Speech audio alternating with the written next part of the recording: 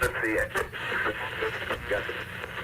following is an exclusive presentation of the LSU Sports Radio Network.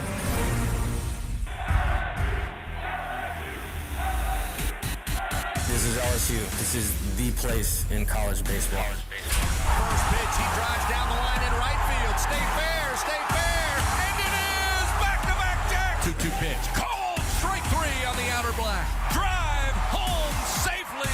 Tigers win. They walk it off in the bottom of the ninth inning.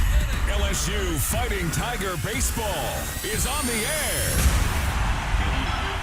Play ball. This is exciting live coverage of LSU Fighting Tiger Baseball on the LSU Sports Radio Network, powered by People's Health. Called strike three, struck him out.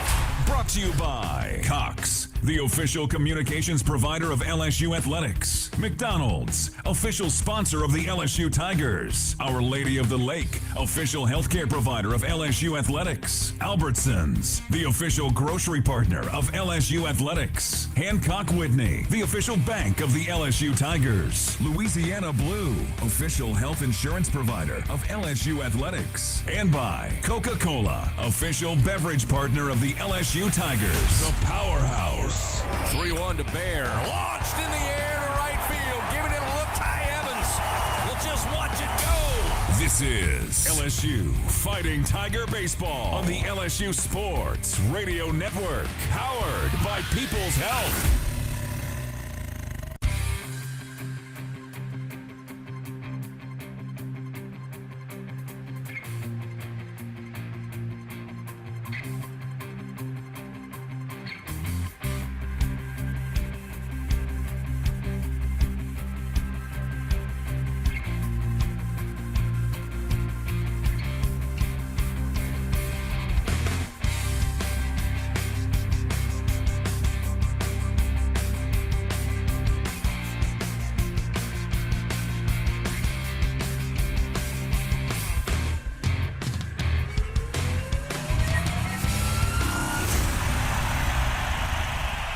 Welcome in to the Hub International On Deck Show, presented by Hub International, Louisiana's premier employee benefits and commercial insurance brokerage. Visit hubinternational.com. Coming up, Talking with Tigers, a trip around the SEC, the pitching matchup, the starting lineup, and a visit with Tiger skipper Jay Johnson.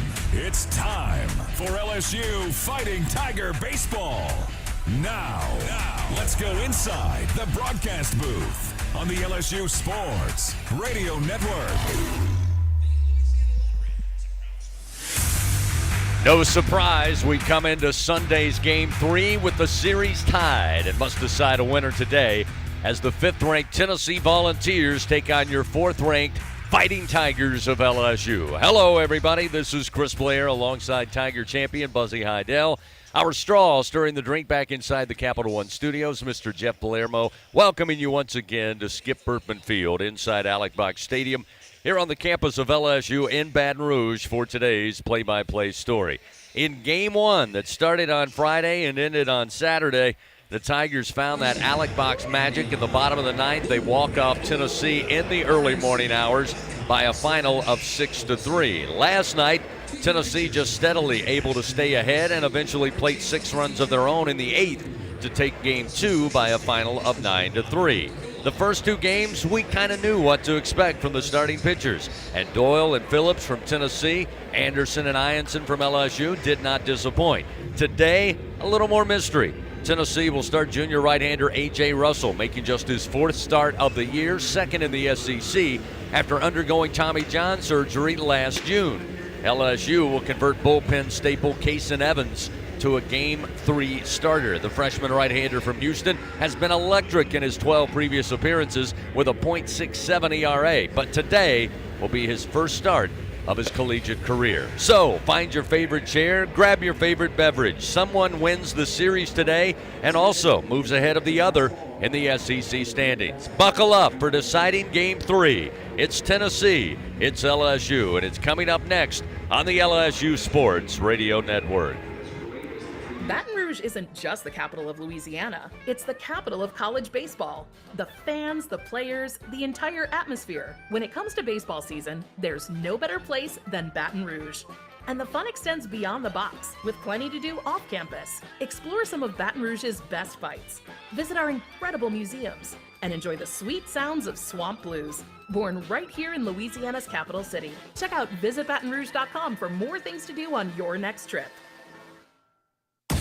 Hey, Tiger fans 12 and younger, don't miss your chance to be a part of Mike's Kids Club. Presented by Shell, the exclusive kids club of LSU Athletics. Join Mike's Kids Club for only $25. Get the official Mike's Kids Club t-shirt, free admission to select LSU athletic events, and much, much more. To learn about upcoming events and to join, please visit lsumkc.com. The Mike's Kids Club, presented by Shell. Winning isn't everything. Wait, excuse me, read that wrong. Winning is everything. Hancock Whitney Bank is supporting today's action because we love to see people win. And we're supporting you with knowledge and support because we want to see you win too. Your business, your goals, your hopes, and your dreams. The right bank makes all the difference. How can we help you win? Visit HancockWhitney.com to find out. Hancock Whitney Bank, member FDIC. Back with more on the Hub International On Deck Show. Time now to talk with Tigers. Presented by your local Southern Quality Ford dealers on the LSU Sports Radio Network. We're back here at Alex Box Stadium, Skip Bertman Field, Game 3 of the series between LSU and Tennessee. Tigers getting set to close out this series here at home, and we're joined now for Talking with Tigers by senior outfielder and DH and left-handed pitcher Dalton Beck. Dalton with a huge hit back on Friday night in the Tigers' incredible comeback win. Dalton, thanks for joining us. First of all, your thoughts on that pinch hit and how vital it was to the team's success. Yeah, I mean, once coach, told me to start getting ready, just kind of watch what's happening in front of me with everybody taking at bats, and just kind of wanted to pass the stick along, keep going with how everybody else was doing, and just taking that bat at a time. And once it got to me up, I just knew, you could feel the crowd. Everybody was going crazy. I just knew that he was going to come at me. And Jared, or I guess DC first coming through after that, that was incredible. And then, of course, everybody, all you can see everywhere right now is Jared Jones' home run. Right. That was a great comeback, of course, and the Tigers suffered the setback yesterday, so a chance to win the series here today. Just your thoughts personally on what it's like for you to be here at LSU, what it's meant to you to be a part of this program. No, yeah, it's been great. I've loved every single second of it, from the fall to the first day getting here. all the football games, and I can remember the first game all the way to Frisco, DBU. It's just been such a blast. To experience everything. Playing here is just awesome. The crowds have been great. Last night was a great crowd. It was a great game. We were in it right until the end. Just gotta keep figuring it out. And I think today we got a really good shot. And I think we're gonna figure it out and find some good spots. And I think you're gonna see a lot of action today. Well, your fellow Texan will be on the mound today. Kaysen Evans getting his first start as a college player. Of course, he's been great in relief. Just your thoughts on Kaysen and the energy that he brings to you guys. Yeah, he's a stud. You wouldn't think he's a freshman the way he acts. Just goes about his business in such a professional way. And you can't trust anybody more when he's on the mound. You just know what he's coming at you with, and just so reliable, and just such a consistent guy. Well, listen, again, congratulations on the win back on Friday. Looking for more great things from you as the season continues, and best of luck to you guys today. Thank you. I appreciate it. All right, Dalton Beck with us. Tigers getting set for Game 3. A lot more after this on the LSU Sports Radio Network. Tiger fans, this is Eddie Kennison, former LSU football wide receiver. If you know me, you know I'm all about making big plays. Tigers win! Tigers win! That's why I joined the team at LSU Sports Properties. Our goal here is to help businesses make big plays both on and off the field. If you want to give your brand that competitive edge and be a part of the biggest stage in college sports, give the corporate sponsorship team at LSU Athletics a call. Your brand, our fans. Utilize the power of LSU Athletics to promote your business and sponsor LSU Athletics today. Call 225-578-2788. Go Tigers. The Southeastern Conference. It's the land of legends, the places, the faces, and moments. And he's going for it. It's a touchdown! We've seen the confetti fall again and again. But we're not done. It's time for the next generation to make their mark and go from 14 deep to 16 strong. It's a whole new ball game in the SEC, and it just means more.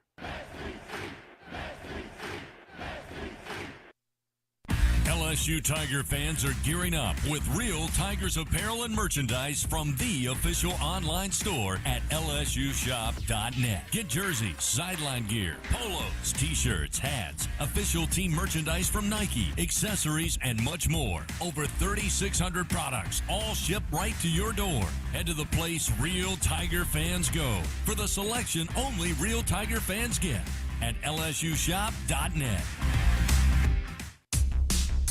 Leading you up to first pitch, this is the Hub International On Deck Show. Time now to take a trip around the Southeastern Conference. Presented by Visit Baton Rouge, Louisiana's capital city. Back here, a little warm Sunday afternoon. We get ready for Game 3, Tennessee and your Tigers of LSU. Well, as we said yesterday, not sure there's been as exciting high-pressure situations across the SEC like we have witnessed here at Alex Stadium, but to be sure, some great baseball all across the Southeastern Conference.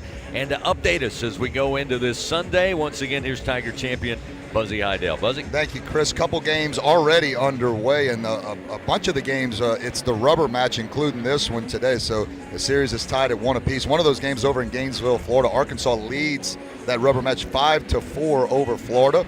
Kentucky going for the win against South Carolina. It's bottom of the 4th in Lexington.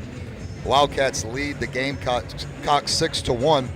A few games slated to start a little bit later. Ole Miss and Vanderbilt do battle in Oxford. Ole Miss going for the sweep. They've already won that series. Auburn and Mississippi State will do battle in Auburn, Alabama. That series tied at 1 apiece. And at 4 o'clock, Texas and Texas A&M will do battle in Austin, Texas. Texas going for the sweep as they have already won the first 2 games of that series. The standings in conference play thus far through the season, Texas sits at the top still at 18-2. Arkansas in second place at 14-6. LSU and Tennessee tied at third place at 13-7. Ole Miss at 12-8. Alabama and Georgia at 12-9. Vanderbilt at 11-9. Oklahoma 11-10. Auburn at 10-10. Kentucky 9-11. Texas A&M 8-12, Florida and Mississippi State at 7-13, South Carolina 5-15, and Missouri still winless in the SEC at 0-21. Thank you, Buzzy. Fans, LSU Athletics would like to thank its Team LSU corporate partners, Cox, McDonald's, Our Lady of the Lake, Albertsons, Louisiana Blue, Coca-Cola, and Hancock Whitney. We'll continue with more on the Hub International On Deck Show. When we come back, we'll take a look at the starting pitchers. As I mentioned a few moments ago, kind of knew what to expect in Game 1 and Game 2, but both teams making some slight adjustments to their Game 3 starters. We'll learn about both of them from Buzzy when we continue after this on the LSU Sports Radio Network. As a full-service industrial contractor, Bartlett Group specializes in maintenance, turnarounds, and capital mechanical projects, refractory, soft crafts, fabrication, and more. Just a few of the companies that Bartlett represents include Excel Scaffold, DECS, Deltec Manufacturing, GMTS, and Precision Refractory. Bartlett boasts the best talent retention record with highly trained and seasoned professionals. Our mission, to deliver first-class service with the best scaffold system and experts. At Bartlett, our strength is our people, driving our growth and success. Choose Bartlett Group, where exceptional is standard.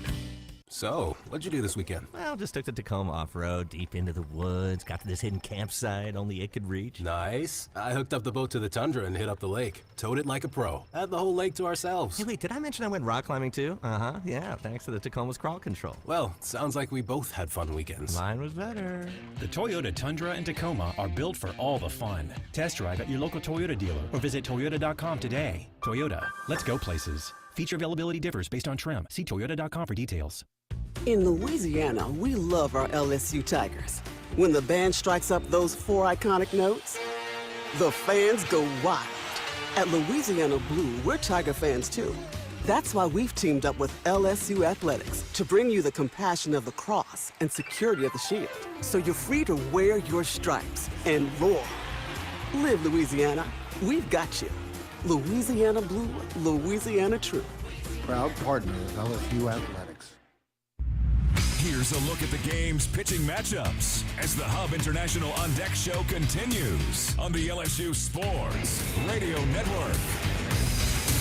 Fans Capital One offering checking and savings accounts. No fees or minimums. Capital One, what's in your wallet? Let's take a look at Game 3 starting pitcher for both the Volunteers and your Tigers. With a look at that once again, here's Buzzy Idell. Buzzy? Thank you, Chris. Yeah, you got right-handed pitcher A.J. Russell Jr. for Tennessee getting the start, only making his 4th start of the year, only his 2nd appearance in SEC play. He made his debut last week against Kentucky. He pitched 1 2/3 inning of no-run baseball, but he's a guy who a lot of talent. He got hurt last year coming off a Tommy John surgery, so they're kind of slowly getting him back into action. He's typically a strike thrower. He's got a good fastball at 90. It's going to be a mid-90s fastball with a slider and a changeup, and he's going to throw a lot of strikes typically. Now, with him not having all the experience and kind of coming back, easing into SEC play for LSU on the offensive side, I think you just got to make sure that he gets in the zone. Don't go chase. Don't go help him. Make sure he's going to throw a lot of strikes early. And look, LSU's got to get off to a little better start offensively. On Friday evening, early Saturday morning when they won that game, they obviously had to come back in the 9th inning and score a bunch of runs. They were no hit through most of that game, and then yesterday they didn't have a hit till I think the 5th or 6th inning, Milam's double. So they've got to get off to a better start, put some runs up early, and take a little pressure off of LSU's pitching. And speaking of LSU's pitching, it'll be Kason Evans getting his first career collegiate start. He's typically out of the bullpen.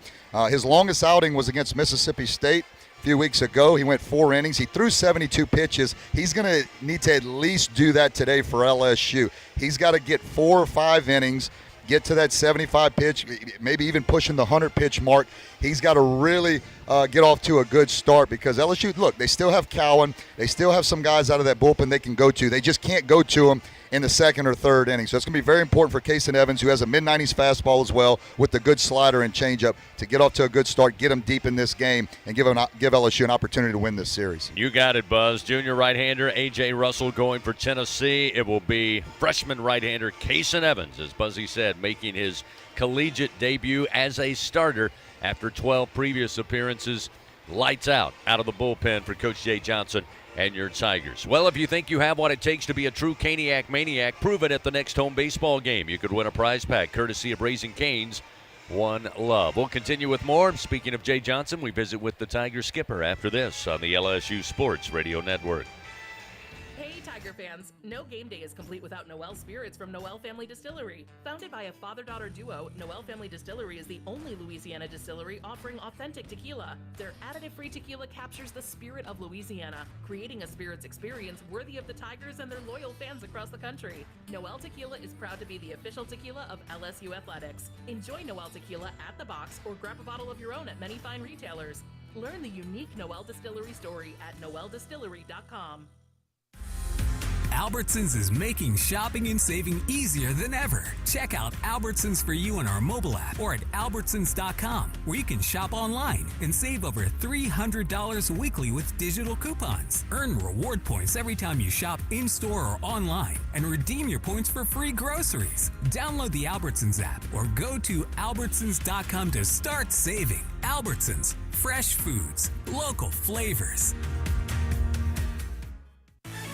Hey Tiger fans, get ready to swing for the fences because the 2025 baseball season is upon us, and SeatGeek is here to help you experience all the action. SeatGeek makes it easy to find tickets so you can be part of all the home run celebrations this season. Whether you're buying or selling tickets to LSU baseball games or to any other live event in Baton Rouge, SeatGeek is the place to do it. SeatGeek is the official ticket marketplace of LSU Athletics. The most disruptive idea in ticketing? A ticket that works. Expect the expected. SeatGeek.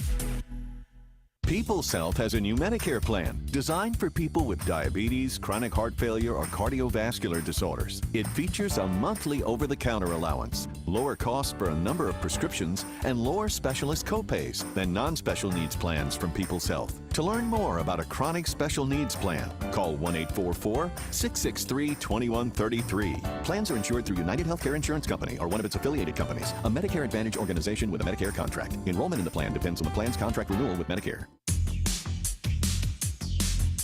Before the Fighting Tigers take to the field, time to visit with the top Tiger, LSU skipper Jay Johnson. Presented by Hancock Whitney, the official bank and credit card of LSU Athletics. On the Hub International On Deck Show from the LSU Sports Radio Network. Coach, here we are coming into Game 3, LSU and Tennessee. I guess from a pure fans perspective, as advertised, we've seen two really good games and don't expect anything different here in Game 3. Yeah, a lot of talent on the field. I think the story's probably been the starting pitching for both teams. All four of those guys have thrown great.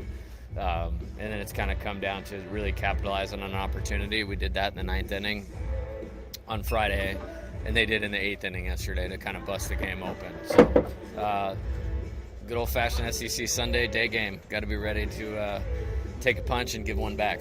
I noticed Kason Evans now going to get the start for you in Game 3, his first start on the weekend. I know he's thrown as many as 72 pitches out of the bullpen. What does he have, and what do you want him to do in this first start? Yeah, be himself. I think probably one of the best pitchers on the team, if not the best pitcher on the team. And he's got great poise and a great mental game for a young player. And so we're going to lean on that. And then he just needs to execute pitches. This is a good lineup. He'll get a good swing here and there, but if he does what he does, we think he can be very successful. You gave us the preview earlier in the week. You said Tennessee, big arms, big bats. Russell going for the balls today. You also know they got a couple of big arms remaining in the bullpen, but what do you know from the starter?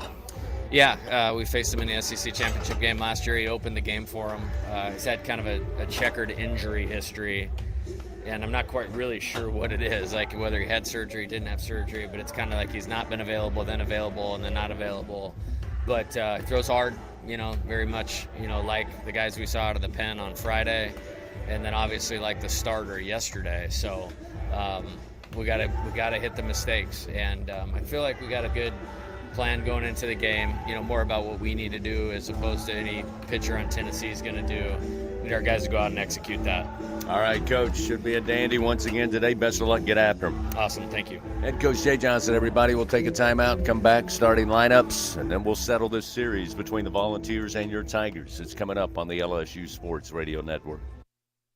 Going to the track, the wall. See ya. Tiger fans, have you ever wanted to watch LSU baseball on TV but hear the action from the LSU Sports Radio Network? Just sync the game with the LSU Sports mobile app. It's easy to do. Just pause the TV. Use the LSU Sports mobile app to stream the audio on your smartphone or tablet. Connect to a smart speaker, then wait for the audio to catch up to the point your TV is paused. Push play, and you are all set. Sync the game with the LSU Sports mobile app for iOS and Google devices. Download it today. Tigers win. Tigers win. The Southeastern Conference. It's the land of legends, the places, the faces, and moments. And he's going for it. It's a touchdown! We've seen the confetti fall again and again. But we're not done. It's time for the next generation to make their mark and go from 14 deep to 16 strong. It's a whole new ball game in the SEC, and it just means more.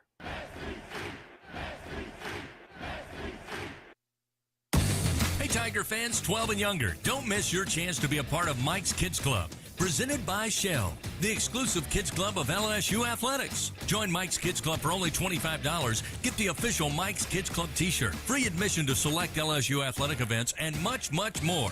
To learn about upcoming events and to join, please visit LSUMKC.com. The Mike's Kids Club, presented by Shell.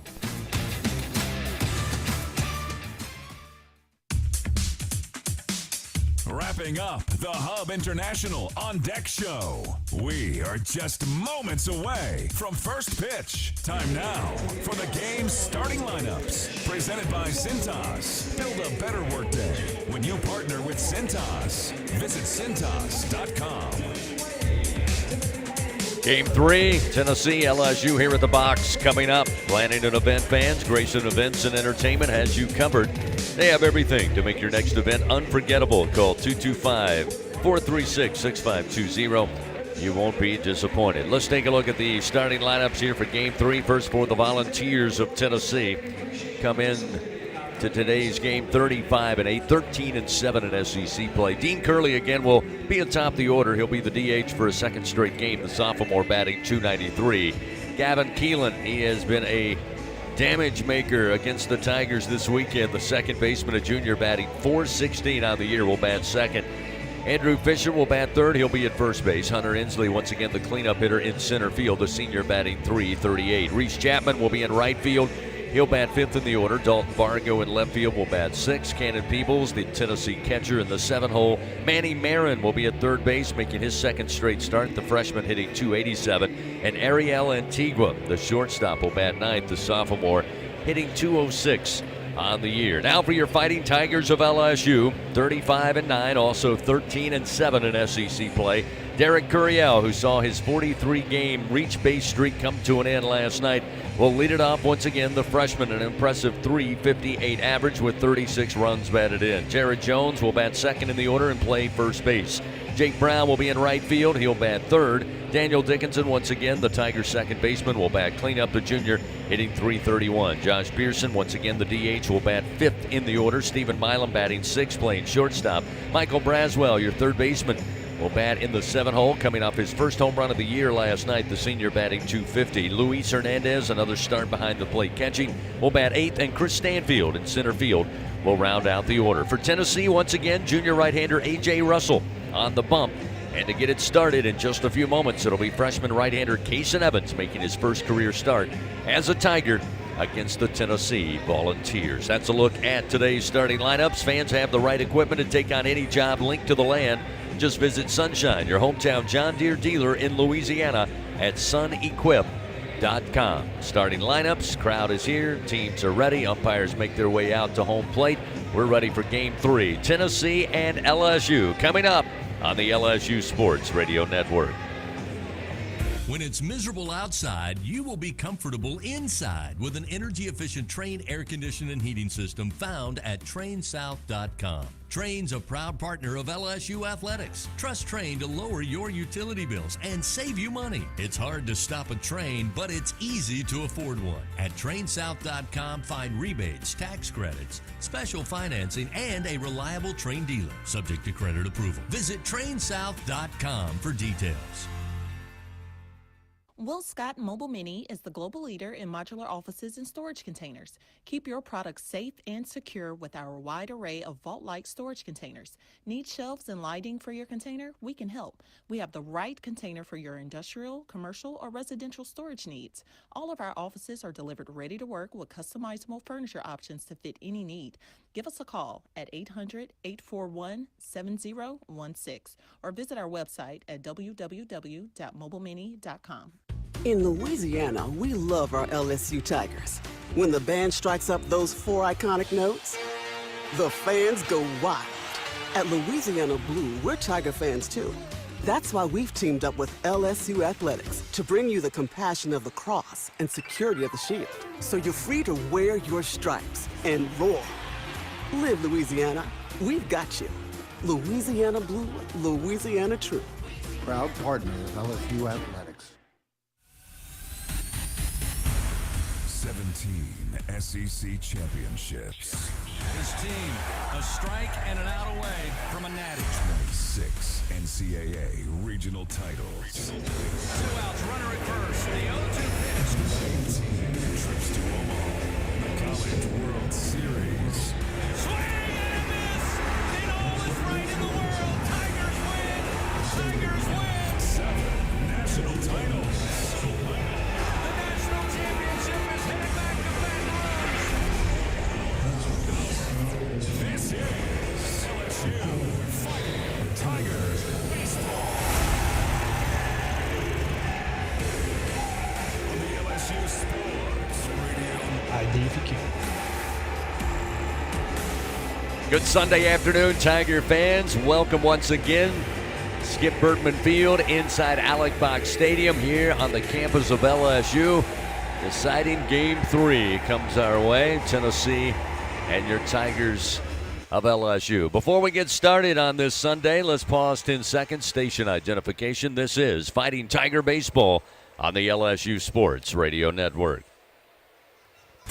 This is LSU Fighting Tiger Baseball on the LSU Sports Radio Network. 3, 2, 1. Have a good game, guys.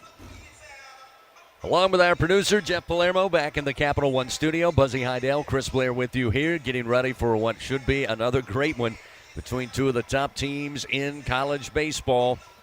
Friday night, early Saturday morning, went to the Tigers with 6 runs plated in the bottom of the ninth, coming into that frame down 3-0 to Tennessee. But Jared Jones with a 452-foot home run over the center field batter's eye walked off the Volunteers with a 6-3 win for LSU. Last night in Game 2, it was Marcus Phillips just dazzling the starting pitcher for the Volunteers, making things very tough on this LSU offense.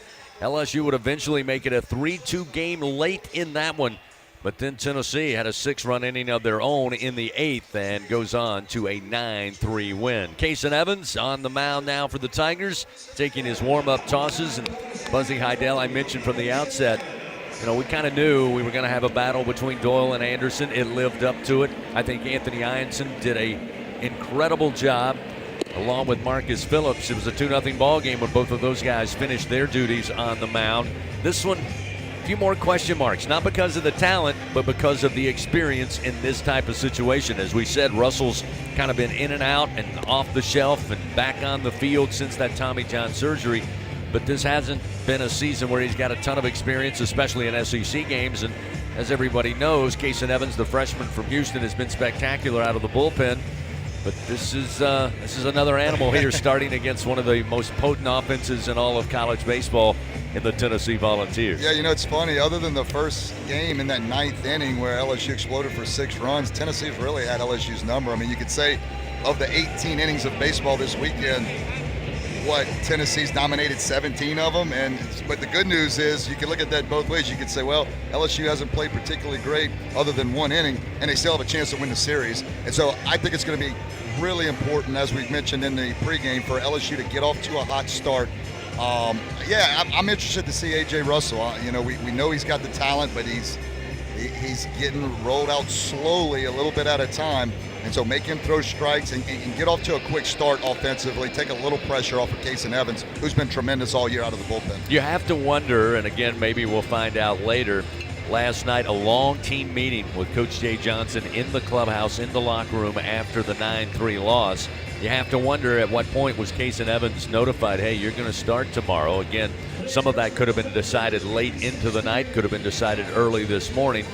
I have an inkling that Kason probably knew it was a possibility, right. Probably had been prepared to just in case. But it'll be interesting to see. And again, it's not about the stuff, but he will face a very vaunted Tennessee offense, starting with Dean Curley, who stands in. First pitch and a called strike with a fastball at 97, and we are underway. Time of first pitch, 2:02 Central Time.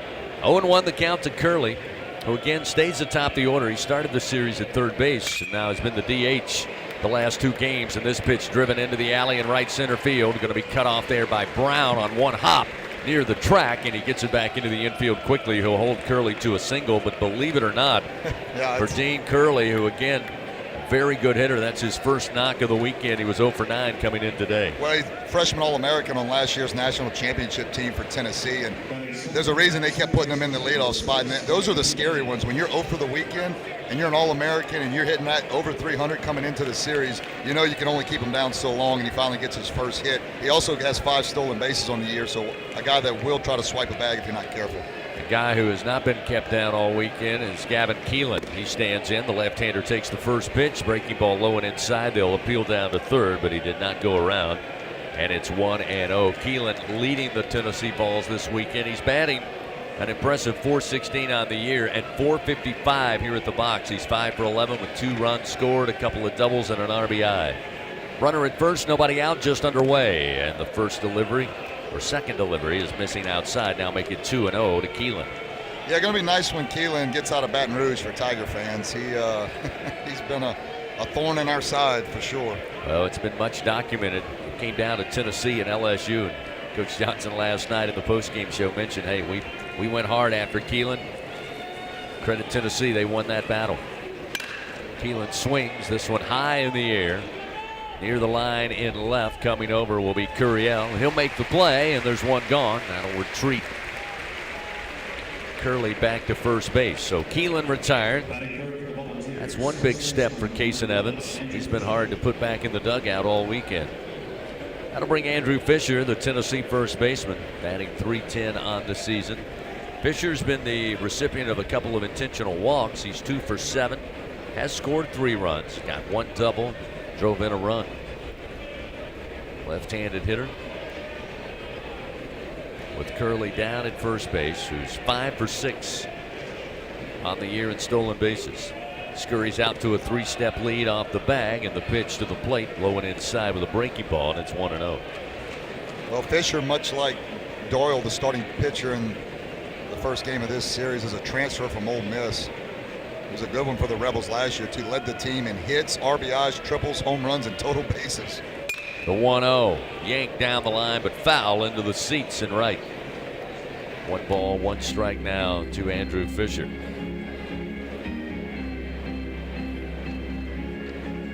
Tigers going with their Sunday gold jerseys, white pants, purple stripe down the leg, traditional LSU lids in purple. Tennessee going with the black jerseys, orange name and numerals, gray pants. This time it's ripped down the right field line, and giving chase is Jake Brown. He'll cut it off on 1 bounce. Around second, into third goes Curley. And a couple of big knocks here early for Tennessee. A couple of loud singles. That one off the bat of Fisher. Now runners on the corners with 1 out, and Evans got some work to do here in the top of the first. Yeah, they're picking up right where they left off in last night's game, and it's important to note that, look, Evans, I told you, I think it's important for him to get 4 or 5 innings in of this game. It's not that he has to be perfect either. He doesn't have to throw, a shutout no-hitter through 5 innings. It's okay to give up a run or 2 through 5. He just has to get through 5 without it getting out of hand and keep the team in the game. And this is going to be a big first inning. With 1 out, still a double play in order, so got to just pitch in the clutch, have some fun here. Hunter Inslee, the cleanup hitter, center fielder for the Volunteers, batting .338. Inslee, kind of a mixed bag on the weekend. Here's a line drive shot right at Brown. Brown going to ramp up, try to deliver it home, but coming home safely, tagging in, will be Curley. The throw of 1 hopper just a little late. And the sac fly RBI for Inslee gives him RBI 50 on the year. Tennessee takes an early lead, 1-0. Yeah, I'm okay with that. Again, pitch to contact. You give Inslee credit. He put a good swing on, hit it right at the right fielder, Brown. And again, give up the run early. If you can keep it there, get your team back in it, and hopefully, look, at some point LSU's offense is going to have to pick up, and you're going to have to score some runs. So we didn't expect this to be a 2-0 shutout win for LSU. So no panic mode yet. Good news with that line drive to right field. It does keep Fisher at first. So again, with 2 out now, that'll get Chapman to the plate. The pitch to the left-hander missing low on a fastball, and it's 1-0. Well, it goes without saying, if you're hoping Kason Evans can go 5 or 6 innings for you in this start today, has to be efficient with the pitches. This will be pitch number 11. And a swing. Fly ball, but back behind us out of play. It'll leave in the count 1 ball, 1 strike. Time now for your game day weather report, brought to you by AccuTemp. Chance of power outages never. Get a whole home generator from AccuTemp. Keep the power in your hands. Probably going to be the warmest day. Top out around 87 degrees. Currently 86 here with mostly sunny skies. And a fairly strong breeze blowing right to left towards the scoreboard. Here's an opposite field ground ball off the bat of Chapman. Sends it right through the 6 hole as they had Milam shaded towards second base. Well, Tennessee now quickly with 3 hits here in the top of the first. Runners first and second, 2 down. Well, Chapman's going to be another guy that Tiger fans are going to be happy when he leaves Baton Rouge. That's his 5th hit of the week, and he was hitting .444 coming into today's game. And Evans just catching a little too much of the white right now with the fastball up in the zone a little bit, and Chapman just stayed inside of it. That's the good news, though. See, when you don't walk guys, when you don't give guys free bases, it takes a lot of hits to score a bunch of runs. Here's a swing, and off the end of the bat of Bargo, and it'll roll towards the third base dugout of Tennessee, and starts him off 0-1. Bargo had the big 3-run bomb to kind of put an exclamation point there in the 8th inning in last night's game 2. His 11th home run of the year. Tennessee with a number of double-digit home run guys in this lineup. Here's the 0-1. Missed above the letters. 1 ball, 1 strike. That's going to bring Jay Johnson out. He's going to talk to Kason Evans. calls for time. Tennessee with runners first and second, already up 1-0 here with 2 down in the top of the first inning. Taking a look at today's recipe for success, brought to you by BRQ Seafood and Barbecue, the official catering service of LSU Athletics. The question I have for you, Buzzy, and you've kind of given both points already here early in this game. Which one's more important as far as the recipe for success, LSU's offense or the efficiency and management of the pitching staff in this game 3? Wow. Can't you have both? Sure you can. Both? Sure no, you I can. mean, look, LSU, we can't wait till the 5th, 6th inning to get our first hit. Again, I said I think you got to put some runs on the board, but Evans has got to go 4 or 5 innings. If he only goes 2 or 3, I just think if you get to that bullpen too early, we don't have enough guys. Cowan's still available, but then you just have other guys that you don't have all the confidence in. You know they've got the talent. We hadn't seen them do it in SEC play yet. So right now I'll say it's pitching. How about that? That's what we're doing right now. Runners first and second. Coach Johnson back in the dugout. Here's the 1-1 from Evans. Missed high and upstairs to the left-hander. 97-mile-an-hour fastball. Now Stephen Milam going to trot in from shortstop. Just talk it over. Now he'll ask Luis Hernandez to join him. So another time taken here by LSU. 2 outs. Runners first and second. Curley led it off with a single. Got aboard. Keelan would fly out to Curiel and left. Fisher then would single to right. Would put runners first and third. Then Inslee with a line drive shot to Brown in right field. Deep enough to get Curley home to make it a 1-0 ball game. Chapman would follow with a single through the left side. Now runners first and second with Bargo at the plate and a 2-1 count.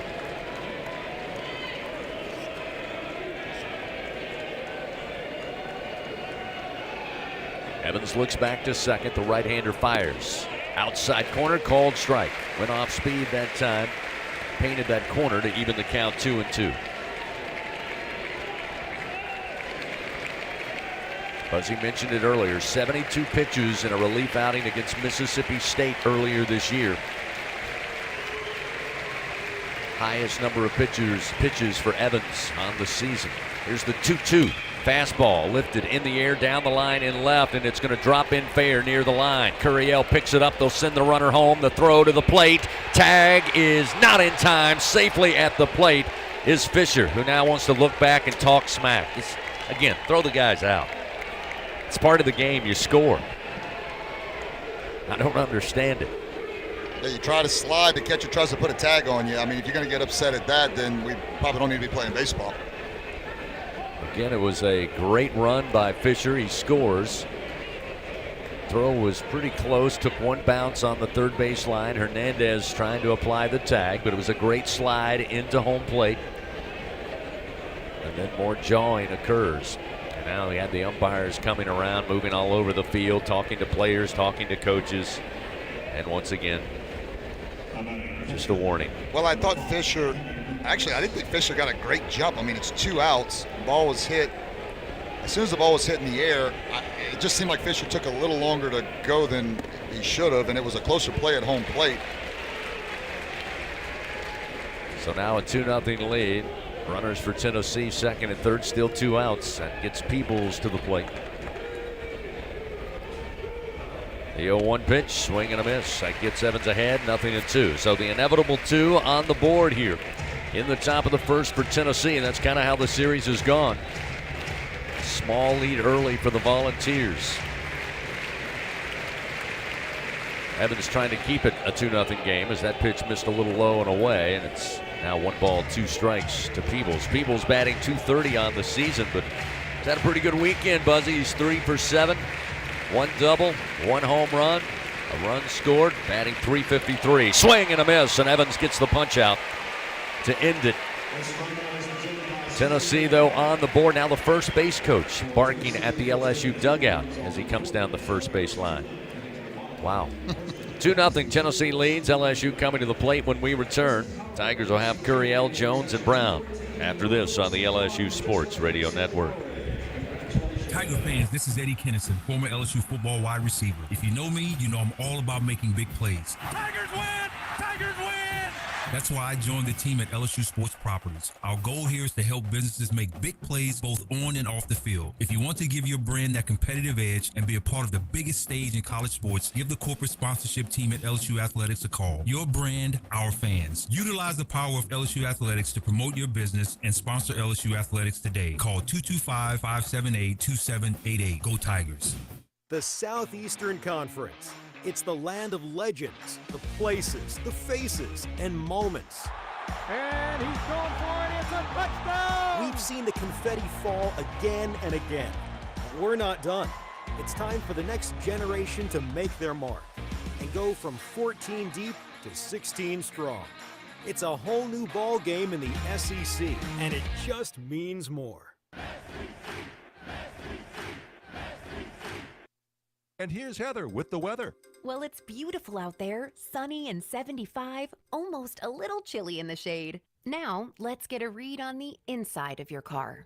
It is hot. You've only been parked a short time and it's already 99 degrees in there. Let's not leave children in the back seat while running errands. It only takes a few minutes for their body temperatures to rise, and that could be fatal. Cars get hot fast and can be deadly. Never leave a child in a car. A message from NHTSA and the Ad Council. Back to the action of LSU Fighting Tiger Baseball from the LSU Sports Radio Network. Bottom of the first inning, Tennessee leading 2-0. The song remains the same. As we mentioned, this has kind of been the MO of the first two games on the weekend. Look back to Friday night's game one that didn't start until 9:55 Central Time.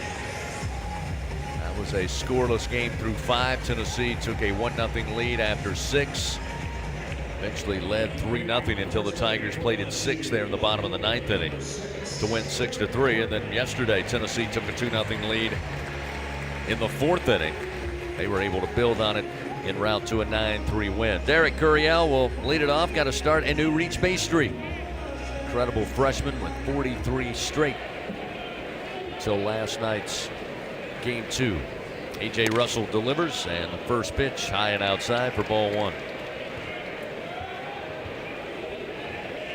Yeah, I guess the streak had to come to an end at some point. It just didn't seem like it ever would, as good as he's been all year.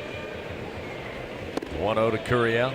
Again, just off the outside corner. Fastball missing. It's now 2-0. But you said it best, Chris. The good ones usually just pick up right where they left off, and no better time than now to start a new streak. 2-0 pitch to Curiel. That one at the belt across the plate. 2 balls, 1 strike. Now you have the scouting report, but just early on, the fastballs look to be around 93 miles per hour. A little bit different than Doyle and Phillips, who are hurling up there near the triple digits. Here's the 2-1. Inside corner called strike. That'll even the count now to Curiel, 2-2. It actually says Russell can get it up to 95, 96 miles an hour. But you're right, the first few fastballs at 93. Maybe he's just, again, coming off of Tommy John. You got to kind of relearn to do everything. Pitch. The 2-2 rocketed to right field on the run to the wall. Line drive into the seats of the Diamondback. And Derek Curiel starts a new reach base streak and does it with a round tripper to right. And it's 2-1. Tennessee's lead cut in half. Young lady over in the diamond deck got her a nice souvenir from Derek Curiel. And you're right, that a boy, Derek. Way to come back and answer. And I thought that was going to be huge after the 2 runs in the top of the first by Tennessee. How would LSU's offense answer the salty freshman guy who doesn't play like a freshman and just stays back on a pitch and rips it over the right field fence? That a way to put an exclamation point on a start to a very important game. Jared Jones now will get to the plate. So Curiel with a leadoff homer. It's a 2-1 Tennessee lead. Nobody out here in the bottom of the first inning. Here comes Jared Jones. Jones on the weekend for the Tigers. 2 for 8. Batting .250. Here's a little bloop single. He'll drop it onto the grass in left field. So the Tigers now get the offense going a little early. A solo home run to start it. Now Jones with a bloop single to left. There's Jared. Picks up his 3rd hit of the weekend. That'll get Jake Brown, who's moved up in the order. He'll bat third behind Jones. And you mentioned it, Buzzy, last night. The problem with the early part of the game on Friday and again in last night's game 2 was the crowd was kind of taken out of it because there wasn't a lot of exciting offensive play for the Tigers. And if you think that doesn't impact the game, you haven't seen enough college baseball. Yeah, that guy standing 60 feet 6 inches on that mound can dictate a lot of what goes in a crowd. If he is making good pitches and quieting the bats, it's going to quiet the crowd. Pitch to Brown just above the belt. Outer portion of the plate evens it up to Jake. 1 ball and 1 strike. Can I change my answer on the question you asked earlier? It's going to be offense is going to be more important. Is that because we're hitting now? Right. Here's the 1-1 to Brown. Off the end of the bat and foul into the screen, and it's 1 ball, 2 strikes. Mentioned A.J. Russell last year. Started the game against LSU in that SEC championship game in Hoover. Only went 1 inning, 1 hit, 1 run. No walks, no strikeouts, but lifted early. Jones at first, nobody out. A 1-2 count to Jake Brown. Russell's pitch to the plate, high and outside. That'll even it up. 2 balls, 2 strikes. Yeah, and that was one of 6 appearances last year before having Tommy John surgery in June. The year before that, he threw 30 in a third innings pitched in 2023. He had a .89 ERA with 47 strikeouts. So, again, he's a guy who's got all the talent, just trying to get back healthy and get those reps in. 2-2 pitch. Breaking ball low and inside. Nice block by Peebles behind the plate, but that'll fill the count now to Brown, 3-2. LSU Athletics would like to thank today's game sponsor, Louisiana Blue. Hope you fans able to pick up the souvenir hat on your way in the gates here at the box today, thanks to our friends at Louisiana Blue. Runner at first, nobody out. Russell delivers the payoff pitch. Brown swings in the air to left field. Jones was off and running. He'll have to put on the brakes, head back to first base as the line drive handled and left by Bargo, and there's 1 away. Nice piece of hitting, trying to go opposite field. Again, hit it right at Bargo. That'll get Dickinson to the plate. Daniel, again, has been one of the mainstays in this offense.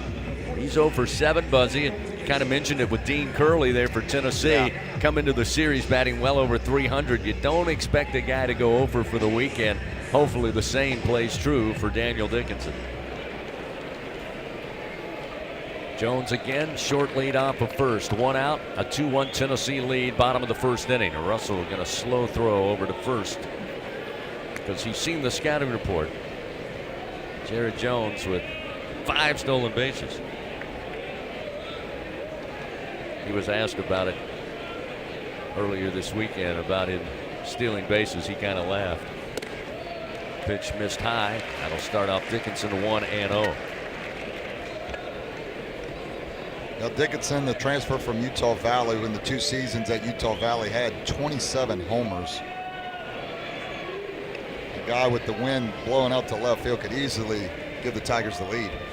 Squares to bunt, the pitch high and outside. And it's 2 balls, no strikes.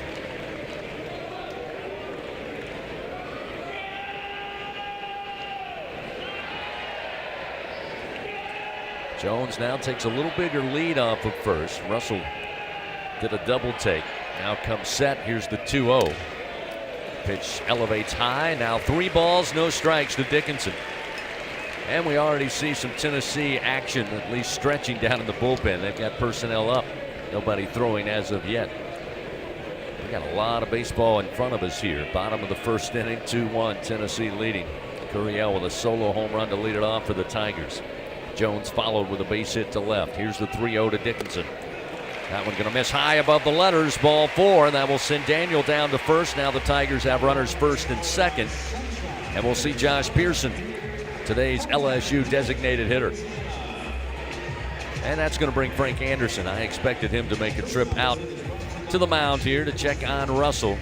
It's now LSU, really for the first time early in a game, Buzzy, applying some pressure not only to Russell, the starting pitcher, but maybe put some pressure on this Tennessee defense, which there is a weakness, and Tennessee will readily admit it. It's been some miscues on the diamond defensively. Well, easier said than done, but as a hitter, if you can, everyone loves the home run. Everyone loves to hit the ball out of the ballpark, and that gives you a quick run right away. But When you can get on base and get that pitcher out of the windup in a stretch, which they didn't do with Phillips really at all yesterday, so he never had to get uncomfortable. You get a guy uncomfortable on the mound, you see what he's made of, and that's how you manufacture runs. And LSU early in this game is doing that. I think something tells me they're going to have to do it all game because it's going to be one of those types of games where runs are going to come in a lot of ways. I mentioned on Friday and again on Saturday, whenever Frank Anderson, the pitching coach for Tennessee, goes out, he either argues with the home plate umpire on the way out or he argues with him on the way back. One of the two, huh? Just now it was an argument on the way back. It's uncanny. I mean, you can set a watch by it.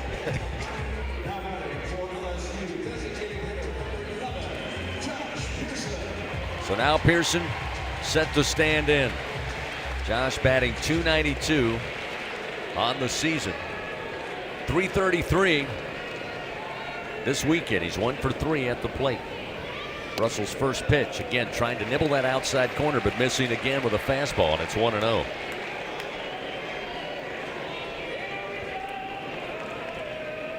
Pearson with 6 home runs on the year, 5 doubles, 24 runs batted in. Time called. Wanted to, I believe, reset the pitch clock. Pearson also stepping out. Now he digs back in. Jones at second, Dickinson at first. A 2-1 Tennessee lead with 1 out. Pitch backs Pearson up high and inside, 2-0. Very different start for Tennessee. Doyle and Phillips just strike machines, not only early but throughout their starts on Friday and Saturday. Russell now strike zone a little elusive early on. Here's the 2-0. And Pearson swings high in the air, but going to hang up. Chapman coming over in right. He'll field it. Jones will stay put at second base. So with a second out of the inning, that'll bring Stephen Milam to the plate. Milam struggling here, as we mentioned, of late in SEC play.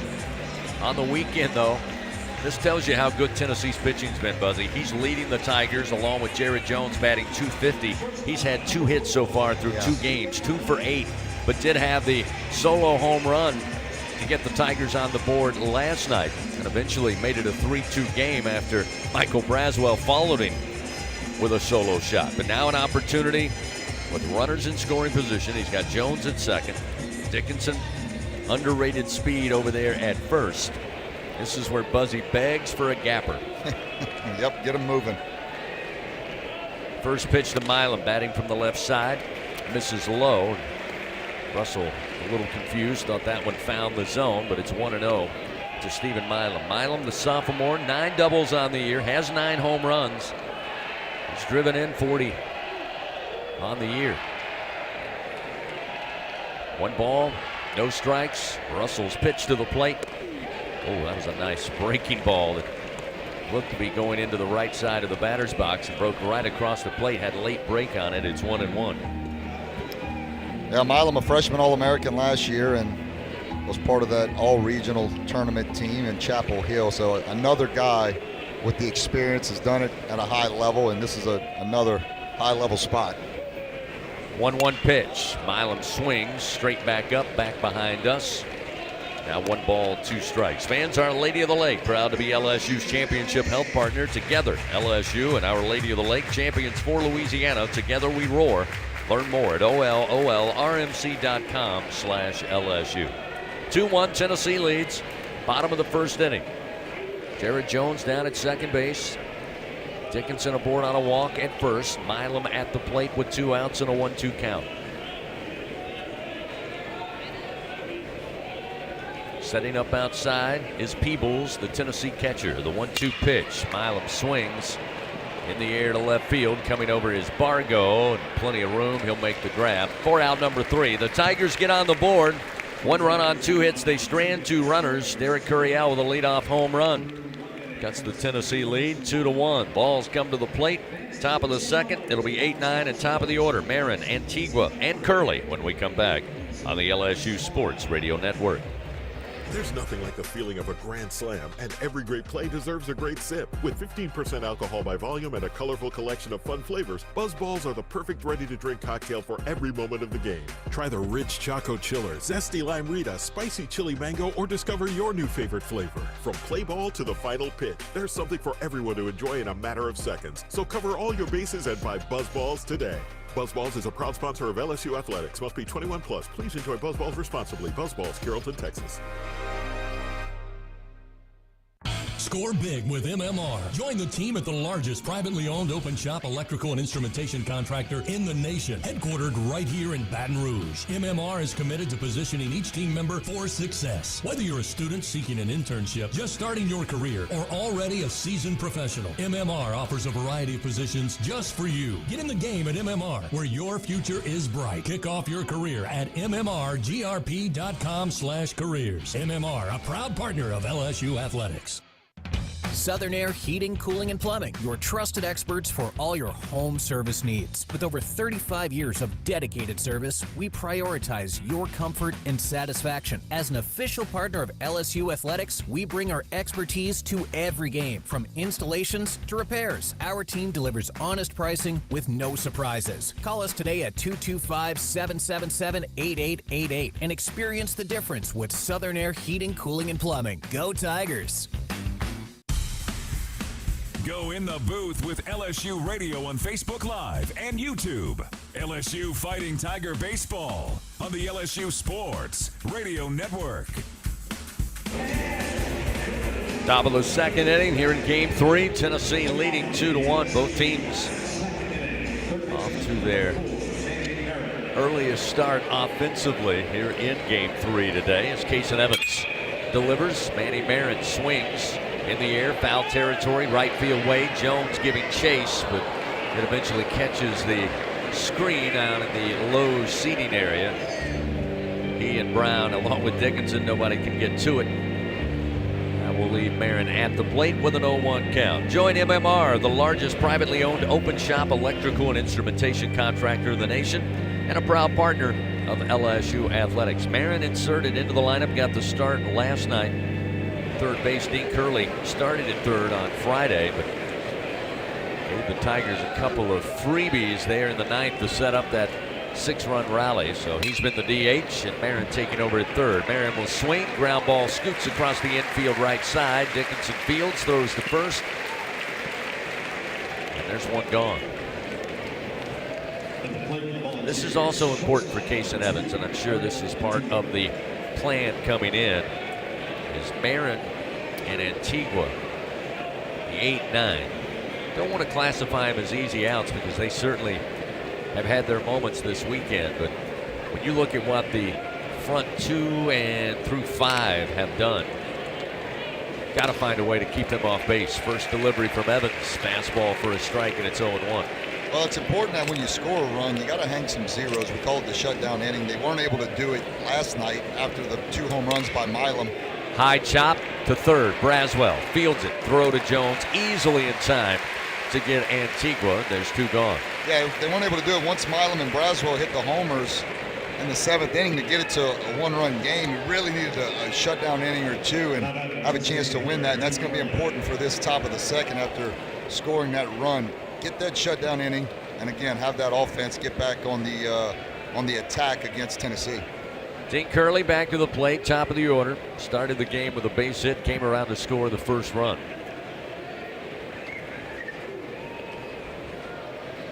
So with 2 out, nobody on. Evans trying to get those shutdown points, but it won't be easy against Curley, who decided to step out as the pitch was delivered. It was a quick timeout signal from Matthew Wilbanks. So that pitch did not count officially. So nope, they will say. Looks like they allowed it. I'm surprised Tennessee didn't put up a fight, but it was ball 1, so it doesn't matter. Swing and a miss, and it's 1-1.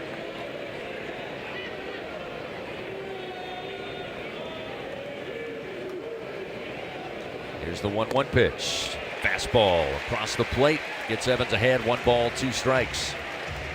This will be Kason Evans' 29th pitch. Looking for the out pitch here. The 1-2 from Evans. Just missed the outside corner. It's a good 1-2 pitch, but a better take by Dean Curley, and it evens the count 2-2. Yeah, I like it. Right off the outside corner, it was definitely off a little bit, and that's what you try to get the hitter to chase, and when he doesn't. Now 2-2, kind of a make or break pitch. You want to get back in there. You don't want to get it to 3-2. Evans fires, and a little high will fill the count. Just above the letters on the uniforms to Dean Curley. So now a full count. Evans fires, swing and a miss. Got him to chase one low in the zone.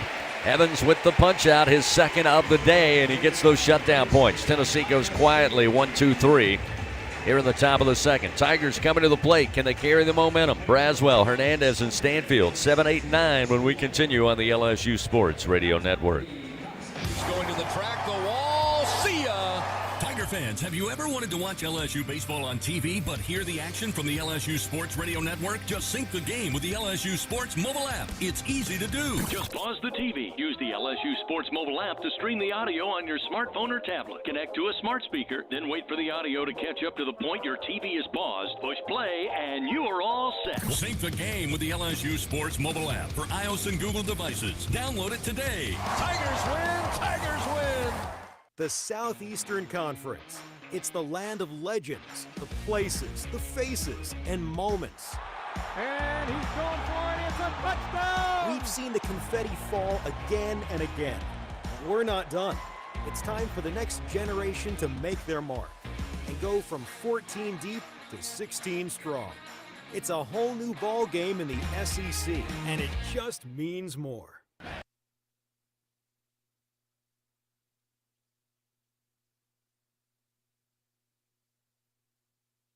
Chris, we had an issue with the computer. It just shut off. I'm going to bring you back up.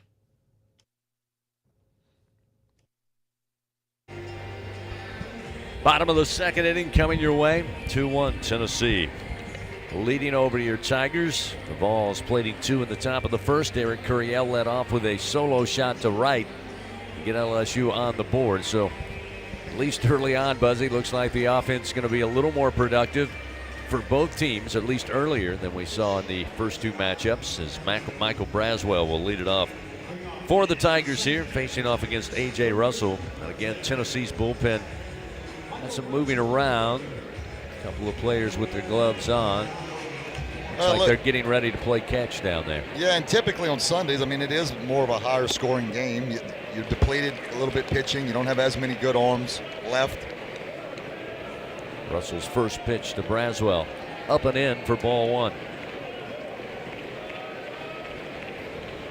1-0 pitch. Say at the letters, Braswell. Little surprise there. Called strike, and it's 1-1. Michael 1 for 5. He had his first home run of the season last night. Solo shot to left center. Made it a 3-2 game. Here's the 1-1. Late swing and a miss, and it's 1 ball, 2 strikes on the breaking ball from Russell. They hit over 300 last year for the Tigers. 311 was another one of those all Chapel Hill regional team. Swing and a miss, down on strikes. Got him to chase a fastball, a little up.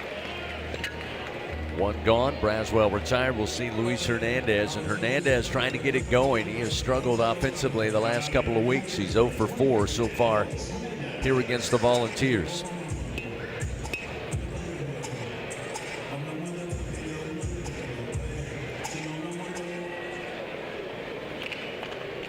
First pitch to Luis. Missed the inside corner at the hands, off speed, and it's 1-0.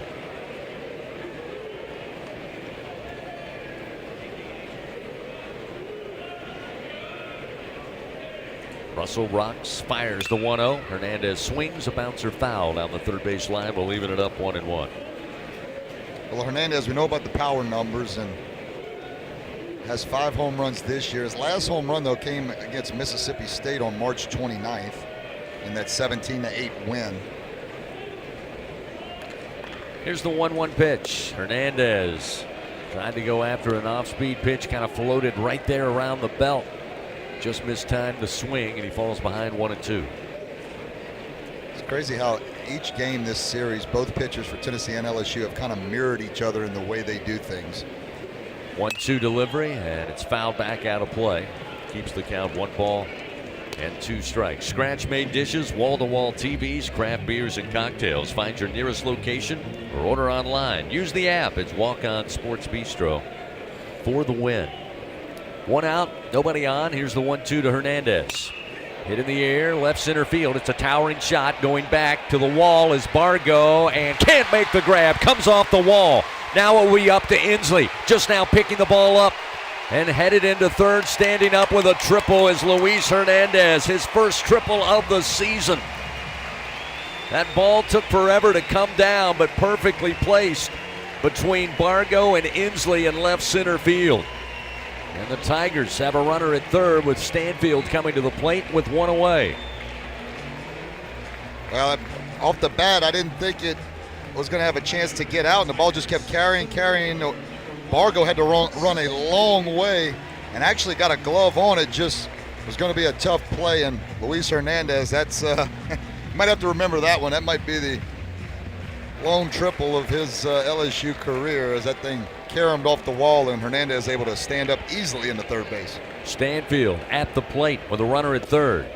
First delivery inside at the hands, missing from Russell, and it's 1-0. The wind now swirling. It was blowing early right to left. Hernandez was at the plate. He was blowing straight out towards Tiger Stadium. Then started to blow left to right. Now it's back right to left. Here's Stanfield swinging. Sends it back into the screen foul, and it's 1-1. Stanfield on the weekend does have a hit. He needs to get back to getting on top of the baseball, especially in this situation with a runner at third, less than 2 outs, and getting the ball to the middle of the infield on the ground. The 1-1. Swings at a pitch outside, and it's 1 ball, 2 strikes. Yeah, Stanfield leads the Tigers in SEC play, batting .353. .331 average on the year in the 9 spot. 1 ball, 2 strikes, 1 out. Hernandez at third. The 1-2. Same pitch from Russell. This time Stanfield stays away, and it evens the count 2-2. You really got to look away if you're Stanfield. I think Russell's going to try to go back to that slider, moving away from the right-handed hitter. Stanfield kind of breaking off the plate and trying to get him to chase. So you really got to look away. If he beats you inside, you tip your hat. 2-2 pitch, swing and a miss. Throw down to third. Hernandez just gets back. Stanfield down on strikes. He got him to go for the off-speed pitch that was up a little bit. Stanfield down on strikes, and that will bring LSU to the top of the order. And Derek Curiel, who swatted one out of here on a line drive to the diamond deck. Get the Tigers on the board in the bottom of the first.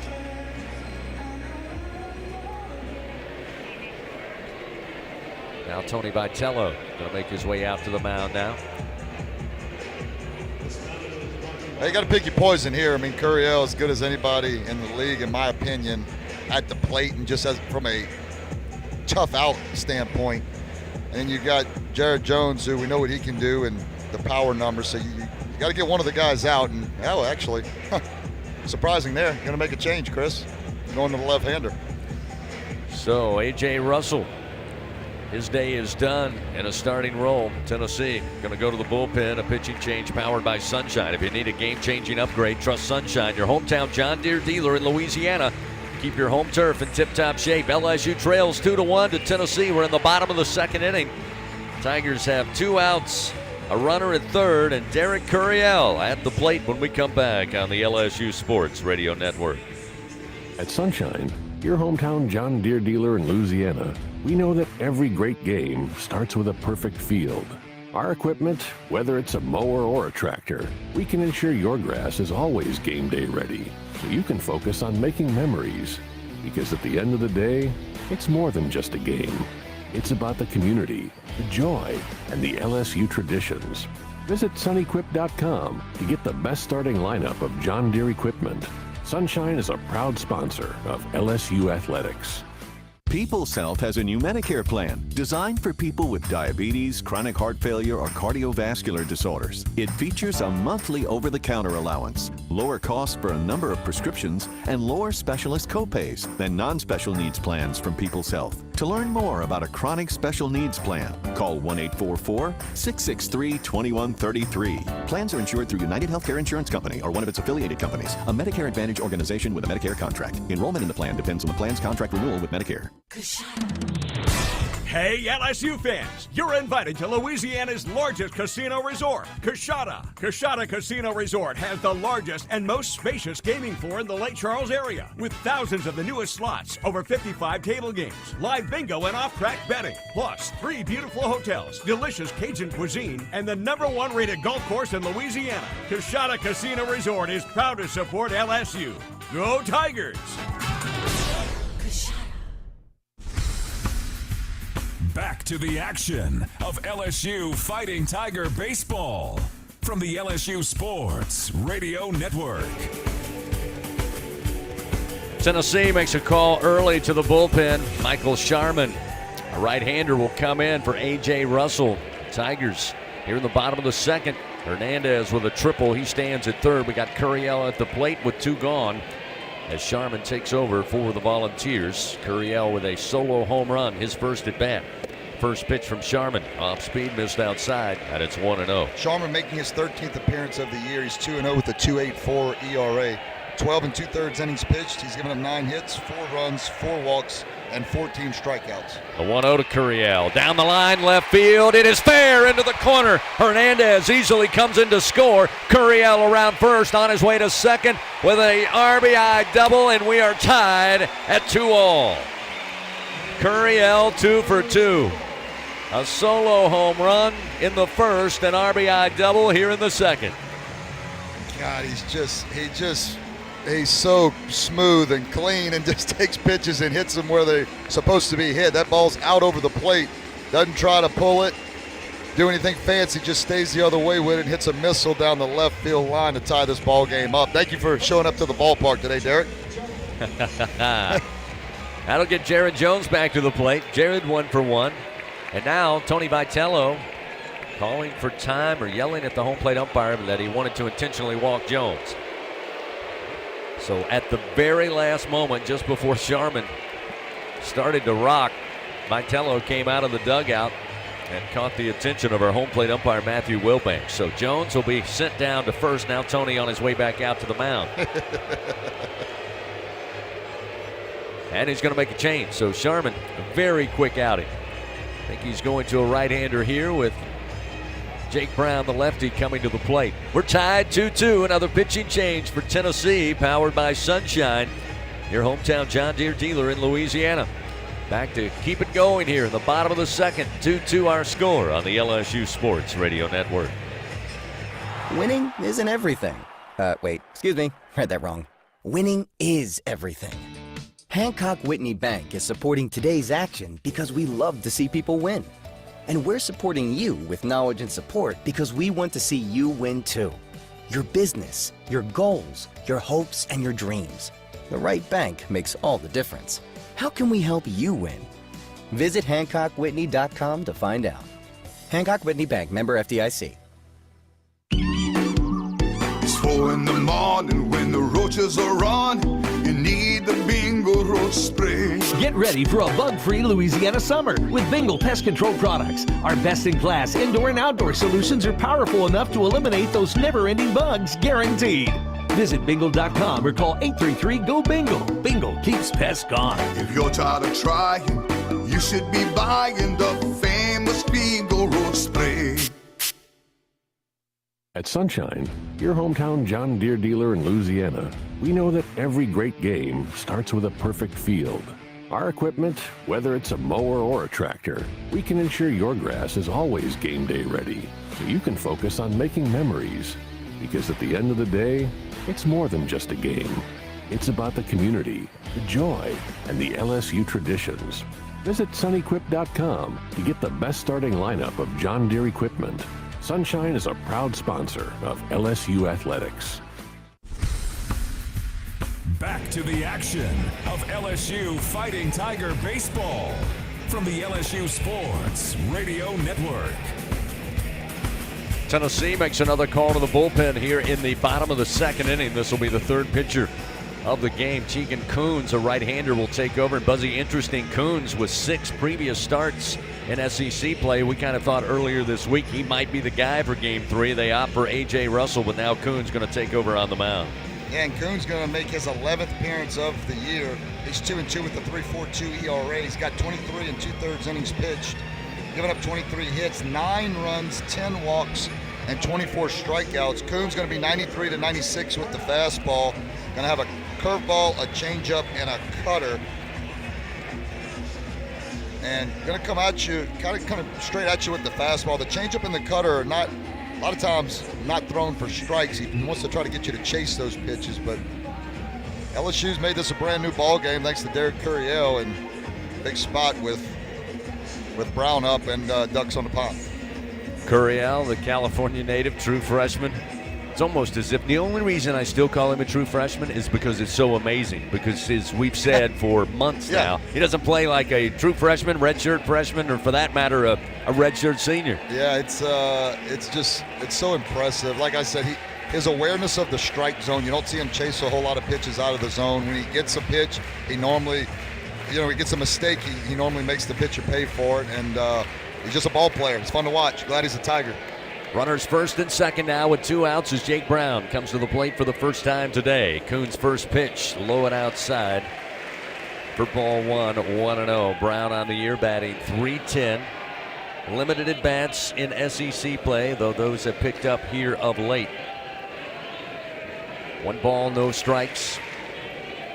Curiel at second, Jones at first on the intentional walk. Here's a swing and a bouncer foul, first base side. Evens the count, 1 ball and 1 strike. Jake batting .265 in SEC play this season. Looking for his first hit of the weekend. Comes in today 0 for 6 against Tennessee. 1-1 the count. Coons pitch, fastball, but off the plate at 97, and it's 2-1.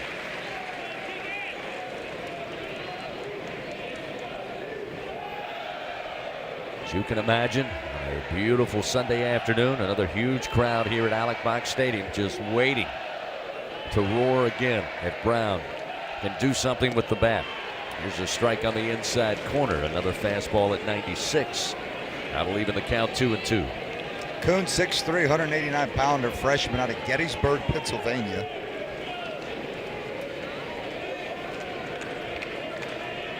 Our score, 2 runs on 4 hits for both teams. Here's the 2-2 to Brown. Off the end of the bat in the air, but it will find the seats out of play. Keeps the count 2 balls, 2 strikes. Again, today's game sponsor, LSU would like to salute Louisiana Blue. Blue Cross and Blue Shield of Louisiana, proud to be the official health insurance of LSU Athletics. Louisiana Blue, live Louisiana, we've got you. 2 balls, 2 strikes. 2 outs and 2 men on. Deuce is wild here in the bottom of the second inning. Brown at the plate, the pitch from Coons. In the air, down the line, left field way. Giving chase is Bargo, but it's into the bullpen, out of play. And Brown will once again face a 2-2 count.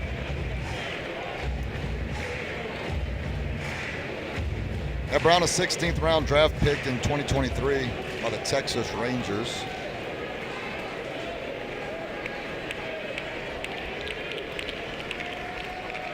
Runners take their lead. Tegan Coons, another 2-2 pitch, and Brown swings. This one's high, this one's deep, and this one is gone! 3-run bomb for Jake Brown, his 4th of the year, and the Tigers take the lead 5-2. Hey now!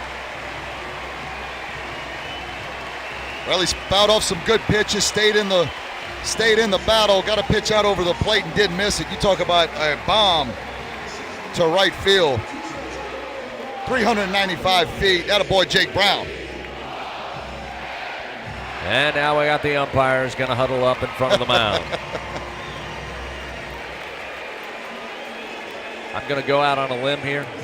Well, they probably didn't like the bat flip. I'm sure Antigua or somebody on the infield was talking to Jake Brown because he hit a ball out of the ballpark, and now LSU's leading 5-2. That's going to be my guess. My guess is we'll get a warning to LSU and a warning to Tennessee. Or maybe nothing at all. We'll see. But the Tigers now lead 5-2. 4 runs plated thus far in the bottom of the second, and this is what drives coaches crazy. Yeah. Momentum, and this is a killer for this conference of whatever this is. And now you want to talk to Jay Johnson. So our home plate umpire, Matthew Wilbanks. And of course, if you're the umpiring crew, the team that you want to settle down is LSU. You want to tell them, hey, coach, we want your guys to maybe play nice. And Jay's giving it right back to him. Well, you would expect if we're going to have this conversation, we're going to go to Tennessee's coach, Coach Vitello, and have a conversation with him, correct? You would think. Okay, right. All right, now. And are we going to go over to the Tennessee dugout? Nope, it doesn't appear we are. Yeah. So, we'll get back to baseball here. Tigers strike with 2 outs. Jake Brown sends one into the diamond deck. It's 5-2 LSU. Coons, first pitch to Dickinson. Gonna miss for ball 1 with a fastball, 1-0.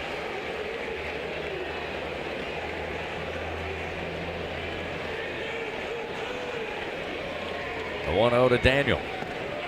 Again, drops in low. Make it 2 balls, no strikes. Dickinson aboard on a walk back in the first inning.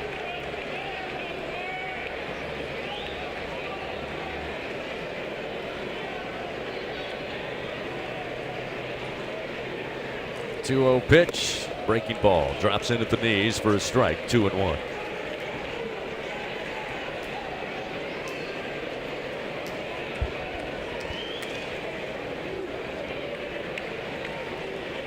Two-one delivery, fastball. They'll say missed. Good take by Dickinson. Works it into a hitter's count, 3-1. Yeah, every coach will tell you the 3-run homer. I mean, it's just that's what you love. I mean, it gets you in and back in a game if you're down. It creates a little separation if you're close. Just great thing. 3-1 misses outside with a heater, and Dickinson draws his second walk of the game, and the bottom of the second continues for LSU. That gets Josh Pearson to the plate. Josh 0 for 1. Fly ball out to right field, his first time up. Some chase thrills, others drive it with a 2025 Tundra and Tacoma. Adventures at every turn. Test drive at your local Toyota dealer. Visit Toyota.com today. Adventure, it's what we share. Here comes Frank Anderson again. Pitching coach for Tennessee out to the mound. Nobody throwing in the Tennessee bullpen at the moment. There's a bunch of volunteers down there, but again, nobody's loose. So this is Coons' game for the foreseeable future. You going to say, does he say anything, the home plate umpire, Matthew Wilbanks, or he's going to just walk in? We had to put money on. Oh, I mean, I'm doubling down. Oh, okay. Now, whether I'm right or not, we'll wait and see, but I'm doubling down. There was no conversation on the way out, but now the home plate umpire, Wilbanks, out there to hurry up the meeting. That normally draws the ire. I'll let you know. I'm right on him. Looks like he's done talking to Coons. Now he wants to talk to the home plate umpire. Am I right? Yeah, he's absolutely having a conversation with Wilbanks. I'm a winner. And they're going to keep talking as they walk off the mound.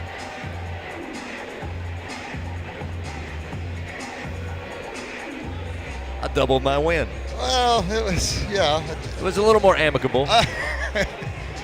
I actually saw a little bit of a grin from home plate umpire Matthew Wilbanks. There but you no, go. My question was he going to talk to him? And you were right. Yeah, he's always going to. That doesn't necessarily mean there's always animosity. It's just there's always a conversation. Lest I cast aspersions.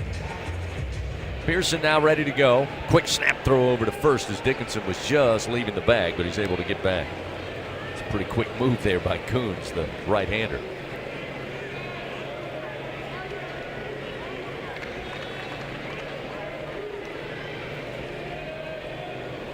Pearson ready. Pitch on its way. Upstairs, ball 1. So just so I'm clear, all this has happened with 2 outs too, Chris. We had the triple by Hernandez with 1 out. Stanfield struck out. Curriel with the double. Jones with the intentional walk. Brown with the big blow, the 3-run homer. Dickinson walking. Here we are now. So it can happen with 2 outs, people. Don't give up on an inning just because you get 2 outs. Pearson just misses on a fastball. Sends it back into the screen foul, and it's 1-1.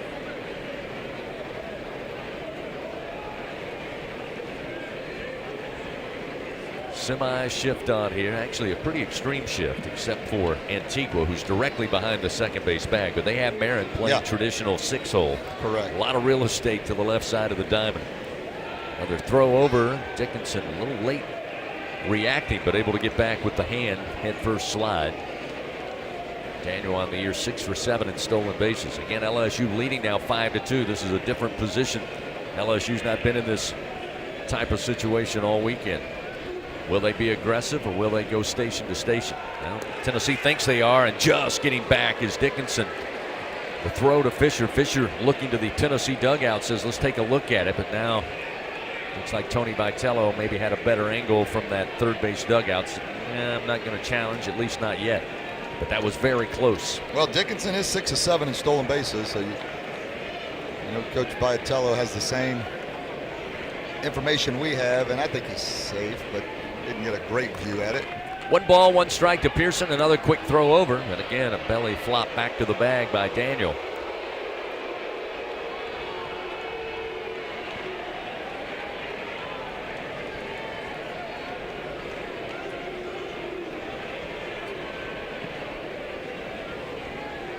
The 1-1 to Pearson. Runner goes. Pearson swings, but puts it high in the air between first and second base. Antigua coming over, and he'll have it just right of the second base bag for out number 3. But LSU, they have a lead 5-2 over Tennessee. They played 4 runs on 3 hits. They leave 1 man on. We go to the top of the third. 5-2 LSU. Vols come to the plate next on the LSU Sports Radio Network. Louisiana, coming soon to a lottery retailer near you. The hottest tickets in town. The heat is on. Play Spice It Up from the lottery. Win up to $5,000. Fiery wins are ahead. Play Fire It Up. Win up to $20,000. This ticket is smoking hot. Pick up White Hot Bingo. Top prize of $30,000. Blaze your way to riches. Play Blaze It Up. Top prize $100,000. Play all 4 Red Hot Scratch-Offs from the lottery. Must be at least 21 to purchase.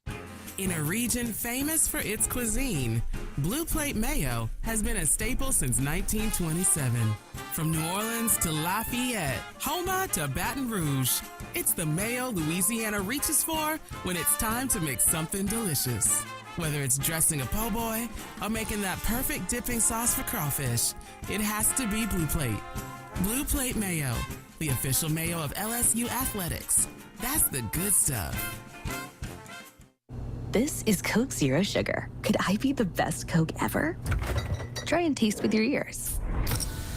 Hear those bubbles? Imagine them tingling on your tongue. Fizzy deliciousness. Listen to that cascading liquid. A mouth-watering waterfall. Irresistibly tasty. Zero sugar. Crisp, refreshing, and ice cold. Is Coke Zero Sugar the best Coke ever? Try and decide. We head to the top of the third inning of LSU Fighting Tigers. ID. Presented by Bengal. ID. Guaranteed overnight extermination with Bengal. 5-2 LSU leads Tennessee. Their first lead early in a contest this weekend. Still a lot of baseball left as we hit the top of the third. While we have a moment, let's pause 10 seconds. Station identification on this, the LSU Sports Radio Network. This is LSU Fighting Tiger Baseball on the LSU Sports Radio Network and the LSU Sports mobile app. Gavin Keelan will lead it off for Tennessee. First pitch from Evans, fouled back. On a 95-mile-an-hour fastball, and it's 0-1. Keelan retired. Pop fly out to shallow left field. Actually, it was a line drive to left. Ground ball right at Milam. To Hopper. Fielded. Throw to first in time, and Keelan retired for his second time today. 1 gone. As we mentioned, the shutdown inning, they hung a crooked number, did LSU in the bottom of the second with the 4 spot. Well, nothing would keep that momentum and keep the crowd still in it than another 0 against the heart of the order for Tennessee. A big first out in Keelan, and he's been a tough one this whole weekend and a good player for Tennessee.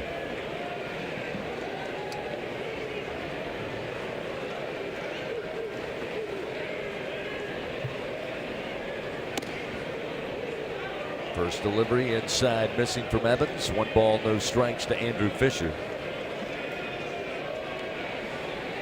Yeah, Fisher tied for third in the league in home runs with 16. Jared Jones tied for seventh with his 14 homers.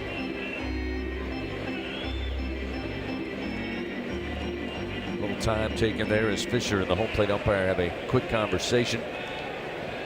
They'll assess him a timeout as he digs back in. Here's the 1-0 to the left-hander. Check swing, and he fouls it towards the third base dugout. Getting the fastball. Straight fastballs there from Evans so far in the first two offerings, and it's 1-1. Tigers put on the shift again. Tennessee has had a knack this weekend for Buzzy for beating the shift. Yep. The numbers again tell them to move the infielders to the right side. Milam right of second. Dickinson 12, 15 feet back into right field. Jones hugging the line at first as Fisher swings, fouls it back, and that gets Evans ahead with the foul cut, 1-2. I'm telling you, it's eerie how similar. I mentioned this earlier about how both pitchers each day have been looked the same. Evans. Another foul. This one sent towards the seats in left. Keeps it 1-2. Obviously, Russell out of the game now, but Evans and Russell very similar body types and the way they pitch. Like sharp, quick slider. They like to throw the changeup, and they like to come at you with the good velocity. 1-2 pitch. Lifted in the air, center field. Stanfield going back. He gets to the track and makes it look easy. Again, just kind of gliding backward there, makes the play, but what you may have missed is those first couple of steps. He recognized the distance very quickly, makes the play, and there's two gone. Well, that ball hit 100 miles an hour by Fisher, 399 feet. If you don't think what Jared Jones did in that first game late Friday, early Saturday morning, hitting that ball over the batter's eye to center field to win the game was something impressive, because that ball was hit really well, 400 feet to center field. Swing and a foul cut off the bottom of the bat of Hunter Inslee, who had a sac fly RBI back in the first inning. Tigers 5 runs on 5 hits, including a couple of LSU online home runs. This one rocketed down the left field line. This one's going to catch the bottom of the track, bounce off the fence. Curiel will pick it up, and Inslee, with his 14th double of the year, stands at second base with 2 outs.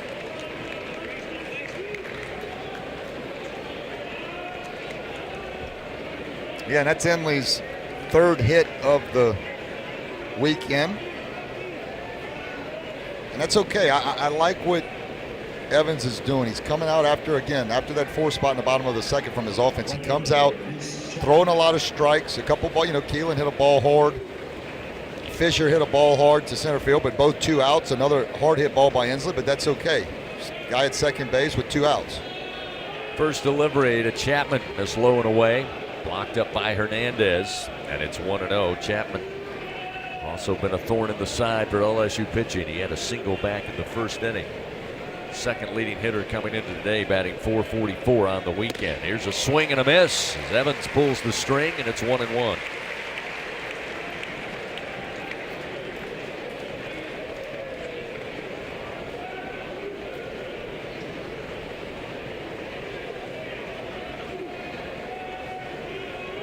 Here's the 1-1 pitch. Fisher swings, tried to lay back, but fouls it out of play left side. Now Evans ahead, 1-2. Yeah, went soft early and had Chapman out in front, and then went hard, 96-mile-an-hour fastball on that last pitch, and Chapman just not able to catch up with it. 1-2 can do a lot of different things. You've got first base open as well. I would like for this not to be a hittable pitch. 2 outs, runner at second, the 1-2, swing and a miss, dropped off the table, down on strikes goes Chapman. Evans with his 3rd punch out of the day, and the Vols come away empty-handed, no runs. 1 hit, they strand a runner at second. We go to the bottom of the 3rd, LSU up 5-2. Tigers have 6, 7, and 8 on the way. Milam, Braswell, and Hernandez after this on the LSU Sports Radio Network. Tiger fans, this is Eddie Kennison, former LSU football wide receiver. If you know me, you know I'm all about making big plays. Tigers win! Tigers win! That's why I joined the team at LSU Sports Properties. Our goal here is to help businesses make big plays both on and off the field. If you want to give your brand that competitive edge and be a part of the biggest stage in college sports, give the corporate sponsorship team at LSU Athletics a call. Your brand, our fans. Utilize the power of LSU Athletics to promote your business and sponsor LSU Athletics today. Call 225-578-2788. Go Tigers. The Southeastern Conference. It's the land of legends, the places, the faces, and moments. And he's going for it. It's a touchdown! We've seen the confetti fall again and again. But we're not done. It's time for the next generation to make their mark and go from 14 deep to 16 strong. It's a whole new ball game in the SEC, and it just means more.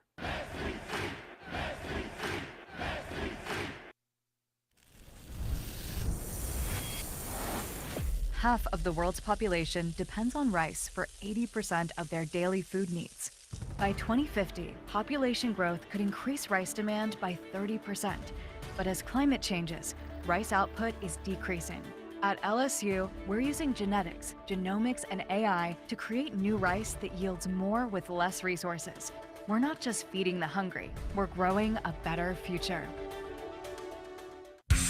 The bottom of the third inning of LSU Fighting Tiger Baseball is presented by Bengal Pest Products. Guaranteed overnight extermination with Bengal. Your Tigers of LSU come to the plate in the bottom of the third. They lead Tennessee 5-2 here in Game 3. Baseball fans, SeatGeek makes it easy to find tickets. You can be part of all the home run celebrations this year. Whether you're buying or selling baseball tickets, SeatGeek, the place to do it. SeatGeek, official ticket marketplace of LSU Athletics. Stephen Milam leads it off. First pitch from Tegan Coons, a breaking ball inside and low for ball 1-0. Milam, a fly ball out to left field. His first time up. Infield for Tennessee with Milam batting from the left side, playing straight up. Coons finds the outer portion of the plate to even the count 1-1.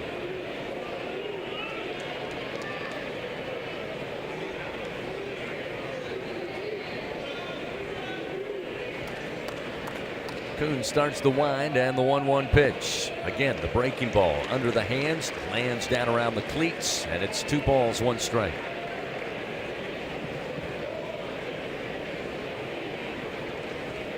Milam once again always provides the clean kicks. Got another pair today. The 2-1.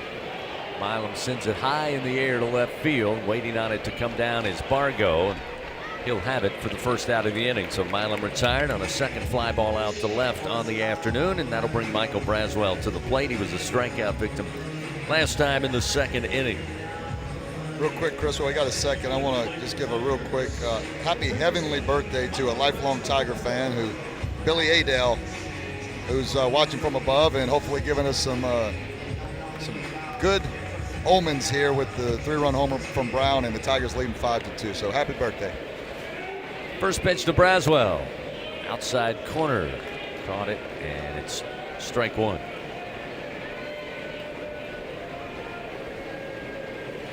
The 0-1 pitch. Fastball but low. Now 1 ball, 1 strike. Tennessee having to dip into the bullpen early here. Coons 1-1 pitch to Braswell, and on the hands and high for ball 2, 2-1. Again, A.J. Russell started the game with an inning and 2/3. 3 hits, 2 runs, both earned, 1 walk, 2 strikeouts. Sharman came in, did not record an out before they handed the ball over to Tegan Coons. There's a strike to Braswell to even the count 2-2.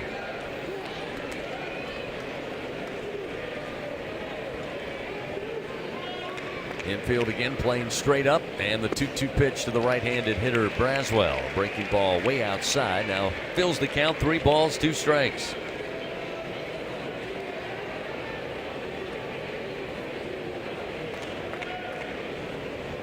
(3-2). Sharply hit ground ball, but right at Antigua. He will scoop it up, throw to first to Fisher in time. And the 6-3 ground out retires Braswell. There's 2 gone. Now we'll see Luis Hernandez, who picked up his first triple of the year. Maybe be the shot in the arm Luis is needing to get back to what we saw pretty much the majority of the season. It's kind of what Coach Johnson said. You know, you're always victim of the moment. You come off a weekend where you get swept by Auburn on the road. And again, Auburn's got quality players, quality facilities, quality coaches, all of that. But you kind of forget what you've done over a longer period of time. And Luis is one of those examples as the first pitch misses low and away for ball one. Yeah, baseball's such a long season. It's hard to say after a weekend or even 2 weekends that the team is one way or another. You got to just let the season play out. Hernandez sends it back foul into the screen behind the plate. 1 ball, 1 strike. Again, you got to let the season play out. You're going to have your ups and downs. You just hope you have more ups than downs. And LSU has had a tough weekend at Auburn, bounced back against Alabama. This one slapped but foul down the left field line. That one exploding off the bat of Hernandez. Moves the count, 1 ball and 2 strikes. And in particular, the SEC is such a battle. You heard Coach Jay Johnson said it's like a super regional weekend every weekend for 10 straight weekends in the SEC. It'll test you.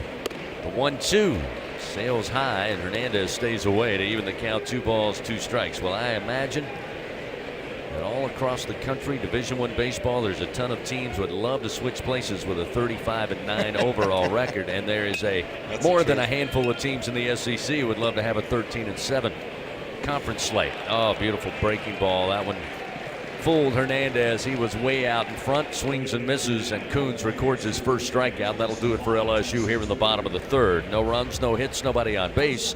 We go to the top of the 4th here in Game 3. LSU leading 5-2 over Tennessee. Back after this on the LSU Sports Radio Network. Hub International is Louisiana's premier employee benefits and commercial insurance brokerage. Hub can insure just about any risk that your business faces. Did you know Hub even insured the bonuses for our football coaches in 2022? Hub specializes in the construction, healthcare, real estate, and hospitality industries. Chances are you're probably already doing business with someone who does business with Hub. Turn to the agency that the Tigers, Saints, and Pelicans choose. Hub International. Visit them today at hubinternational.com. In Louisiana, we love our LSU Tigers. When the band strikes up those 4 iconic notes, the fans go wild. At Louisiana Blue, we're Tiger fans too. That's why we've teamed up with LSU Athletics to bring you the compassion of the cross and security of the shield, so you're free to wear your stripes and roar. Live Louisiana. We've got you. Louisiana Blue, Louisiana True. Proud partner of LSU Athletics. 4, 4, 4, 4, 4, 4, 4, the number you gotta dial.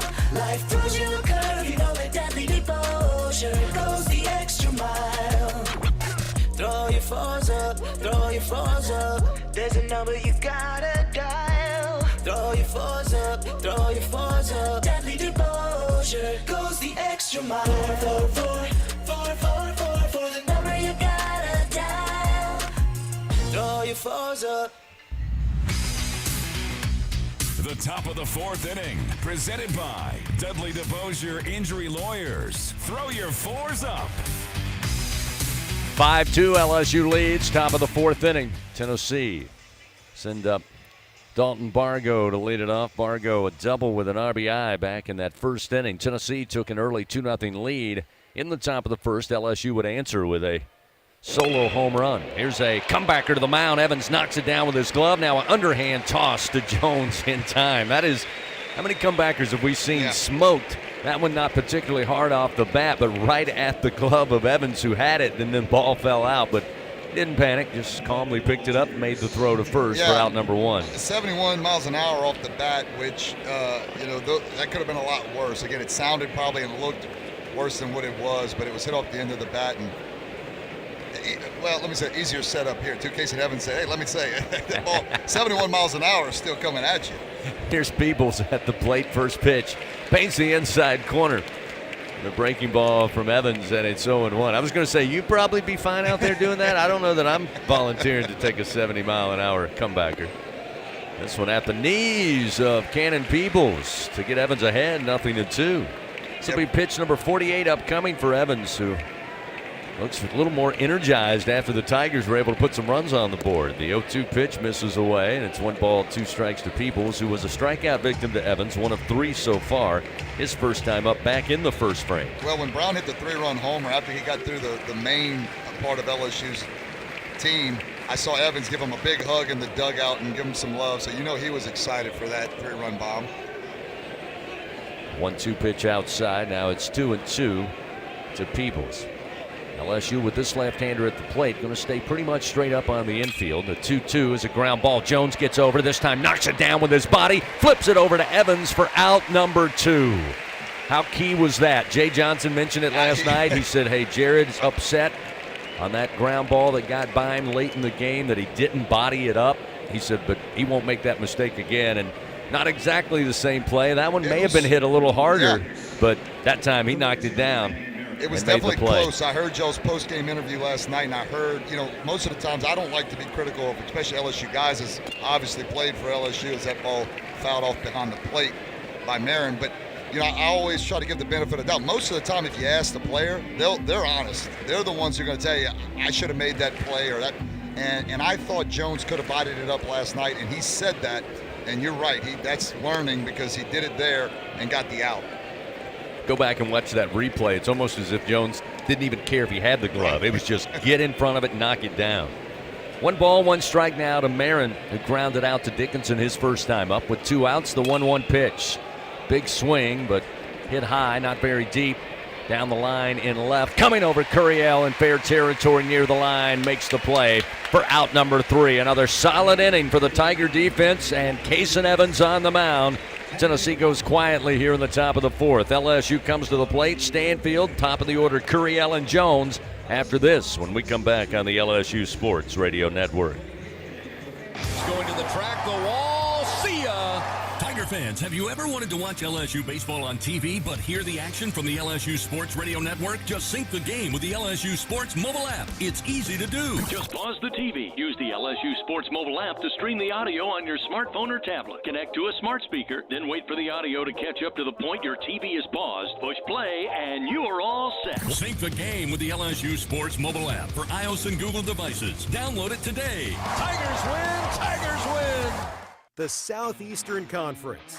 It's the land of legends, the places, the faces, and moments. And he's going for it. It's a touchdown! We've seen the confetti fall again and again. But we're not done.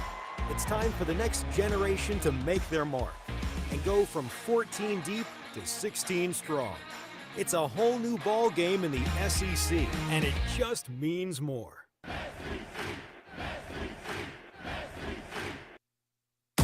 Hey Tiger fans 12 and younger, don't miss your chance to be a part of Mike's Kids Club, presented by Shell, the exclusive kids club of LSU Athletics. Join Mike's Kids Club for only $25. Get the official Mike's Kids Club t-shirt, free admission to select LSU athletic events, and much, much more.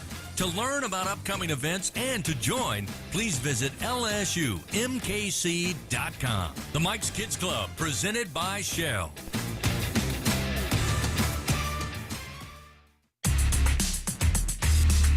The bottom of the 4th inning, presented by Dudley DeBosier Injury Lawyers. Throw your 4s up. Chris Stanfield will lead it off for LSU. Here in the bottom of the 4th inning, Tigers leading 5-2 over Tennessee. LSU with 5 runs on 5 Bingo Pest Product base hits, including a couple of LSU Online home runs. Stanfield takes the first pitch from Tegan Coons, a called strike, and it's 0-1. Stanfield struck out back in the 2nd inning. Looks to get it going early here in the 4th for the Tigers, as that pitch missing a little low, and it's 1-1.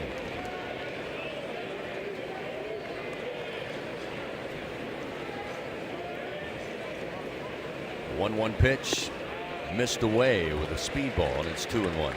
Yeah, important for LSU offensively to continue to keep the pressure on Tennessee. We know about this high potent offense, and it's a 5-2 ball game with a lot of ball game left, so you want to keep getting base runners. 2-1, ground ball, but just left of third base. Evens the count now, 2 balls, 2 strikes. Fans, when the Tigers win, you win. Enter promo code LSU50 the day after an LSU baseball win, and you'll receive 50% off your online pizza order at papajohns.com. Better ingredients, better pizza, Papa John's.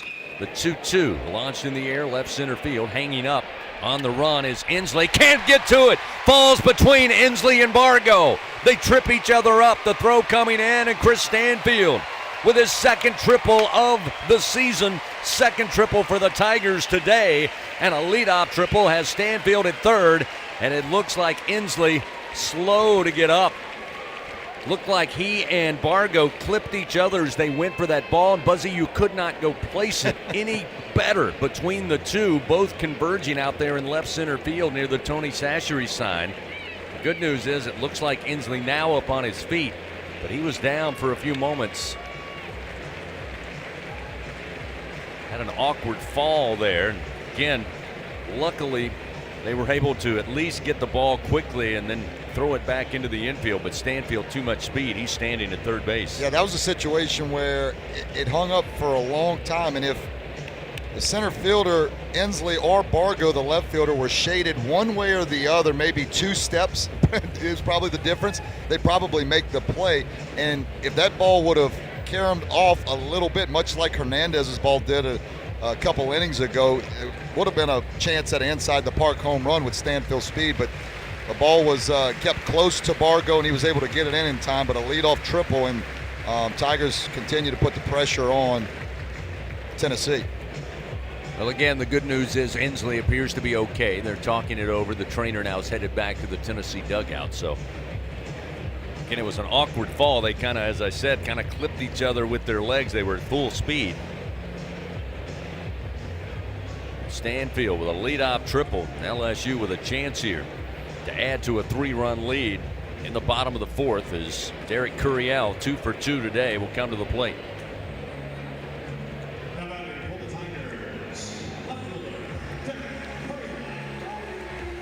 How valuable is Stanfield? We talk about it all the time in that 9-hole. Whenever he's able to get on base with Curiel sitting right there, Jared Jones right behind them, it makes it really difficult on a pitcher to keep a team like LSU scoreless when Stanfield able to get on. First delivery, strike from Coons with a fastball, and it's 0-1. Tennessee had Marin playing up just off the infield grass, and thoughts of Curiel maybe trying for the squeeze play. Hasn't shown it yet. There's a strike on the inside corner at the knees, and Curiel thought maybe it was a bit low, but nonetheless, he's behind in the count, 0-2. He'll have to do some work here. Take a 2-strike approach with nobody out. Stanfield at third, a 5-2 LSU lead. The 0-2 pitch, fights it off, fouls it into the screen left side. Count remains 0-2.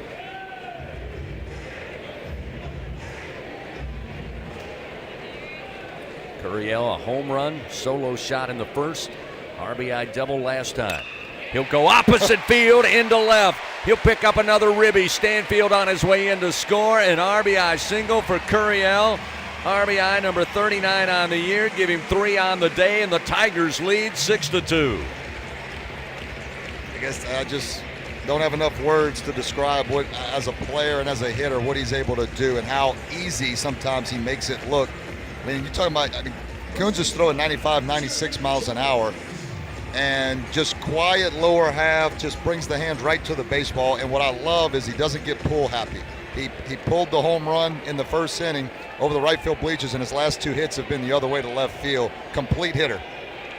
Jared Jones now at the plate. He's reached base twice. Is now a quick throw over, and Curiel slides back head first. Lost his oven mitt as well. Josh Simpson hands it back to him. He'll put it back on. Jones a single in the first, board on a walk, and scored there in the second inning. It's a 6-2 LSU lead. Bottom of the 4th inning, nobody out. Already 1 run in. Can we take some of Curiel's hits today and use them for yesterday and keep his on-base streak going? He's making up for the 0 for performance yesterday. Another throw over. This time Curiel steps back on the bag safely.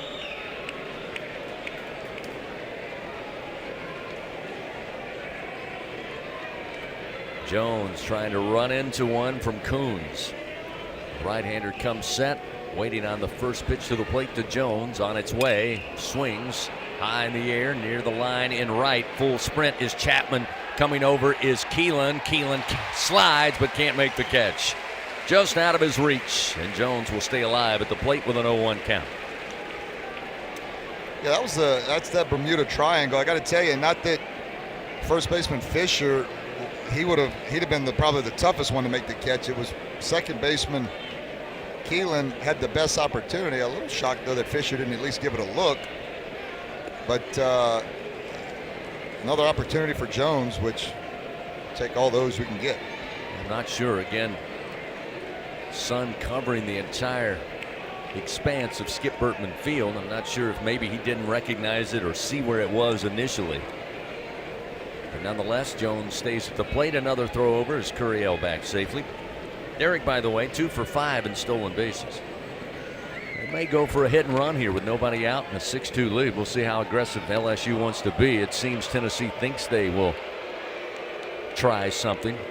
Well, again, another throw over. And that's the good news when you're able to get a lead and keep patting on. You're able to be the aggressor and really try to give them more things they have to think about. Right.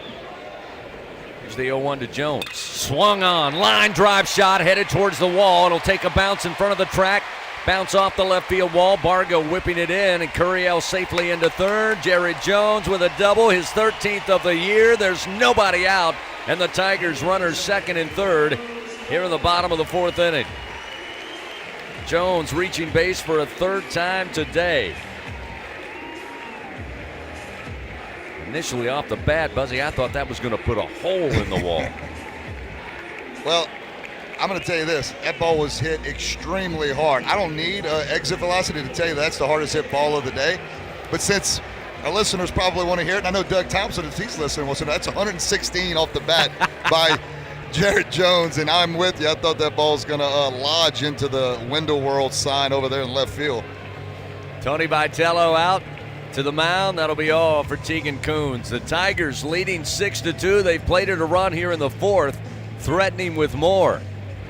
Curiel at third, Jones at second, and Jake Brown, who had the 3-run bomb earlier, is coming to the plate. Pitching change powered by Sunshine, your hometown John Deere dealer in Louisiana. Back to the box after this on the LSU Sports Radio Network. At Sunshine, your hometown John Deere dealer in Louisiana, we know that every great game starts with a perfect field. Our equipment, whether it's a mower or a tractor, we can ensure your grass is always game day ready, so you can focus on making memories. Because at the end of the day, it's more than just a game. It's about the community, the joy, and the LSU traditions. Visit sunequip.com to get the best starting lineup of John Deere equipment. Sunshine is a proud sponsor of LSU Athletics. In a region famous for its cuisine, Blue Plate Mayo has been a staple since 1927. From New Orleans to Lafayette, Houma to Baton Rouge, it's the mayo Louisiana reaches for when it's time to make something delicious. Whether it's dressing a po' boy or making that perfect dipping sauce for crawfish, it has to be Blue Plate. Blue Plate Mayo, the official mayo of LSU Athletics. That's the good stuff. Tiger fans, this is Eddie Kennison, former LSU football wide receiver. If you know me, you know I'm all about making big plays. Tigers win! Tigers win! That's why I joined the team at LSU Sports Properties. Our goal here is to help businesses make big plays both on and off the field. If you want to give your brand that competitive edge and be a part of the biggest stage in college sports, give the corporate sponsorship team at LSU Athletics a call. Your brand, our fans. Utilize the power of LSU Athletics to promote your business and sponsor LSU Athletics today. Call 225-578-2788. Go Tigers. Go in the booth with LSU Radio on Facebook Live and YouTube. LSU Fighting Tiger Baseball on the LSU Sports Radio Network. Tigers already today. 6 runs on 8 hits. Already some smash hits for your Tigers. Speaking of smash hits, just made platinum status. You can scratch your way to the top. Play Hit $100 from the lottery. Hitting it big with $100 prizes. Must be at least 21 to purchase. Big opportunity here. Tigers down 2-0 after a half inning. Got on the board with a Curiel solo home run, making it 2-1. Get some momentum from Kason Evans. No runs for Tennessee in the top of the second. LSU puts 4 on the board. They've added 1 more so far here in the bottom of the 4th, but big opportunity with Jake Brown coming to the plate. He had a 3-run bomb back in that 2nd inning. He's got runners 2nd and 3rd, and the pitch from Brandon Arvidsson. New pitcher, a tall left-hander. First delivery, fastball inside, missing for ball 1 to Brown. Now Arvidsson making his 17th appearance of the year. He's 2-0 with a 3.86 ERA. Lefty on lefty matchup. That pitch across the plate, leaving it up with a breaking ball, 1-1. Arvidsson in 18 2/3 innings pitched, giving up 14 hits, 8 runs, 9 walks, and 33 strikeouts in those 18 2/3 innings. He's their version of Nate Ackenhausen, what the scouting report says. This one buried in the dirt in front of the plate. Nicely done by Peebles to block it up as Curiel was dancing down the third base line. Moves the count 2-1. Brown, by the way, squared to bunt. Pulled it back as that hard breaking ball well short of the plate. 2-1. Yeah, he's 92 to 95 with the fastball is Arvidsson, and he's going to be fastball slider, and he's going to rely heavily on that slider. Again, squaring to bunt. Pitches inside, but Brown trying his best to make contact. It's a called strike, 2-2. Josh Jordan stepping over, talking with Curiel now. And the Tigers no stranger to suicide and safety squeezes this year, but with 2 strikes, look for Brown to swing away. 2-2 the count. Runners second and third. The pitch. He chased it off the plate. Brown down on strikes. They'll throw down to first for good measure as Arvidsson records his first punch out in relief. Still just 1 out. And we'll get Daniel Dickinson to the plate. Dickinson, a couple of walks today. Board in the first as well as in the second. Again, looking to break out here offensively. Still looking for his first hit of the series. 0 for 7 through the first 2 games. Again, runners take their lead, second and third. The pitch to the plate. Dickinson swings, got handcuffed on a pitch right inside. Didn't have it fully committed, but it's 0-1. Yeah, slider from Arvidsson, and again, that's what he wants to throw. He wants to throw it a lot. The fastball is almost like the show me pitch. This time he chases one up and out. Falls behind early, 0-2. So Dickinson going to call for a little bit of time here, readjust the gloves, try to get a better look here. It doesn't appear he's seeing the ball extremely well through that first 2 offerings from Arvidsson. 1 out, an 0-2 count. Arvidsson fires, and a swing and a miss. This time gets away from Peebles, but right of first base. He'll look the runner Curiel back to third and make sure he throws to first in time for the second out of the inning. Well, in the 18 2/3 innings pitched for Arvidsson, 33 strikeouts. I mean, that is a ton of strikeouts in that little amount of innings. So you saw, there's a reason why, because it's hard to pick up that breaking pitch as both Brown and Dickinson chased in the dirt. 2 pitches that obviously were not going to be strikes, and that's 2 big outs for Tennessee. A couple of those breaks, those loops look like the old school knuckleball. Yeah. And they're just like a yo-yo in there. So now Ethan Fry going to be called upon with the left-hander on the mound. They'll have Ethan come in to bat for Pearson, who started the game as DH, so they'll opt for a right-hander versus a left-hander here. And now Jay Johnson will call another offensive timeout. Brings Fry over. They will talk it over with Milam. They'll leave Curiel and Jones in place at second and third. So Ethan Fry, here of late, has become the everyday DH. He's 0 for 5, although he did score a run on the weekend. Fry with his bats in SEC play batting .220, .340 his overall average. He's got 7 home runs. He's driven in 27. Chance for a couple here with 2 outs, runners second and third. The first pitch low and inside to the right-hander, and it's 1-0.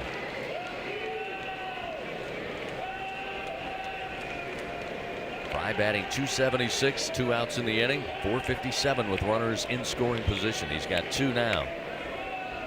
The 1-0.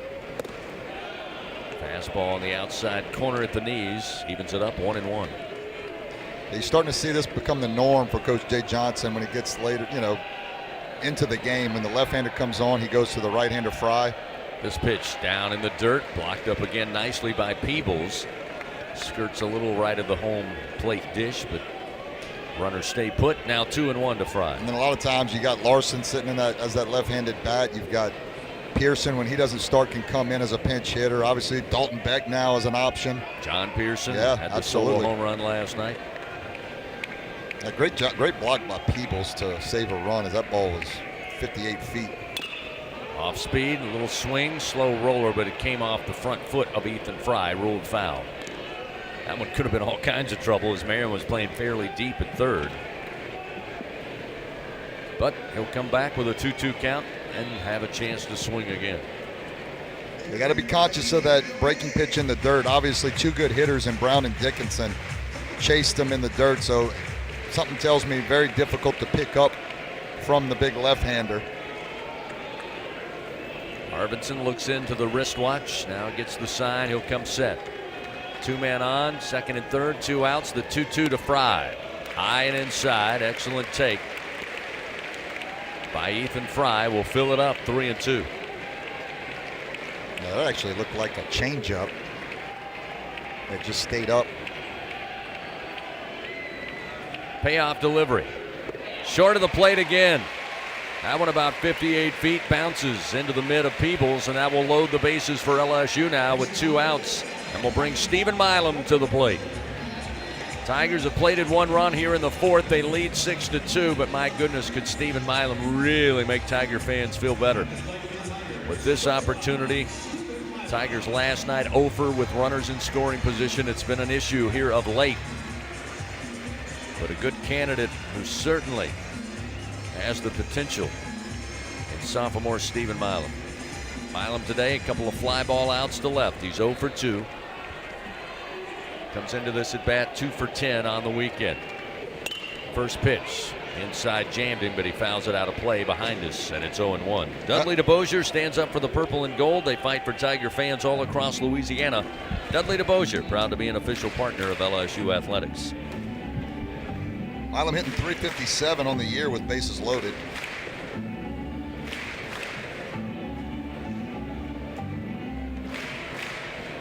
Brandon Arvidsson looks in. Milam now digs back in from the right side. Bases loaded, 2 outs. The 0-1. Swung on down the line, but foul into the seats and left. And it's 0-2 now to Stephen Milam.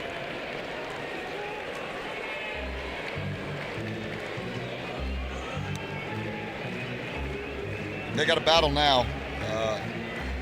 Something in play would be better than obviously a strike 3. So put something in play, battle. You got 2 outs, or excuse me, 2 strikes and 2 outs. A spread out. Milam usually does a good job of handling the bat.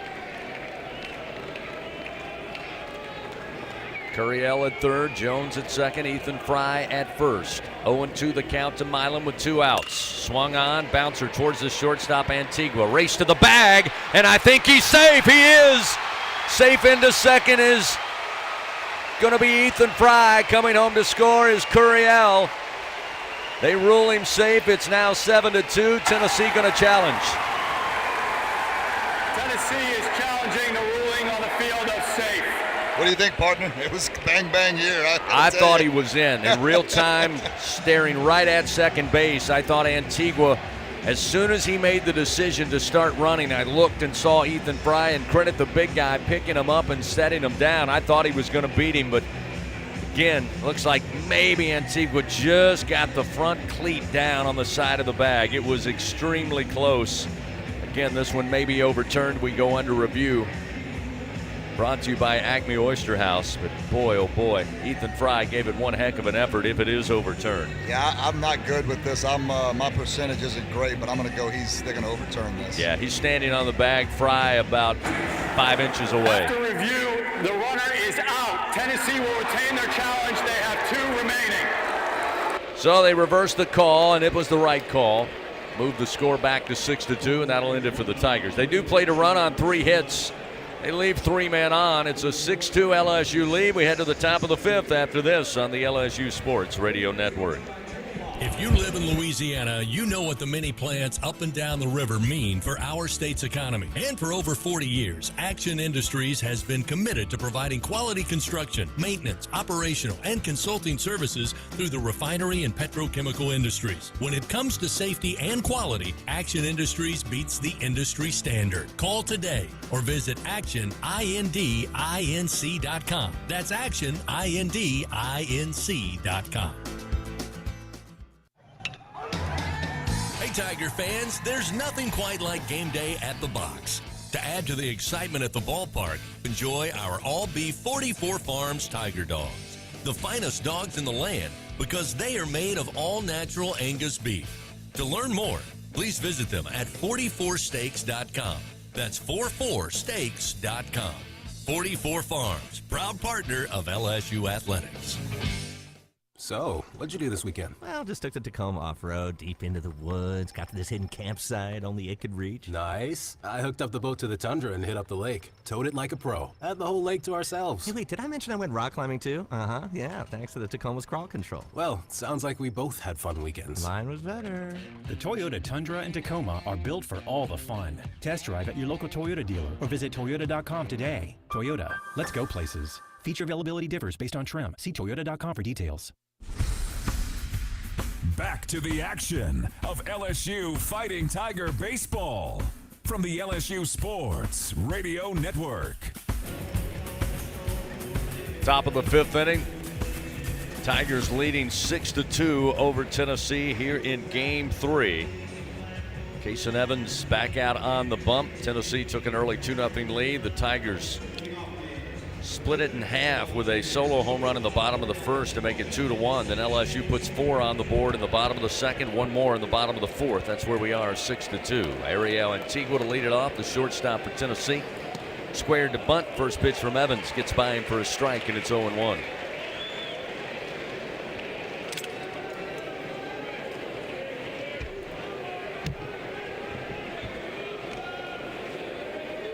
Antigua grounded out to Braswell his first time up. Evans delivering, missing away. 1 ball, 1 strike. Fans, find out how you can build a better workday every day with Cintas. Visit Cintas.com. Get ready for the workday. Here's the 1-1 from Evans. Out in front swinging, fouls it down the third base line. Puts Kason ahead now. 1 ball, 2 strikes to the Tennessee shortstop, Ariel Antigua.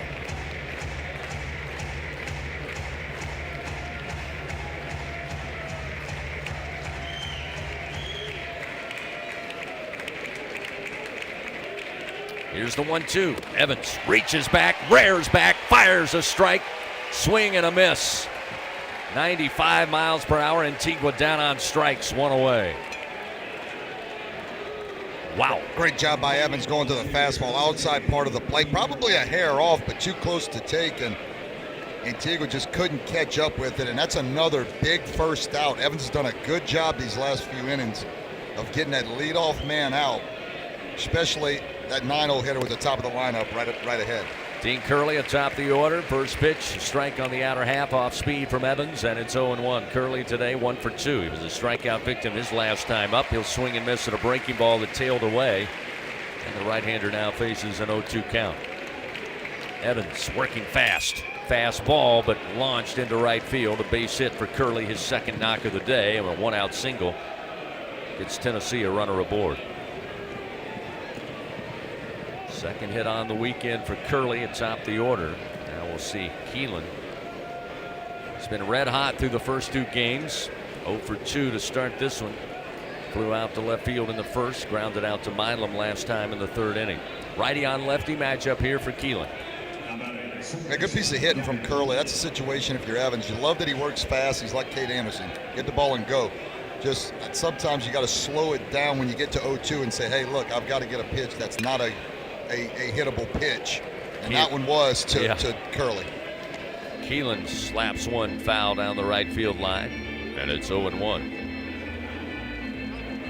And I get it. You get so amped up. You get the first guy out. You strike him out, blazing a fastball by him. You get the next guy 0-2. You want to just keep the momentum going.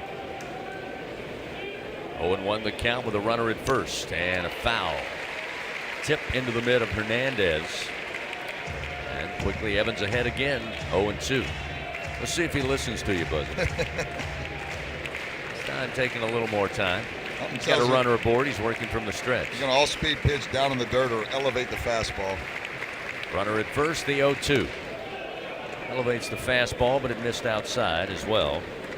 Keelan not going after it, and it's 1 ball, 2 strikes.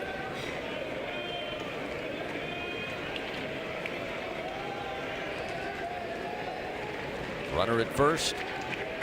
Evans from the stretch, the 1-2. Got him to pop it up near the mound. Evans thought about it, but now Braswell says, I got it.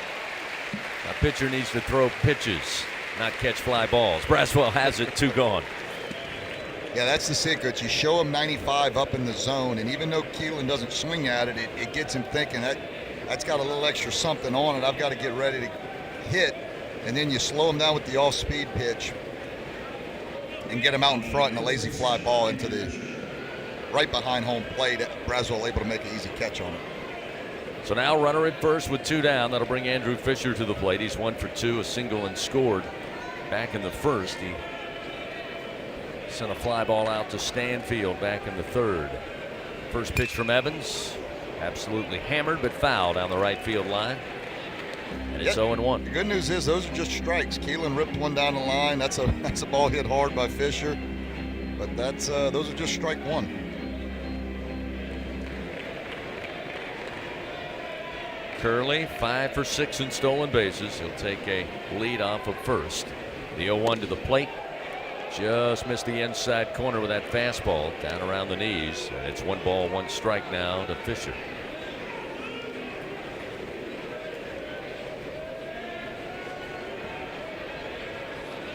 Evans again working from the stretch with a runner at first. Brings the 1-1 pitch. Did he go around? They'll say no. That's not going to please anybody in purple and gold. May be able to hold back on a fastball high, and it's 2-1. Let's take a look. Yeah, I thought he checked it out. No. Ooh, I don't know. That's why I don't umpire. I can't get it right. Let me say this. I could umpire nowadays because you don't have to get everything right. You can. They're going to get it right for you when they challenge it, but. What a compliment. Yeah. Here's a 2-1. Ground ball in the shift. Milam coming over right of second base. Fields it, throws to first. That'll do it for Tennessee. They squander 1 hit in the inning. No runs, 1 hit, 1 man left on. We go to the bottom of the 5th. Tigers come to the plate. 7, 8, and 9. Braswell, Hernandez, and Stanfield. Tigers leading 6-2 on the LSU Sports Radio Network. Albertsons is making shopping and saving easier than ever. Check out Albertsons for you on our mobile app or at albertsons.com, where you can shop online and save over $300 weekly with digital coupons. Earn reward points every time you shop in-store or online and redeem your points for free groceries. Download the Albertsons app or go to albertsons.com to start saving. Albertsons, fresh foods, local flavors. How powerful is Cox Fiber? Powerful enough to stream all my live sports actually live? Yep. Powerful enough to share my screen more smoothly? You got it. Powerful enough to keep my games online and my squad on top? Oh yeah. That's pretty powerful. Introducing Cox Fiber, from the company with the fastest download speeds 9 years in a row. It's internet built for tomorrow, today. Cox, always building better. Limited availability in select areas. Speeds vary and are not guaranteed. Cox terms and other restrictions may apply. Analysis by Ookla of Speed Test Intelligence in Las Vegas, Omaha, Phoenix. Fixed median download speed Q2 2016 to Q1 2024. On game day, Tiger fans are hungry for a win. So when LSU hits the field, Manda hits the grill with a legendary flavor that's in a league of its own. Manda's top quality meats and original seasonings are the fielder's choice for game day and every day. So from one legend to another, make sure Manda is on deck to throw a perfect game day party. Manda, the official smoked sausage of LSU Athletics. Back to the action of LSU Fighting Tiger Baseball from the LSU Sports Radio Network. 6-2, LSU leads Tennessee. Bottom of the 5th inning coming your way from Alex Box Stadium. Tigers 6 runs, 8 hits. Tennessee 2 runs on 6 hits. Michael Braswell will lead things off for the Tigers. He'll square to bunt. First offering way upstairs from Arvidsson. Tennessee left-handed reliever, and it's 1-0 to Braswell. Brazzy 0 for 2 on the day. Again, he'll square to bunt, bring it back, pitch high and outside, 2-0.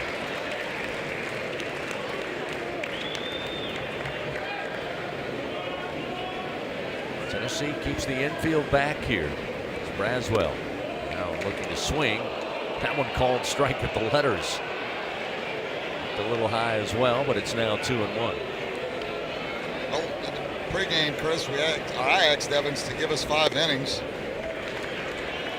Pitch inside makes it 3-1 to Braswell. He's done that so far. He's only at 68 pitches, and I looked at you in between innings. I said, okay, now give me 7 innings since you've given me 5 good ones. Michael Braswell, leadoff walk as the pitch missed high and outside.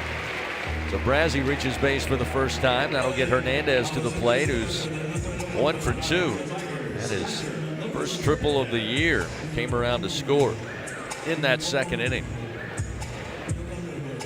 Again, the hope was that will get Hernandez back to his early season plate performances. Looks in to Jay Johnson. Gets instructions, now stands in. Right side of the plate. He'll square to bunt. Pitched low and inside. Got away from Peebles. He knocks it down. It's 1-0.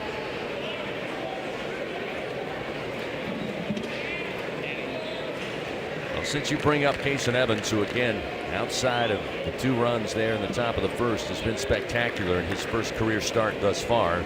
Our bullpen camera down at the moment, so I'm not sure. I don't see anybody. No shadows or movement down there. So for those who are wondering, that pitch to Hernandez upstairs for ball 2. Well, 72 pitches is Evans' most pitches so far this season. We tell you that against Mississippi State, and he went 4 innings. So he's at 68 pitches. I would think as Arvidsson picks over to first base, Brazel in there safely, but I would think, it's just a total guess. I mean, Evans could get you to 100 pitches, 90 to 100 pitches. So if he keeps throwing the way he's throwing, you know, he possibly could give you 2 more innings. Hernandez again looking to bunt, but the pitch missing high. It's now 3-0, and Arvidsson having trouble, and immediately another right-hander starts to play catch down in the bullpen. He's headed towards the rubber, and they'll put the catcher down here in moments. Yeah, that's right-handed pitcher Tanner Franklin, number 50. Again squaring to bunt. Pitch high and inside. Hernandez back-to-back walks given up by Arvidsson. Runners first and second. Boy, oh boy, what a difference a couple of hours make. LSU struggling to get runners aboard. When they did, they had trouble getting them in, but they've had plenty of opportunities here. And with nobody out, runners first and second, we'll see Chris Stanfield, who had his first triple of the day, his second of the year, back in the 4th inning, scored a run. Here comes Tony Vitello. Yeah, Franklin getting loose in their bullpen. Chris Franklin came in for a 1/3 of an inning on Friday in that win by LSU. He only threw 11 pitches. And so he's the current volunteer getting loose. I don't know if this will be a change or if he's ready to go because he just pretty much got up. Yeah, I'm not sure. Tony Vitello looking down that way towards the bullpen, still talking it over with Arvidsson there on the bump. That will bring our home plate umpire, Matthew Wilbanks, out for Tennessee head coach to make a decision one way or another. Again, I'm with you. It doesn't look like they just now got the catcher down a few moments ago. Nope, looks like they're going to go ahead and make the call. So a pitching change here powered by Sunshine. Fans, if you need a game-changing upgrade, just trust Sunshine, your hometown John Deere dealer here in the great state of Louisiana. Keep your home turf in tip-top shape. 6-2 LSU leads. The Tigers have runners first and second. Nobody out here in the bottom of the 5th. New pitcher will face Chris Stanfield at the bottom of the order when we come back on the LSU Sports Radio Network. It's 4 in the morning when the roaches are on. You need the Bingo Roach Spray. Get ready for At Sunshine, your hometown John Deere dealer in Louisiana, we know that every great game starts with a perfect field. Our equipment, whether it's a mower or a tractor, we can ensure your grass is always game day ready, so you can focus on making memories. Because at the end of the day, it's more than just a game. It's about the community, the joy, and the LSU traditions.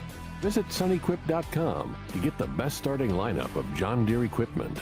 Sunshine is a proud sponsor of LSU Athletics.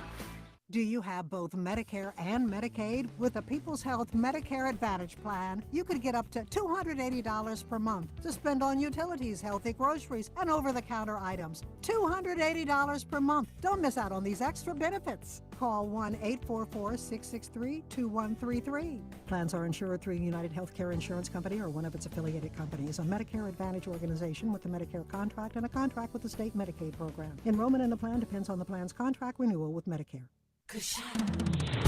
Hey, LSU fans, you're invited to Louisiana's largest casino resort, Coshada. Coshada Casino Resort has the largest and most spacious gaming floor in the Lake Charles area, with thousands of the newest slots, over 55 table games, live bingo and off-track betting, plus 3 beautiful hotels, delicious Cajun cuisine, and the #1 rated golf course in Louisiana. Coshada Casino Resort is proud to support LSU.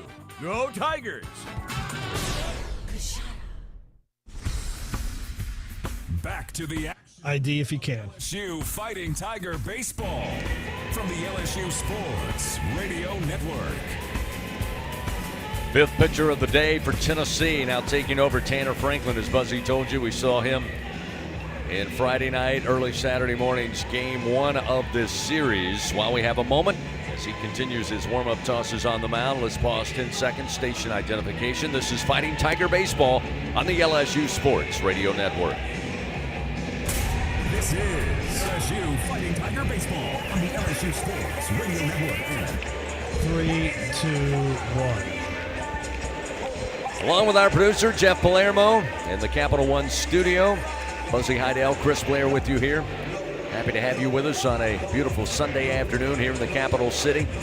Top tier SEC baseball, game 3, Tennessee and LSU. Tigers leading 6-2, bottom of the 5th. Runners first and second, nobody out. New pitcher Tanner Franklin going to face Chris Stanfield. Expecting a bunt, they've got the corner infield in. Stanfield lays down a bunt in front of the plate. Picking it up is Fisher, the throw to first with Keelan covering. Will get Stanfield, but he does the job. The sac bunt gets runners second and third with just one out. Here in the bottom of the 5th inning, Stanfield gets a nice hand. A nice job by Stanfield, laying the bunt out, getting a pitch that he could handle, and killing it perfectly right in front of home plate. And we'll give you a few numbers on Franklin, making his 17th appearance of the year. He's 1-1 with a 4.32 ERA. Does have 2 saves, 25 innings pitched. He's given up 26 hits, 12 runs, 5 walks, and 37 strikeouts. Derek Curiel now top of the order to the plate. First pitch from Franklin, fastball strike, and it's 0-1. Curiel, after seeing his 43-game reach base streak in yesterday's game, as well, just gone 3 for 3 today with 3 RBI, including a solo home run. How about a couple more ribbies into the gap, right center field? This one going near the track. Braswell scores. Coming in right behind him is Hernandez, and Curiel, what a day.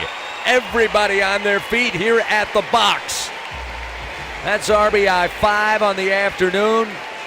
Give him RBI 40 and 41 on the year, and it's now 8-2 LSU. Well, he was a triple away from the cycle. I thought that ball was going to get past Inslee and Chapman in right center field, but who cares? He drives into 2 runs and gets the job done. And as you said, have a day, kid. Show up to the ballpark and just put this team on your shoulders. Great job from Derek Curiel, the young freshman. Curiel 4 for 4 on the day with 5 runs batted in. 1 out, Jones, first pitch swing, a mile into the air to right field. Coming over is Chapman near the line. He'll make the play, and staying put at second will be Curiel for the second out of the inning. Jones retired, and we'll see Jake Brown. Jake Brown has done a job already today. He's 1 for 3, had the 3-run bomb to make it a 5-2 LSU lead there in the second inning. He'll come to the plate with an opportunity with Curiel at second. And a 6-run lead for the Tigers here, 8-2. Things certainly heating up today, but when you're ready to cool it down, fans count on Slow Melt Ice since 1997. Slow Melt Ice. Check them out online, slowmeltice.com, SLOMELTICE.com. First pitch to Brown. Missed in on the hands. Breaking ball, and it's 1-0.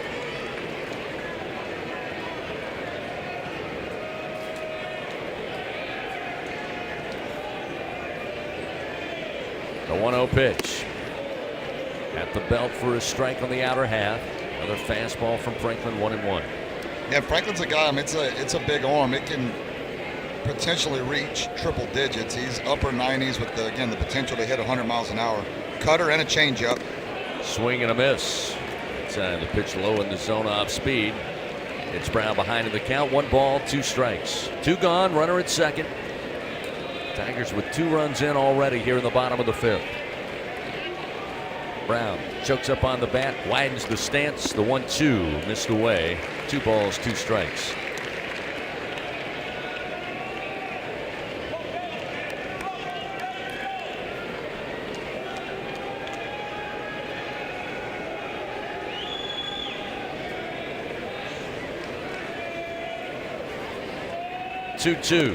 Down in the dirt, they'll appeal. They say at third, he went around. Jake Brown down on strikes, couldn't check the bat.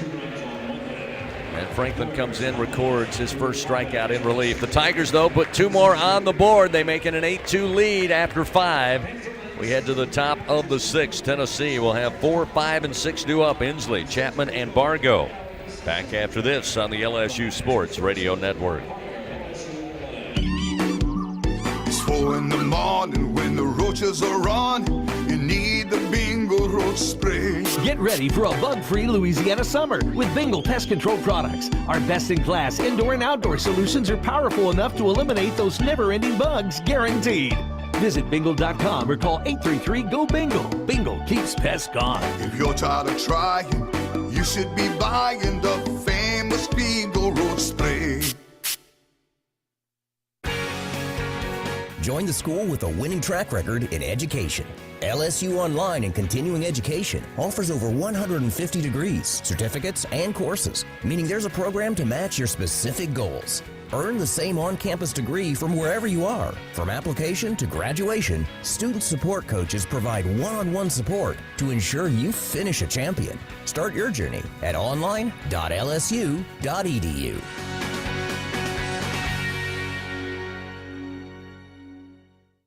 Tiger fans, no game day is complete without Noel Spirits from Noel Family Distillery. Founded by a father-daughter duo, Noel Family Distillery is the only Louisiana distillery offering authentic tequila. Their additive-free tequila captures the spirit of Louisiana, creating a spirits experience worthy of the Tigers and their loyal fans across the country. Noel Tequila is proud to be the official tequila of LSU Athletics. Enjoy Noel Tequila at the box or grab a bottle of your own at many fine retailers. Learn the unique Noel Distillery story at noeldistillery.com. Go in the booth with LSU Radio on Facebook Live and YouTube. LSU Fighting Tiger Baseball on the LSU Sports Radio Network. Hunter Inslee leads it off for Tennessee here in the top of the 6th inning, Game 3. 8-2 LSU leading the Volunteers. Casey Evans out there to start his 6th inning of work. He's given up 6 hits through 5. 2 runs, both earned, no walks, 4 strikeouts. Get something off the field out in left center. Time called. Inslee today in the cleanup spot, 1 for 1. Had a sac fly RBI back in the 1st and a double in the 3rd inning. The 1-0. Outside corner called strike at the knees. Inslee just verifying with our home plate umpire. Evens the count, 1 ball and 1 strike. Evans 1-1 pitch. Swing and a miss. Way out in front. Evans working ahead. 1 ball, 2 strikes. Yeah, good changeup from Evans there. That was, absolutely pulled the string. Had Inslee way out in front. 1-2. Speeds him back up, and it's fouled down the third base line. Still 1 ball, 2 strikes. Fans, don't miss the Jay Johnson Show. We'll be live from TJ Ribs tomorrow at 6 p.m. Latest updates and game insights from the coach and look ahead to the week coming up as the Tigers finish out this 9-game homestand on Tuesday night. Here's the 1-2. Ground ball. Bouncer towards short. Milam charges in. Nice transfer from glove to throwing hand. Makes the play to Jones at first for out number 1. I've said it before, I'll say it again. He's as good a defensive shortstop, and we've had a lot of good ones here at LSU over the years, but he's as good a defensive shortstop that I've seen. From a accuracy standpoint, he's got a good enough arm, and the hands are just elite.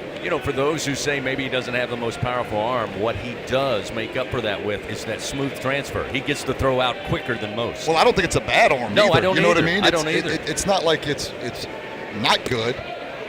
First delivery now to Chapman, missed off the inside corner on a fastball, and it's 1-0. I know coming into the season, the thought was, okay, is Braswell going to stay at short? We're going to move Milam there. Does he have the arm? Well, he's proven that and then some. Absolutely. But even if there is a question, as there's a strike on the inside corner to make it 1-1, what you cannot beat is his transfer from glove to the throwing hand. Yep, agreed. Here's the 1-1 from Evans. Ripped foul, but into the screen above the third base dugout. And again, Evans working ahead. 1 ball, 2 strikes. 1 away, nobody on for the Volunteers. Chapman today, 1 for 2. Base hit back in the first. A strikeout victim to Evans back in the third. The 1-2 pitch. Oh, outside corner, called strike 3. Ring him up. Evans with punch out number 5. Chapman didn't like the call, but there's 2 gone. And Bargo will come to the plate next for the Volunteers. Well, I love the pitch call, Chris. He went change up, and it was away, and it was running away, and it caught a lot of the plate, but just kept running away, and it ended up on the outside part of the plate. And I know Chapman's not going to be happy with it, but I absolutely believe that's a strike, and that's not just looking through the purple and gold lenses up here. No, on that replay, you could see. And, you know, it comes down a lot of times to the way a catcher receives a ball. There was a pitch earlier in this series where Aaron Beatty, again, the movement, the run on it made him kind of turn his glove downward. And the umpire went with it, said it missed the corner when it certainly didn't. But that one, a great job by Hernandez to make sure home plate umpire Matthew Wilbanks saw that clearly. So now with 2 gone and a quick timeout, Bargo will come to the plate, bat from the left side. Bargo today, a double with an RBI. Had a comebacker to Evans last time in the 4th. First pitch missing on a fastball, and it's 1-0.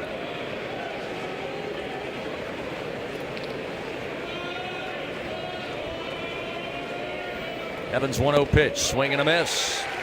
Over the top with the bat is Bargo, and it's 1-1. Yeah, he's got really good feel, does Evans, of that changeup right now. I mean, this inning, it's as good as I've seen it all game. I mean, it is falling off the table, and those shadows are starting to creep in between home plate.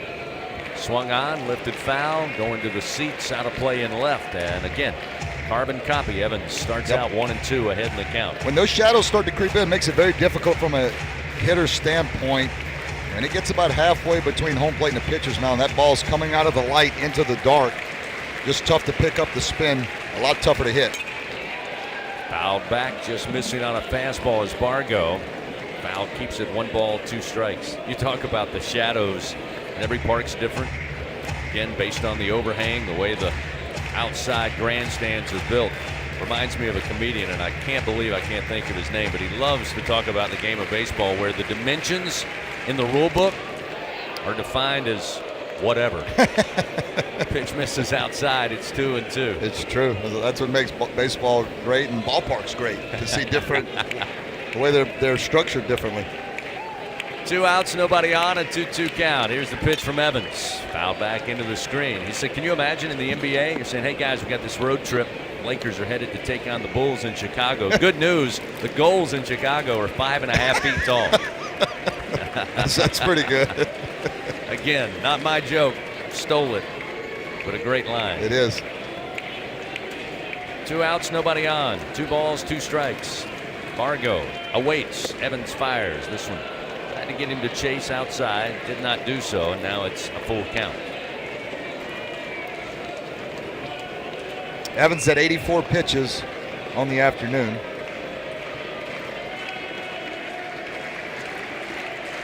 Payoff delivery. Fastball, swing and a miss. Down on strikes goes Bargo. Strikeout number 6 for Kason Evans.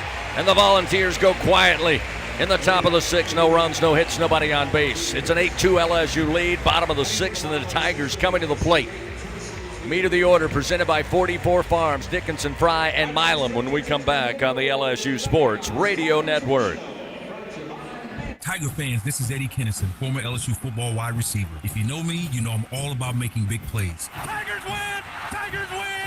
That's why I joined the team at LSU Sports Properties. Our goal here is to help businesses make big plays both on and off the field. If you want to give your brand that competitive edge and be a part of the biggest stage in college sports, give the corporate sponsorship team at LSU Athletics a call. Your brand, our fans. Utilize the power of LSU Athletics to promote your business and sponsor LSU Athletics today. Call 225-578-2788. Go Tigers. The Southeastern Conference. It's the land of legends, the places, the faces, and moments. And he's going for it. It's a touchdown! We've seen the confetti fall again and again. But we're not done. It's time for the next generation to make their mark and go from 14 deep to 16 strong. It's a whole new ball game in the SEC, and it just means more.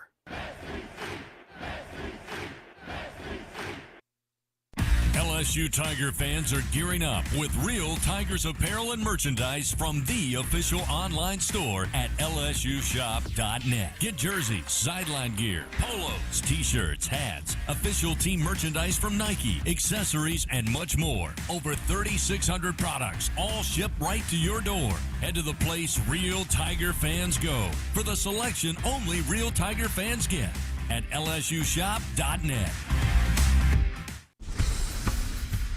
Back to the action of LSU Fighting Tiger Baseball from the LSU Sports Radio Network. So far, through 5 trips to the plate, the Tigers have scored in all frames but one. That was the bottom of the third. They put 1 up in the first, 4 in the second, 1 in the fourth, and 2 in the fifth. They lead 8-2 over Tennessee, who scored their 2 runs in the top of the first inning. Daniel Dickinson will lead it off, facing Tanner Franklin on the mound. Bunt, third base side, but foul off the bat of Dickinson. Dickinson bored on a couple of walks, was a strikeout victim by Arvidsson back in the 4th inning.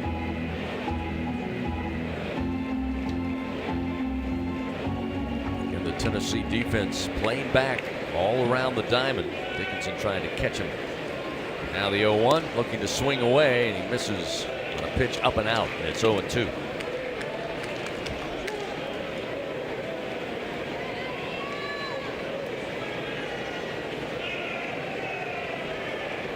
The 0-2 pitch upstairs, 1 ball, 2 strikes.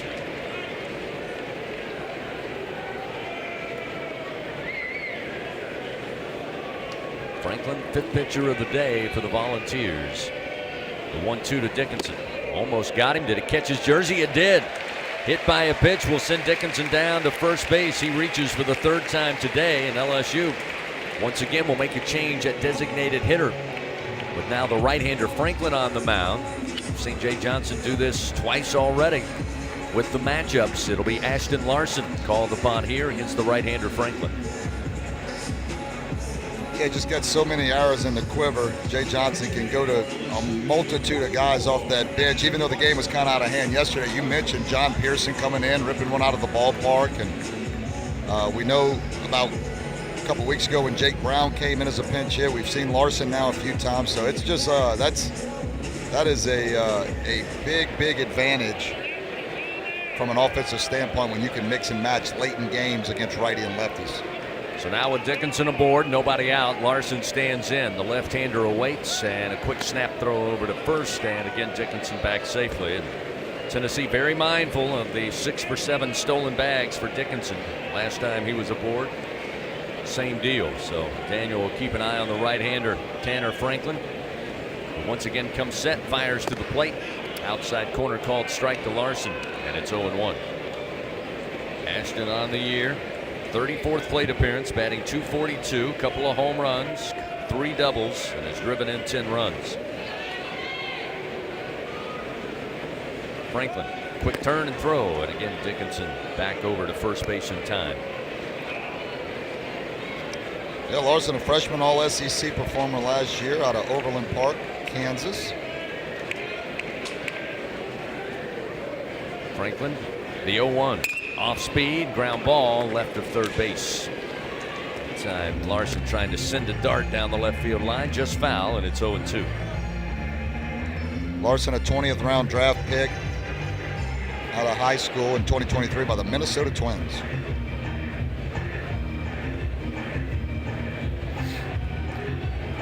Oh, 0-2 the count to Larson. Dickinson off of first base. Nobody out, bottom of the 6th. Franklin again, sidearm throw to first, and Dickinson back. Yeah, 8-2 ball game. Seems like LSU after the top of the first has really been in control, but when you look up and you know it's college baseball with aluminum bats and wind blowing out with an offense like Tennessee, you know 6 runs is could not be enough. So you know Coach Johnson's going to want to keep the runs coming. That time Dickinson a little lengthier lead and just gets back on another throw over by Franklin. Fans, don't let AC or heater outages keep you on the bench this year. Text the words home run to 31996. Get your $59 AC system check. AccuTemp Services, proud partner of LSU Athletics. Again, another throw over. snap tag a little late by Fisher, and back to the bag is Dickinson.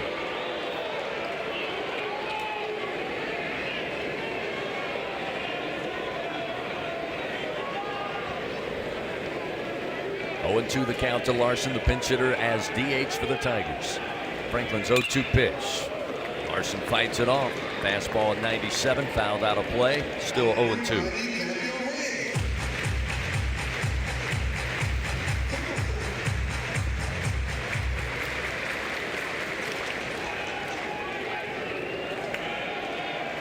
Franklin's second appearance on the mound for Tennessee this weekend. Another 0-2 pitch, misses low and away. 1 ball and 2 strikes. As Buzzy told you, came in Friday's game 1, recorded and out, threw only 11 pitches. He's got 17 thrown so far in this relief appearance. Dickinson with a lead off of first. The 1-2 to Larson. Fouls it back again, and this is what you get with Ashton Larson. And this is why, again, with his limited appearances, you got to tip your cap to a young man like Larson. He's going to give you a good at bat. He's battling right now. Got down early 0-2, still down 1 ball, 2 strikes. Fouling several off, making Franklin at least have to work. Well, he's got a very simplified swing, which I love. It's an A to B type swing. I mean, not a whole lot of moving parts, and just with a guy like Franklin who throws hard, that helps when you can be quick to the baseball. 1-2 pitch, swing and a miss this time. A little off the plate. Larson trying to get it. Down on strikes, there's 1 gone. And Stephen Milam will try his hand against Franklin. Switch hitting sophomore from Las Cruces, New Mexico. Will step into the left side of the batter's box.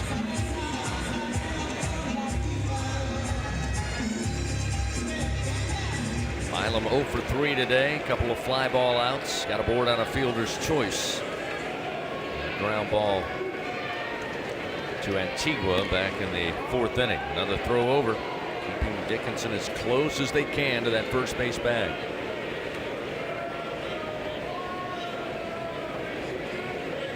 Again, with Fisher holding the runner on, the rest of the Tennessee infield straight up. Franklin's pitch to Milam. Swung on, a bouncer foul, first base side, and it's 0-1. Serving the world's best baby back ribs, fresh seafood, Cajun-inspired comfort food. Every Monday night, you'll find Jay Johnson at TJ Ribs. It's where baseball fans go to celebrate. Located at 2324 South Acadian Thruway. Wind still blowing right to left, a little bit out. Now blowing straight out towards Tiger Stadium, and another throw over to first. Dickinson again sliding back safely. Yeah, great thing about baseball, there's no rules on that. Yet, anyway. That's right. You can pick over as many times as you want. The 0-1 pitch, runner goes. The throw down to second to Antigua. The throw there in time, and the tag is applied, and Dickinson out. Caught stealing for the 2nd time this year. So you may not like the pick-over moves, but they eventually get what they wanted, and that's erasing the base pads and recording the 2nd out of the inning. Well, they know he was going to try to swipe a bag at some point during this inning, and with Dickinson with 6 stolen bases already, it's something they don't do a lot, but it gives you the luxury when you're up 6 runs, you're kind of in the driver's seat, you can be aggressive and try some things you may not normally do in a close ball game. Here's the 1-1 to Milam with the bases empty, and it's across the plate for a strike off speed, 1-2.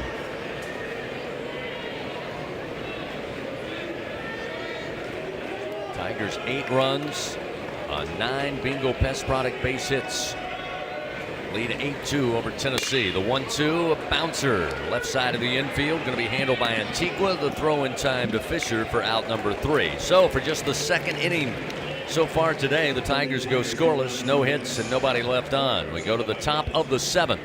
8-2, LSU leading Tennessee on the LSU Sports Radio Network. Hey, Tiger fans. Need funds to help with your financial situation? Republic Finance is a proud partner of LSU Athletics and has served the SEC area since 1952. Check out our loan options to see how we may help you. Visit a local branch or get pre-qualified online at republicfinance.com/tigers. Not all consumers are eligible to apply online. Secured loans are available exclusively in branch and have collateral and insurance requirements. Standard loan terms, rates, and fees apply based on your state. All loans are subject to approval pursuant to standard underwriting criteria. Not all consumers will qualify. For more information, call 833-907-1737. NIL is dominating the college sports scene, and LSU has positioned itself at the front of the pack. But to remain competitive and stay ahead of the rest, we need your support. Bayou Traditions is the official NIL collective of LSU Athletics. Join the tradition and become a member by signing up online at BayouTraditionsCollective.com. Members receive exclusive access to LSU student athletes that you can't get anywhere else. Help ensure LSU remains a leader in the NIL arena. Sign up today at BayouTraditionsCollective.com. Today, we are shaping tomorrow. We are researching how extreme stress impacts the immune system, from trauma victims to athletes and even astronauts. Our work is leading the way in sepsis treatment, saving countless lives. We're unlocking the mind with music in exciting new ways. Our Lady of the Lake Health and LSU are improving the health of our state and beyond. That's the impact of champions. Imagine the impact we'll have on the future. Together, we roar. Go in the booth with LSU Radio on Facebook Live and YouTube. LSU Fighting Tiger Baseball on the LSU Sports Radio Network. Top of the 7th inning in Game 3. LSU leading Tennessee 8-2 in a deciding rubber match of this weekend series. After 6 innings of work in his first career start as a Tiger, Jason Evans giving up 6 hits, 2 runs, both earned, no walks. Finishes with 6 strikeouts, and LSU will call upon Zach Cowan with a sunshine pitching change out of the bullpen for LSU. He'll take over here with Tennessee coming to the plate. And again, it will be Peebles, Marin, and Antigua, 7, 8, and 9 due up. At Cowan making his 16th appearance of the year. He's 2-0 with a 1.18 ERA. 6 saves. That leads the team. 38 innings of work, 25 hits, 5 runs, 6 walks, and 47 strikeouts in those 38 innings. He pitched in the first game against Tennessee, the 6-3 win by LSU, through 2/3 of an inning, gave up 2 hits, no runs, no walks, 1 strikeout through 13 pitches in that game. And he's not a blazer with the fastball by any means in today's day and age, but he's going to be 90 to 92 miles an hour with a slider, changeup, and a sinker. And the changeup's his best pitch, in my opinion. He's going to throw a ton of strikes. Cannon Peebles, the left-hander, swings at the first pitch, sends it high in the air to left field. Curiel coming over, and the can of corn handled for out number 1. So 1 pitch, 1 out. Certainly a good start for Cowan as Peebles retired. That'll bring Marin to the plate. I got a little time too, Chris. We'll give you the SEC scoreboard update presented by Republic Finance. A few finals already. Florida wins the series against Arkansas. They win the final game 9-5. Kentucky with the win over South Carolina. They win that series 11-5. Ole Miss gets shut out by Vanderbilt. Vanderbilt 13-0. Marin's first delivery from Cowan.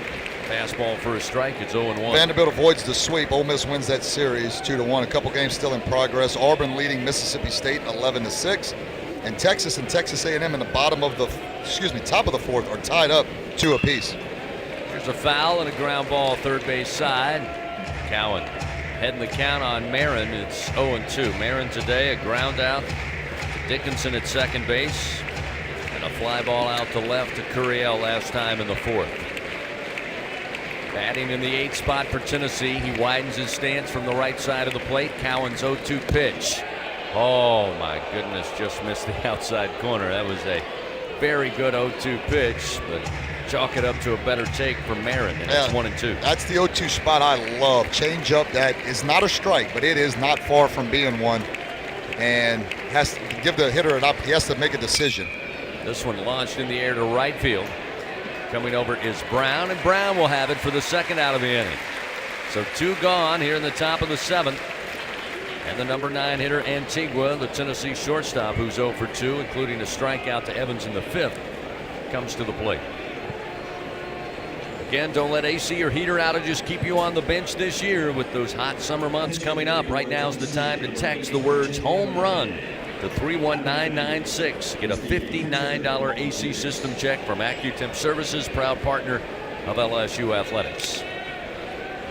So this time LSU appears to play straight up on the infield with the left-hander Abernathy coming in to pinch it for Antigua at the bottom of the order. Abernathy started in game 1 for Tennessee. He went 0 for 1 before being replaced on late Friday night. The 1-0 sails upstairs from Cowan, make it 2 balls, no strikes. Abernathy, the freshman out of Atlanta, Georgia, batting .284 on the year. This is his 96th plate appearance. Has 3 doubles, has driven in 8 runs on the year. The 2-0 pitch.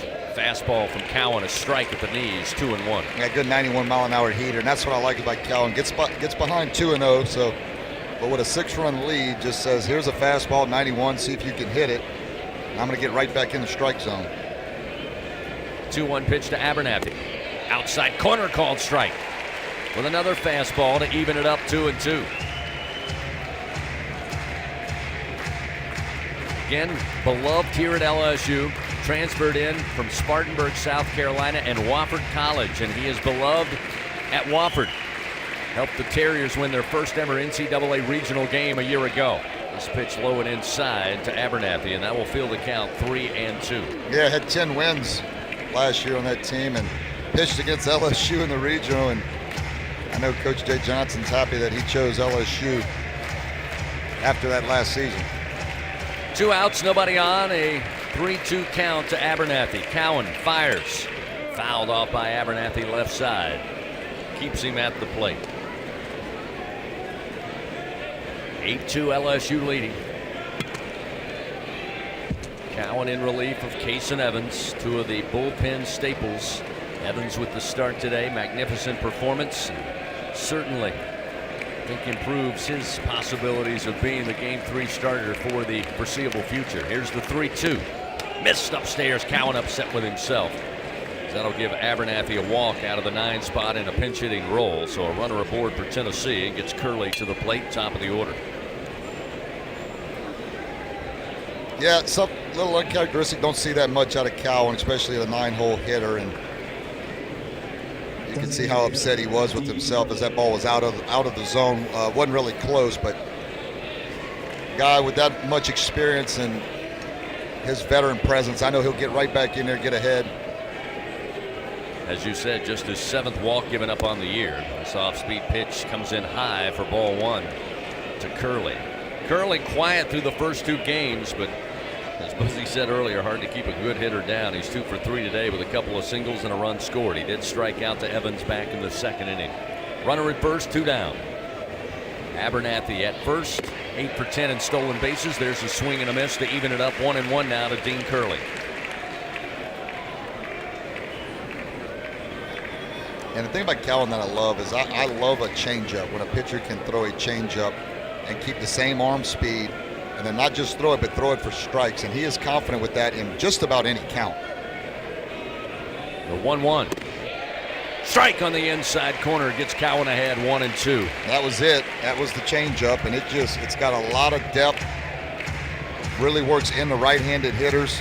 And again, the secret to a changeup is you got to keep the arm speed the same. Arm speed's got to be just like a fastball, and the grip does the work. 1 ball, 2 strikes, 2 outs, runner at first.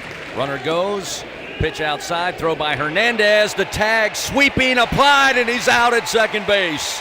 Perfect throw by Hernandez. Dickinson, all he had to do was catch it, drop the glove. Now Tennessee going to challenge. We'll take a look at it here in the booth. Tennessee is challenging the ruling of out at second base. Well, it was bang, bang, Chris, and you said it. I mean, the ball was right on the cash. It was right on the money. All Dickinson had to do was catch and put down, and he caught it and put down a quick swipe tag. I don't know how they can overturn it from what I saw. That angle there does not show when Abernathy's hand touches the bag. It was blocked by Dickinson applying the tag, so they've got multiple angles. We see our first one here in the booth, and I'm with you. I don't think they have inconclusive evidence to overturn it. This review brought to you by Acme Oyster House, so hold the phone. We'll wait and see. And that would be the 3rd out of the inning, and the ruling on the field was out. So they have to overturn it with much better video evidence. And again, we're seeing that same angle, and I just don't know if they're going to have enough. Again, that left hand leading from Abernathy, and the foot of Dickinson kind of blocks what time that fingertip touched the bag. Again, we're seeing one angle. They have multiple camera angles here at the box, center field, third base, first base, number of camera angles. We've seen the same one twice. I just don't believe they have enough to overturn it. So we'll see. Talking it over with Birmingham. Here we go. After review, the runner is out. Tennessee loses one challenge. They have one remaining. So now Tennessee, after winning a challenge earlier, loses the first of two they have. And the Tigers, again, defensively get it done. Great throw by Hernandez, perfect tag by Dickinson, and Tennessee is done. They trail LSU 8-2. We stretch it out here at the box on a Sunday afternoon. Tigers come to the plate in the bottom half of the seventh. Again, it'll be Braswell, Hernandez, and Stanfield, 7, 8, and 9 when we continue on the LSU Sports Radio Network. Fans, have you ever wanted to watch LSU baseball on TV but hear the action from the LSU Sports Radio Network? Just sync the game with the LSU Sports mobile app. It's easy to do. Just pause the TV. Use the LSU Sports mobile app to stream the audio on your smartphone or tablet. Connect to a smart speaker, then wait for the audio to catch up to the point your TV is paused. Push play, and you are all set. Sync the game with the LSU Sports mobile app for iOS and Google devices. Download it today. Tigers win! Tigers win! The Southeastern Conference. It's the land of legends, the places, the faces, and moments. And he's going for it. It's a touchdown! We've seen the confetti fall again and again. But we're not done.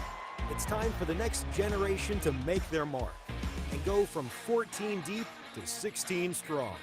It's a whole new ball game in the SEC, and it just means more.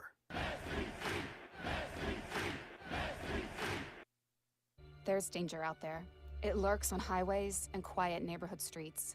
It's more likely to kill you than a shark and more terrifying than the biggest snake. Distracted driving claims lives every day. Every notification, swipe, social post, video, or selfie while driving risks your life.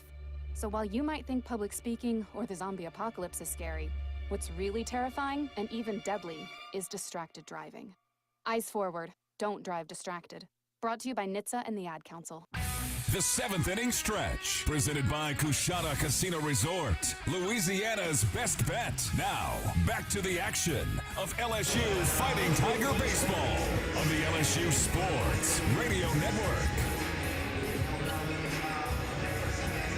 8-2, LSU leading Tennessee. Tigers come to the plate, bottom of the seventh inning. Michael Braswell will lead it off again. He was aboard on a walk. Back in the fifth inning, came around to score a run for the Tigers. And the first pitch from Franklin forces Braswell out of the batter's box, high and inside. It's 1 ball and no strikes. Interesting move by Tony Vitello. A couple of movement defensively for Tennessee. 1-0 pitch, a strike across the plate makes it 1-1. They brought in Abernathy to bat for Antigua, the shortstop, and we've talked about him being on the diamond for his defensive play, not necessarily his offensive prowess. Braswell swings and misses at a fastball up, and it's 1-2, but they'll move Marin from third to short. Bargo comes in from left field to play third, and now Abernathy, who came into pinch hit, tagged out to finish the top of the seventh, is in left field. Braswell rockets one foul down the right field line. Keeps the count 1 ball and 2 strikes. And that was my first thought. I look down, I see Abernathy come to the plate in the 9-hole. I thought, well, maybe they'll move somebody else around. But Antigua's in the dugout now. A team that has not been the most efficient defensively on the year, and certainly gave LSU open the window early Saturday morning in the ninth with 2 back-to-back errors. Braswell drives one high and deep to left center field, and Braswell has his second home run of the year, second home run of the series in back-to-back games, and the Tigers make it 9-2. Braswell and the Tigers with yet another LSU online home run. They bring out the whooping stick on Sunday. That carbon copy of yesterday's home run, Chris, right in the same area, and ball hit well. I knew it was going to be for sure 2, for sure a double, maybe even a triple if it was going to bounce off the wall, and it just carried, and Braswell's showing a little power here these last 2 days. Exactly what we saw down the backstretch of last year from Michael Braswell is he knew he had it. He was more confident than you and I off the bat. He stood there for just a moment, then started the trot to first, and good for Braswell, his second home run of the year. Nobody out, Hernandez to the plate. Hernandez with a triple earlier today back in the second inning. Also aboard on a walk. He scored 2 runs. 9-2 LSU leads. The 0-1 from Franklin. Misses high and outside. Evens it up to Hernandez. 1 ball and 1 strike. 3 LSU Online home runs today. Fans knock it out of the park like the Tigers with LSU Online and continuing education. Hernandez. Oh, they say he went around. He tried to check up on a pitch low. First base umpire said he went around. It's 1 ball, 2 strikes.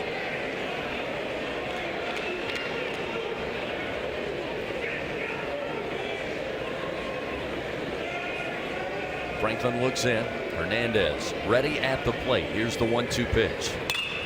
Fouled back out of play. Holds it at 1 ball, 2 strikes.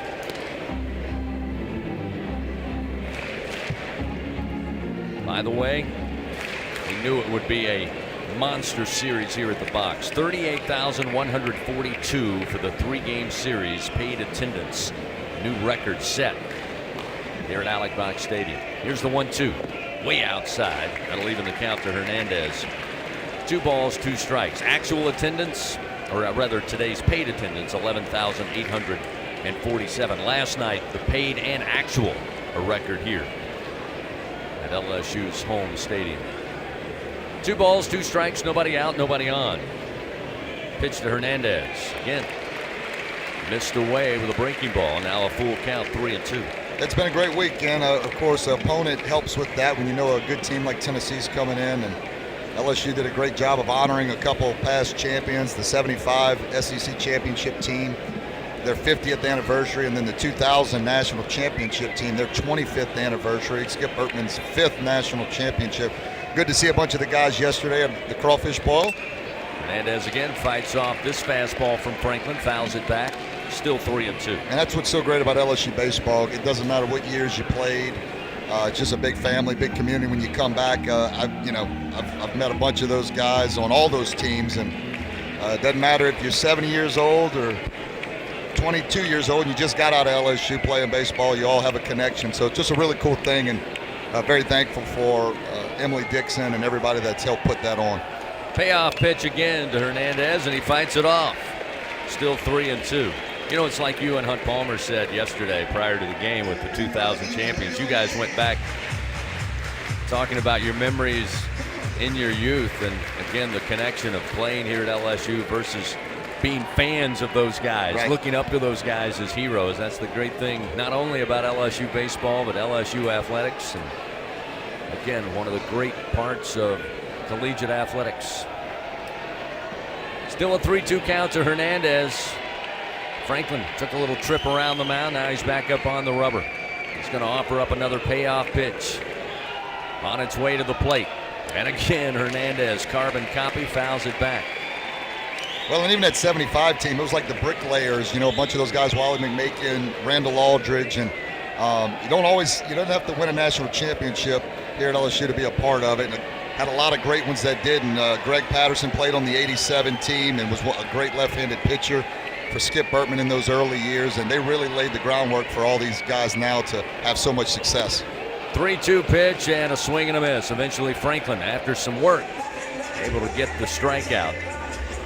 Ran it up there at 100 miles per hour. Hernandez couldn't catch up to it. Third strikeout for Franklin in relief, 1 gone, and we'll see Chris Stanfield. Stanfield 1 for 2.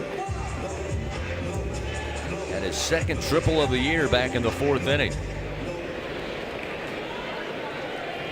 So with nobody on and 1 out, Stanfield looking to get aboard.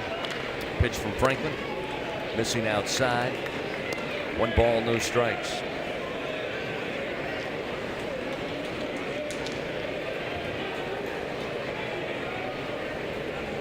The 1-0. Stanfield swings high in the air, shallow right field. Coming in is Chapman. And he gets to it in time for the second out of the inning. Stanfield retired on a fly ball out to right. bring Derek Curiel to the plate, but before doing so, Tony Vitello out on his way to the mound, expected to make another pitching change here. It's like he had a couple of arms down there from time to time tossing, and he's made the call. A pitching change powered by Sunshine. If you need a game-changing upgrade, trust Sunshine, your hometown John Deere dealer in Louisiana. Keep your home turf in tip-top shape. 9-2, LSU leads. They plated a run on a solo shot from Braswell here in the 7th inning. They've got 2 outs. Curiel atop the order coming in. We'll tell you about the volunteer pitcher when we come back on the LSU Sports Radio Network. At Sunshine, your hometown John Deere dealer in Louisiana, we know that every great game starts with a perfect field. Our equipment, whether it's a mower or a tractor, we can ensure your grass is always game day ready, so you can focus on making memories. Because at the end of the day, it's more than just a game. It's about the community, the joy, and the LSU traditions. Visit sunequip.com to get the best starting lineup of John Deere equipment. Sunshine is a proud sponsor of LSU Athletics. People's Health has a new Medicare plan designed for people with diabetes, chronic heart failure, or cardiovascular disorders. It features a monthly over-the-counter allowance, lower costs for a number of prescriptions, and lower specialist copays than non-special needs plans from People's Health. To learn more about a chronic special needs plan, call 1-844-663-2133. Plans are insured through United Healthcare Insurance Company or one of its affiliated companies, a Medicare Advantage organization with a Medicare contract. Enrollment in the plan depends on the plan's contract renewal with Medicare. Hey, LSU fans, you're invited to Louisiana's largest casino resort, Coshada. Coshada Casino Resort has the largest and most spacious gaming floor in the Lake Charles area, with thousands of the newest slots, over 55 table games, live bingo and off-track betting, plus 3 beautiful hotels, delicious Cajun cuisine, and the #1 rated golf course in Louisiana. Coshada Casino Resort is proud to support LSU. Go Tigers!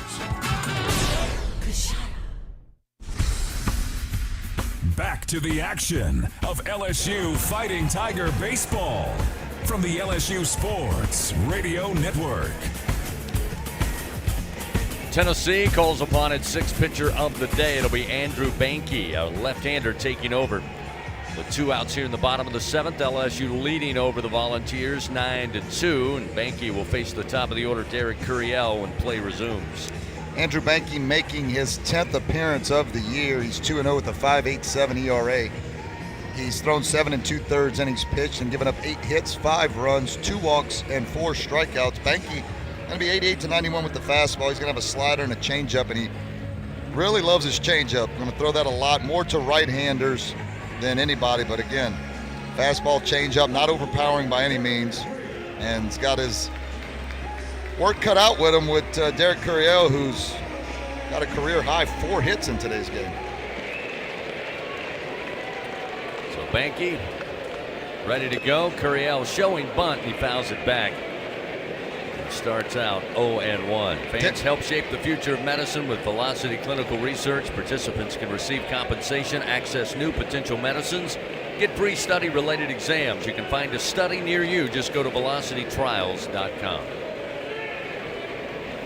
The 0-1 pitch. High and inside. 1 ball and 1 strike. I'm looking for the triple here, Chris. Looking for a ball down the right field line with Curiel's speed. I think he can motor on to third base. Last time these 2 teams met was in the SEC championship there in the tournament in Hoover. And Andrew Banky came in, did not record an out, walked 2 batters against LSU. Here's a bunt left side, but foul again up the third base line. That'll move the count 2 balls and 2 strikes. That was a 4-3 Tennessee win there in Hoover. We said it all week coming into the weekend. All the different rivalries kind of pop up. They heat up, different ones from year to year. And over the last several, it's been Tennessee and LSU. I'd say for sure. And it's always got big stakes at play. I would say when Maneri's last year, when they went there in 22, that was the Super Regional. Yeah. It seems like it's just been ramped up since then. You're right. 2-2 pitch. Missed inside to Curiel. That'll fill the count now 3-2. Well, they met in Omaha in 23. They had Hoover last year. I mean, they've had, just been some big games. Payoff pitch to Curiel. He'll fight it off. Foul at left side. Still 3-2. 2 outs, nobody on. Tigers leading 9-2 here in the bottom of the 7th inning.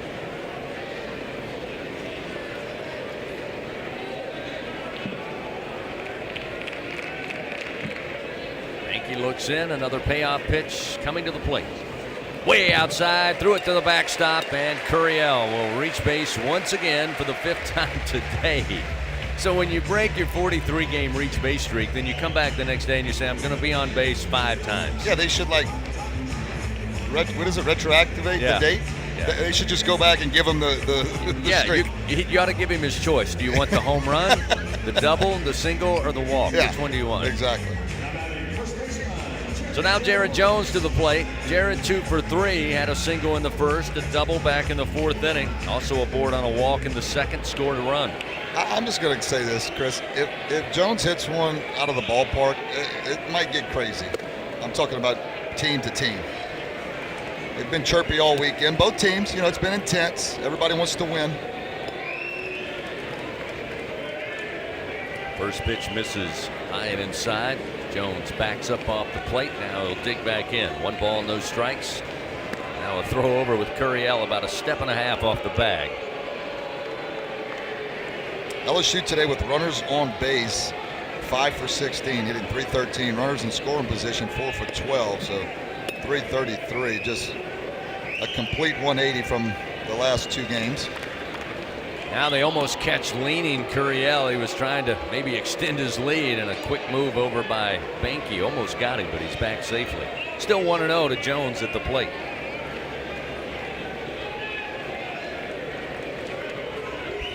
Banky the left-hander. Jones the right-hander at the plate. And again, another throw over, and Curiel will trot his way back to the bag easily.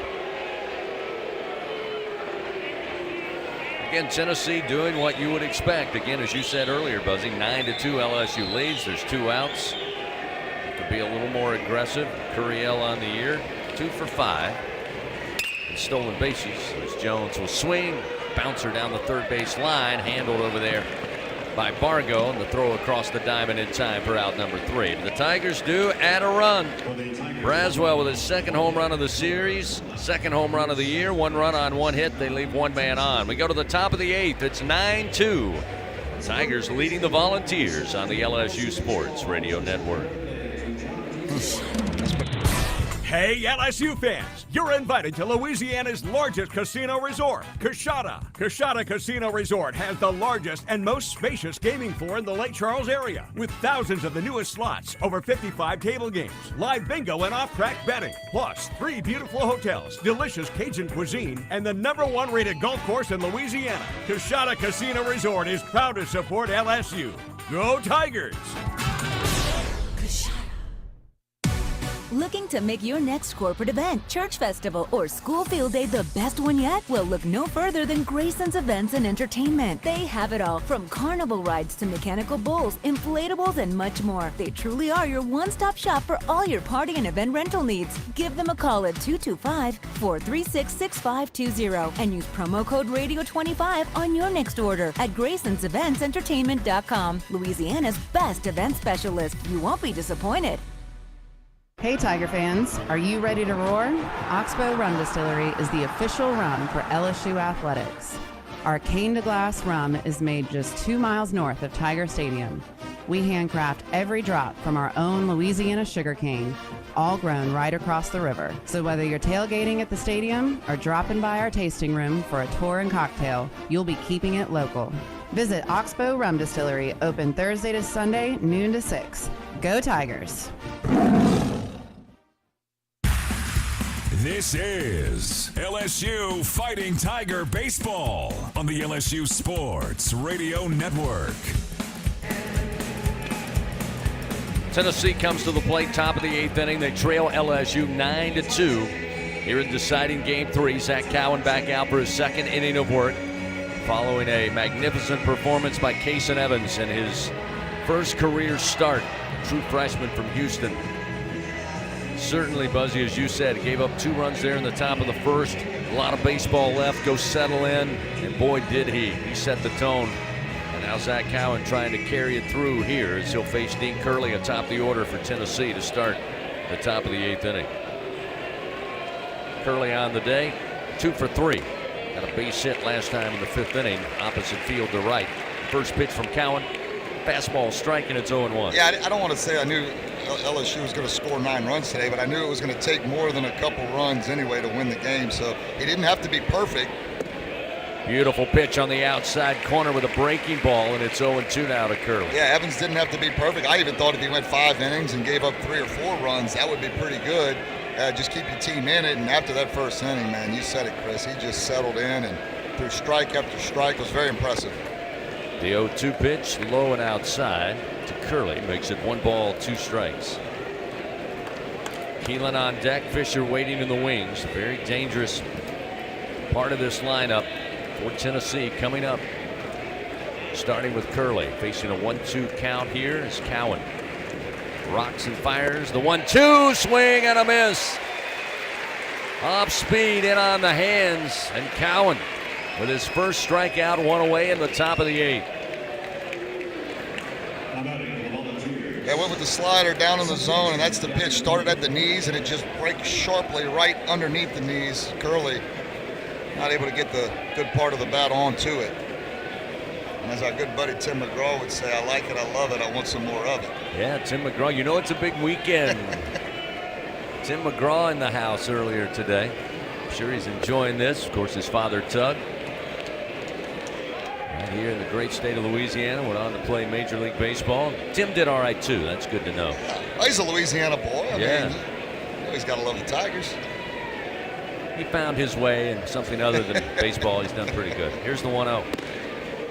Missed outside to Keelan. Keelan, the big factors today for this LSU pitching staff that they have limited his damage. He's 0 for 3 after being on a tear through the first 2 games. 2 balls, no strikes. As Cowan looks in. The 2-0. Absolutely hammered but fouled towards the parking lot near the hitting lab over in right. Now 2 balls, 1 strike. That's what's so impressive about Cowan is that he gets behind 2-0, and just when you think, oh, he's going to groove a fastball in there, he's able to control that changeup so well and have such. More than that, it's that he has the confidence to throw it 2-0 and throw it for a strike and keep Keelan out in front. 2-1 pitch comes back with a fastball. This one launched in the air down the line and left. Giving it chase is Braswell, but it's behind the screen and into the seats out of play. Now 2-2 to Keelan. I've always said a good changeup makes your fastball look 2 or 3 miles an hour harder. Chris Cotton years ago was the same way. He could throw his changeup in any count, and throwing only low 90s, it seemed like probably mid 90s to people because it would speed the bat up so much. And Cowan has that same ability. He throws the ball 90 to 92 miles an hour, but that fastball looks a lot harder with the changeup. Keelan swings, this time launches in the air to left field. Curiel says he has it coming over in left, and he does for the second out of the inning. And Keelan now 0 for 4 on the day.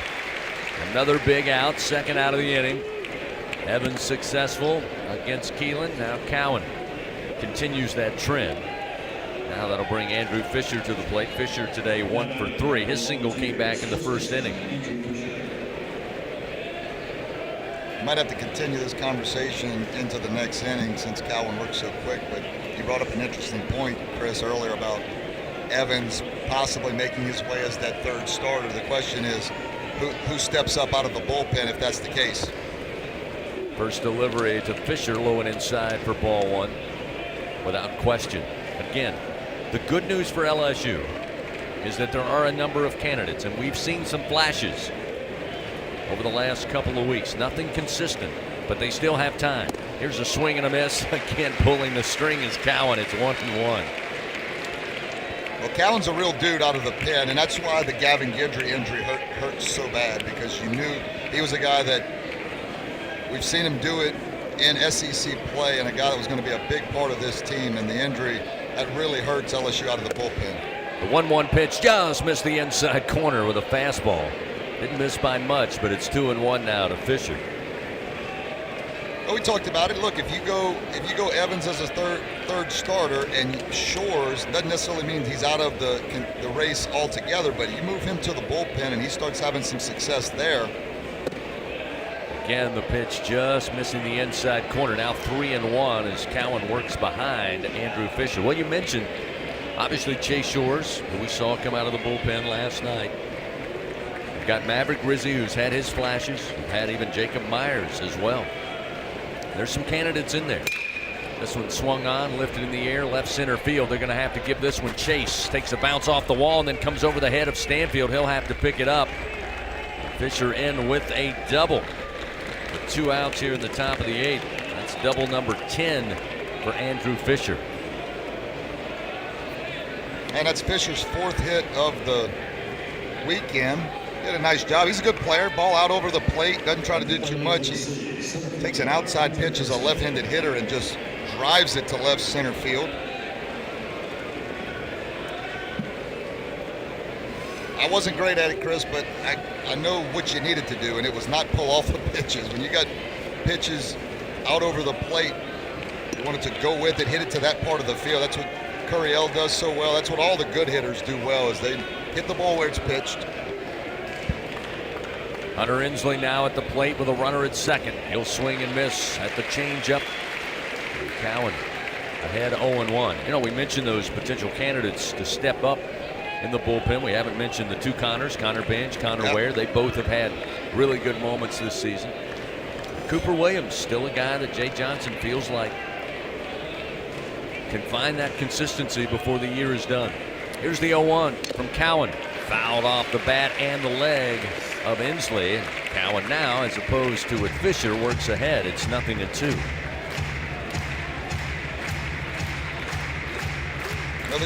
That's why they got a guy down there that leads this program to make those decisions, and he's done a good job over these first few years. Well, I think a lot of people agree with me. In Jay, we trust. Yeah, that's absolutely right. 2 outs, runner at second. Cowan's 0-2 pitch. Down the middle, cold, strike 3.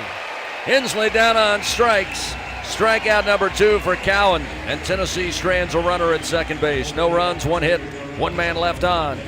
Bottom of the 8th, and the Tigers coming to the plate.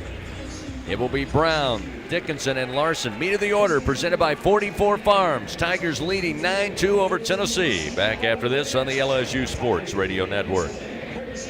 Can't get the break here, Chris. The computer's in a long reboot.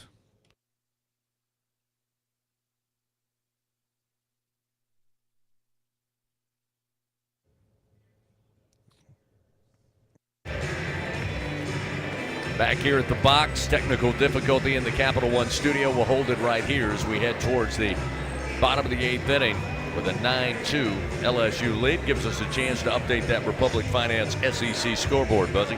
Yeah, thank you, Chris. You've got a few finals already. Florida with the series win over Arkansas. They were hosting the Razorbacks. They win that game 9-5. Florida moves to 8-13 in the SEC. Arkansas at 14-7. in the SEC. Kentucky wins their series against South Carolina at home. They win that game 11-5. Kentucky at 10-11 in the SEC. South Carolina sits in second to last place behind Missouri, or right in front of Missouri, I should say, at 5-16. Ole Miss gets beat by Vanderbilt. Vanderbilt shuts out the Rebels 13-0 in Oxford. Vanderbilt avoids getting swept. Ole Miss does win that series. They improve to 12-9. Vanderbilt sits at 12-9 as well. A couple games that are currently being played and are still being played. Bottom of the 8th in Auburn. The Tigers are leading the Bulldogs, Mississippi State that is, 12-7 in that game. Auburn sits at 10-10 in the SEC. Mississippi State at 7-13. That is the rubber match as the series is tied 1-1.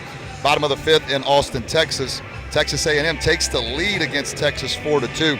Again, the Longhorns are leading the SEC at 18-2. Texas A&M sits at 8-12.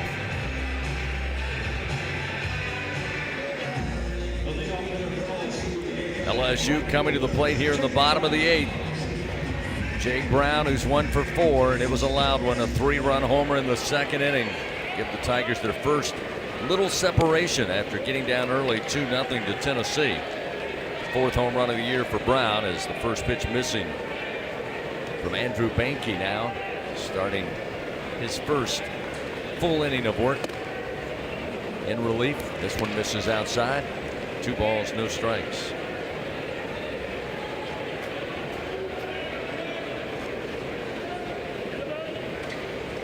2-0 delivery. Again, high and outside. Quickly 3-0 to Jake Brown. Yeah, a lot of good moments in this game today, Chris. The way the offense had struggled in the first 2 games, other than the ninth inning on Friday night, early Saturday morning, the Jake Brown home run in the bottom of the second, that got the crowd in it. That gave the Tigers a good 5-2 lead.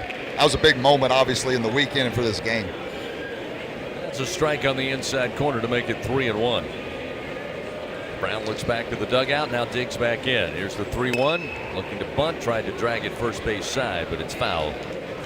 Moves the count, 3 balls, 2 strikes. Fans Capital One offering checking and savings accounts, no fees or minimums. Capital One, what's in your wallet?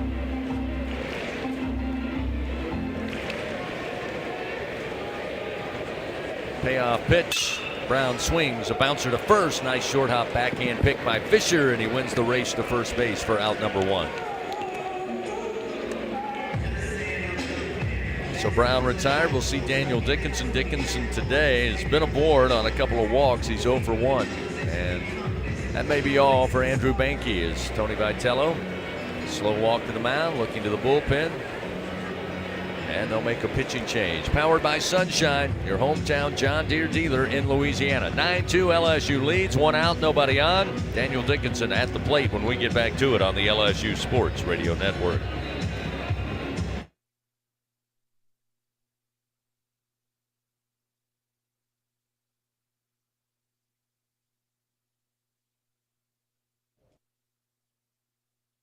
Trying to bring the log up.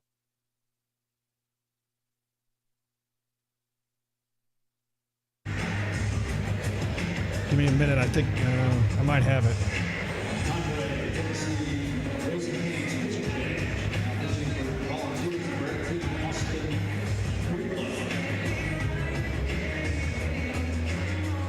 Winning isn't everything.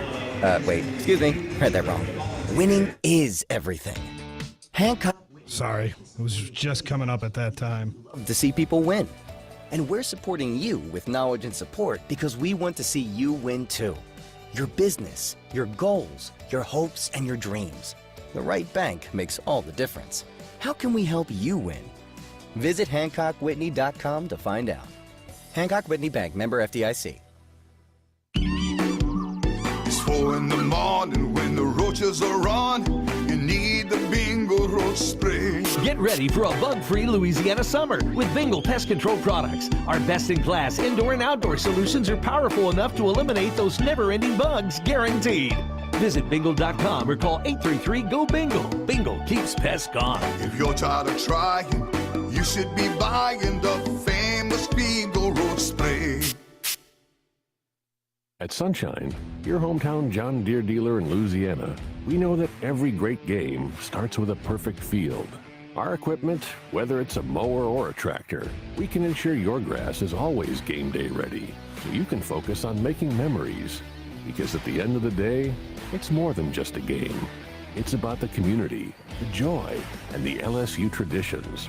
Visit sunequip.com to get the best starting lineup of John Deere equipment. Sunshine is a proud sponsor of LSU Athletics. Back to the action of LSU Fighting Tiger Baseball from the LSU Sports Radio Network. After the pitching change for Tennessee, Austin Breedlove, now a right-hander, comes in to face Daniel Dickinson, the Tigers' second baseman, with 1 out here in the bottom of the 8th, a 9-2 LSU lead. First pitch, breaking ball in for a strike at the knees, and it's 0-1 to Dickinson. Again, Daniel aboard 3 times today, a couple of walks, hit by a pitch, strikeout victim in the 4th, looking for his first hit. The 0-1. Outside with a heater, 1 ball, 1 strike. Breedlove making his 16th appearance of the year. He's 2-0 with a 1.06 ERA. In 17 innings of work, he's given up 14 hits, 2 runs, 2 walks, and 21 strikeouts. 1-1 pitch. Again, missed outside, 2-1. 91-94 with the fastball, 79-82 with the curveball, and a slider that sits around the same speed. So the curveball and the slider, very similar from velocity standpoints. One's a little bigger, a little loopier, the other a little sharper and quicker. 2-1. Foul back off the bat of Daniel. It's 2-2. Danny looking for his first hit of the weekend. Average still at 329. Came into today's game batting .307 in SEC play. 2-2 pitch. High and inside. Backs him up. Now a full count, 3-2.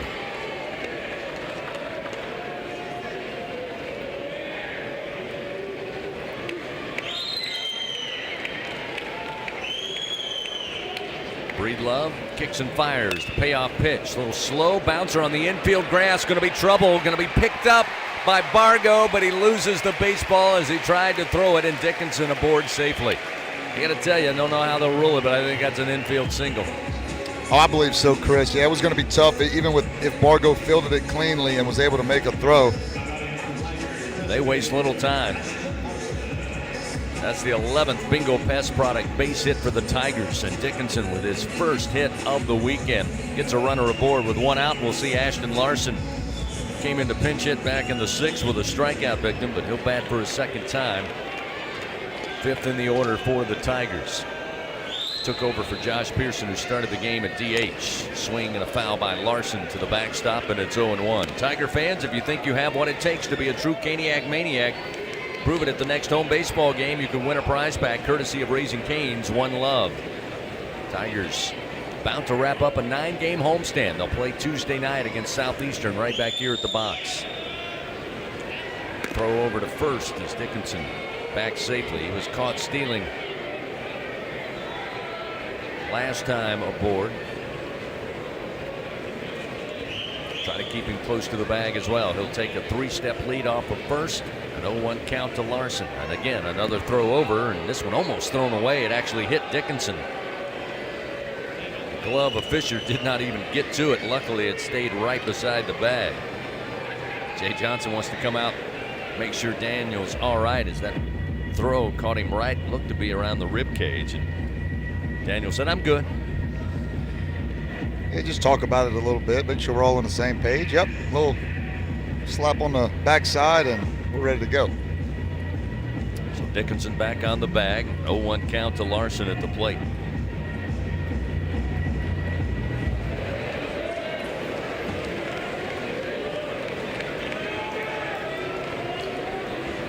Breedlove with the 0-1 delivery. Missed high above the letters. 1 ball, 1 strike.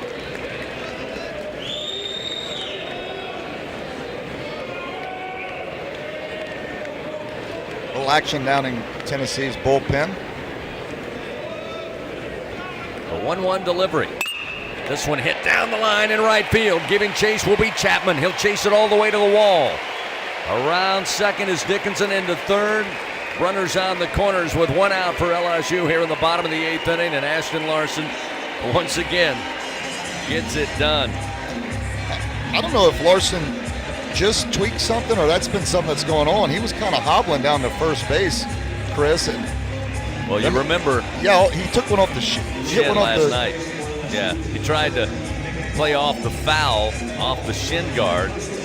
Eventually was brought back last night to the plate after they ruled it foul. But yeah, I'm not sure he's 100% as he just kind of slowed his way down to first base. They immediately bring in a pinch runner. But you're right, I don't think he's 100%, but he sure knows how to hit the baseball. Well, he took a hanging breaking pitch, and he did not miss it. That ball was 98 miles an hour off the bat and down the right field line. Tigers continue to hit since the first inning, and they're continuing now.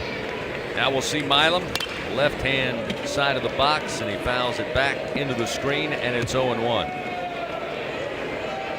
So Larson with the single to right field. They'll have Mick Paul come in to pinch run. So runners on the corners here. Dickinson at third, Paul the pinch runner at first. 1 out and an 0-1 count to Stephen Milam. Swings at a pitch up in the zone and fouls it back on a fastball offered up by Breedlove, and it's 0-2. Well, partner, it's been a long weekend, long Friday night into the early Saturday morning hours. Do we just end it here with the 3-run homer? Go ahead and call it a day, call it a weekend. Works for me. Milam with 9 home runs on the season. Again, he's 0 for 4 today. Here's the 0-2 pitch, and he stays away from this one upstairs. 1-2. catch a number. I believe that was Thomas Crabtree. Yeah, that's number 17, the right-hander for Tennessee. Thomas Crabtree getting loose down in their bullpen. 1 ball, 2 strikes to Milam, 1 out, runners first and third for the Tigers. 1-2, again, upstairs, 2 balls, 2 strikes. Again, Crabtree with two breaking pitches. He's got the slider and the curveball, but they're very similar velocity-wise. So, again, the curveball will be a bigger loopy pitch, and that slider will be a sharper breaking, more east to west pitch. 2-2 delivery, and Milam fouls it off. Again, a little up in the zone, keeps the count 2 balls, 2 strikes.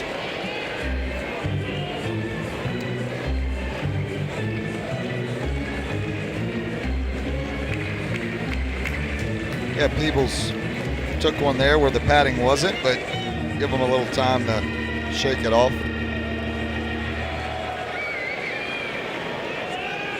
Dickinson at third, McPaul, the pinch runner for Larson at first base. Just 1 out, a 2-2 count to Stephen Milam. Quick throw over. Again, down in the dirt as the throw from Breedlove was low. Fisher could not dig it out, but it catches the side of the bag and keeps it right there. And now Fisher, I think, going to come over and talk to Breedlove a little bit, maybe saying, hey, we're getting a little dangerous with those throws. Well, that sun's probably kind of right in his eyes, too, so if you're going to do that, well, keep it low, which he has. Chris, I was just assuming, is SEC play not always a 10-run rule in play? Yes. Yeah, it doesn't have to be announced. That's what I thought. 2 balls, 2 strikes to Milam, 1 out, runners first and third. It's a 9-2 LSU lead here in the bottom of the 8th. 2-2 delivery. Again, upstairs, Milam stays away, and it fills the count 3-2. Yeah, good at bat by Milam. Working it to full count.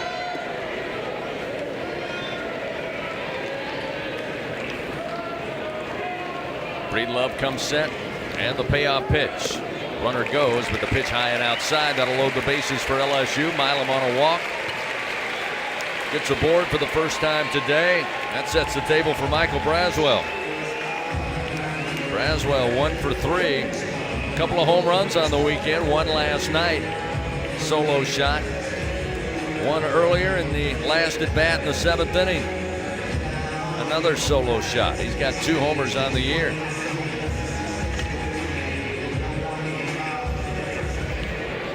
Now with Dickinson at third, McPaul at second, Milam at first, just 1 out.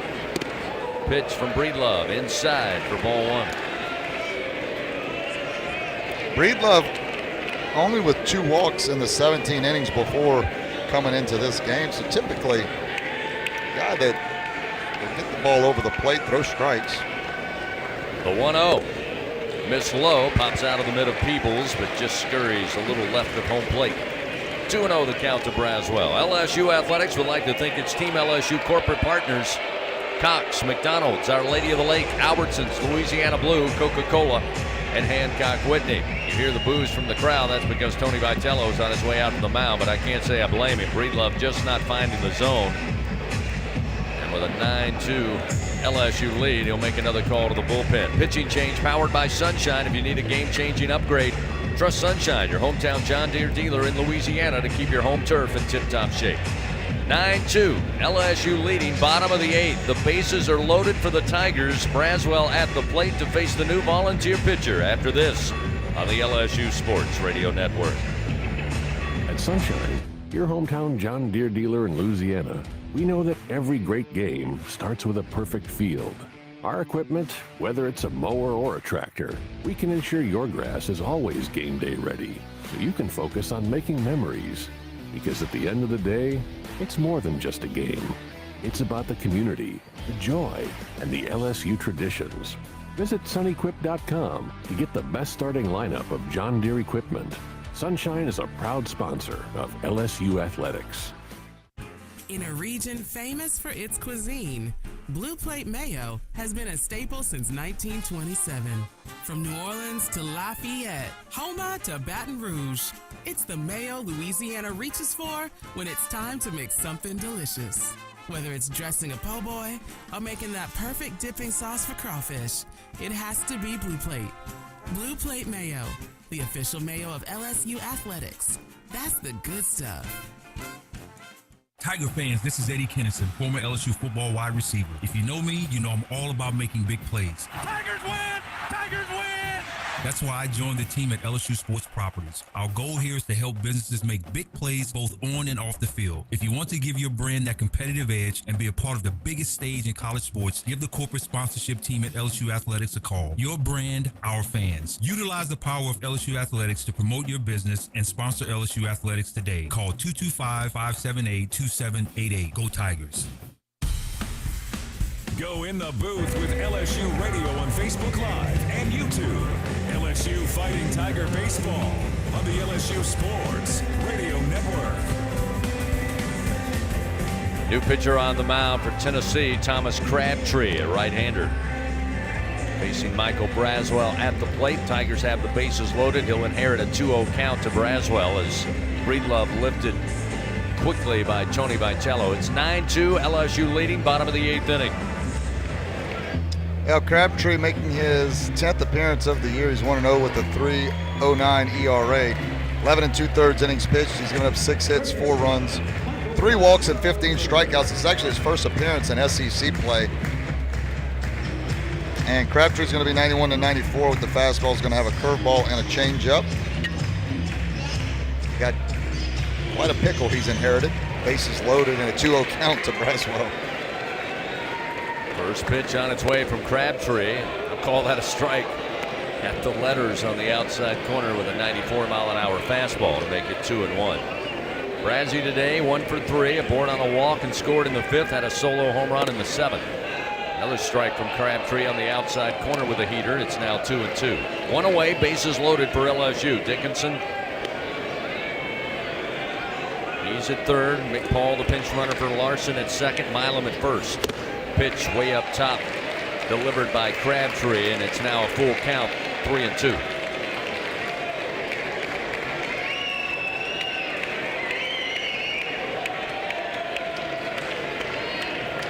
Payoff delivery. Swung on, ground ball, hit to the shortstop, bobbled it is Marin. He'll get the throw after picking it up to second base to get Milam for the force out, but coming in to score will be Dickinson. That'll make it 10-2 LSU. Didn't I mention a moment ago, Antigua lifted from the game at shortstop. Marin moved from third to short, and that ground ball from Braswell ate him up. They do get the out for the second out of the inning. A lot of times I always found the ones hit right at you with a little bit of velo, where you couldn't get around and see the hops were the hardest to catch, and Marin just bobbled it a little bit.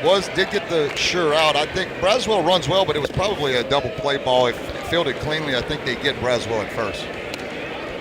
First delivery from Crabtree to Luis Hernandez now at the plate, misses low. 1 ball, no strikes. Luis 1 for 3, had a triple back in the second, aboard on a walk in the 5th, a couple of strikeouts as well. Runners on the corners with 2 outs. Hernandez launches a line drive to left field. It'll come off the top of the wall. Bargo, or rather now Abernathy, couldn't get to it. 1 run is in. The throw cut off, coming to the plate, sliding safely, and the Tigers win! Tigers win! Run rule the Tennessee Volunteers by a final 12-2. The Tigers racing in right field, showering each other as they have won the series on an absolute slap to the top of the wall in left field by Luis Hernandez. Braswell comes home to make it 12-2, and the Tigers take the series 2-1 by run ruling. The Tennessee Volunteers, the Tigers with the win, moved to 36-9, 14-7 in SEC play. Tennessee, they'll limp back to Rocky Top. 35-9, now 13-8 in SEC play. What a thriller here on Sunday. Your Tigers win run rule fashion in the 8th, 12-2 over the Vols of Tennessee. Back with more on the LSU Sports Radio Network. Ridgeway Hospital. Hospice, the official hospice of LSU Athletics, is the champion's choice for hospice care in South Louisiana. With over 10 years of excellence and experience, Bridgeway has 3 locations to serve you and your loved ones: Baton Rouge, Lafayette, and Plaquemine. Ask for Bridgeway Hospice by name, your champion's choice in comfort and compassionate care. Bridgeway Hospice says, go Tigers! Louisiana, coming soon to a lottery retailer near you. The hottest tickets in town. The heat is on. Play Spice It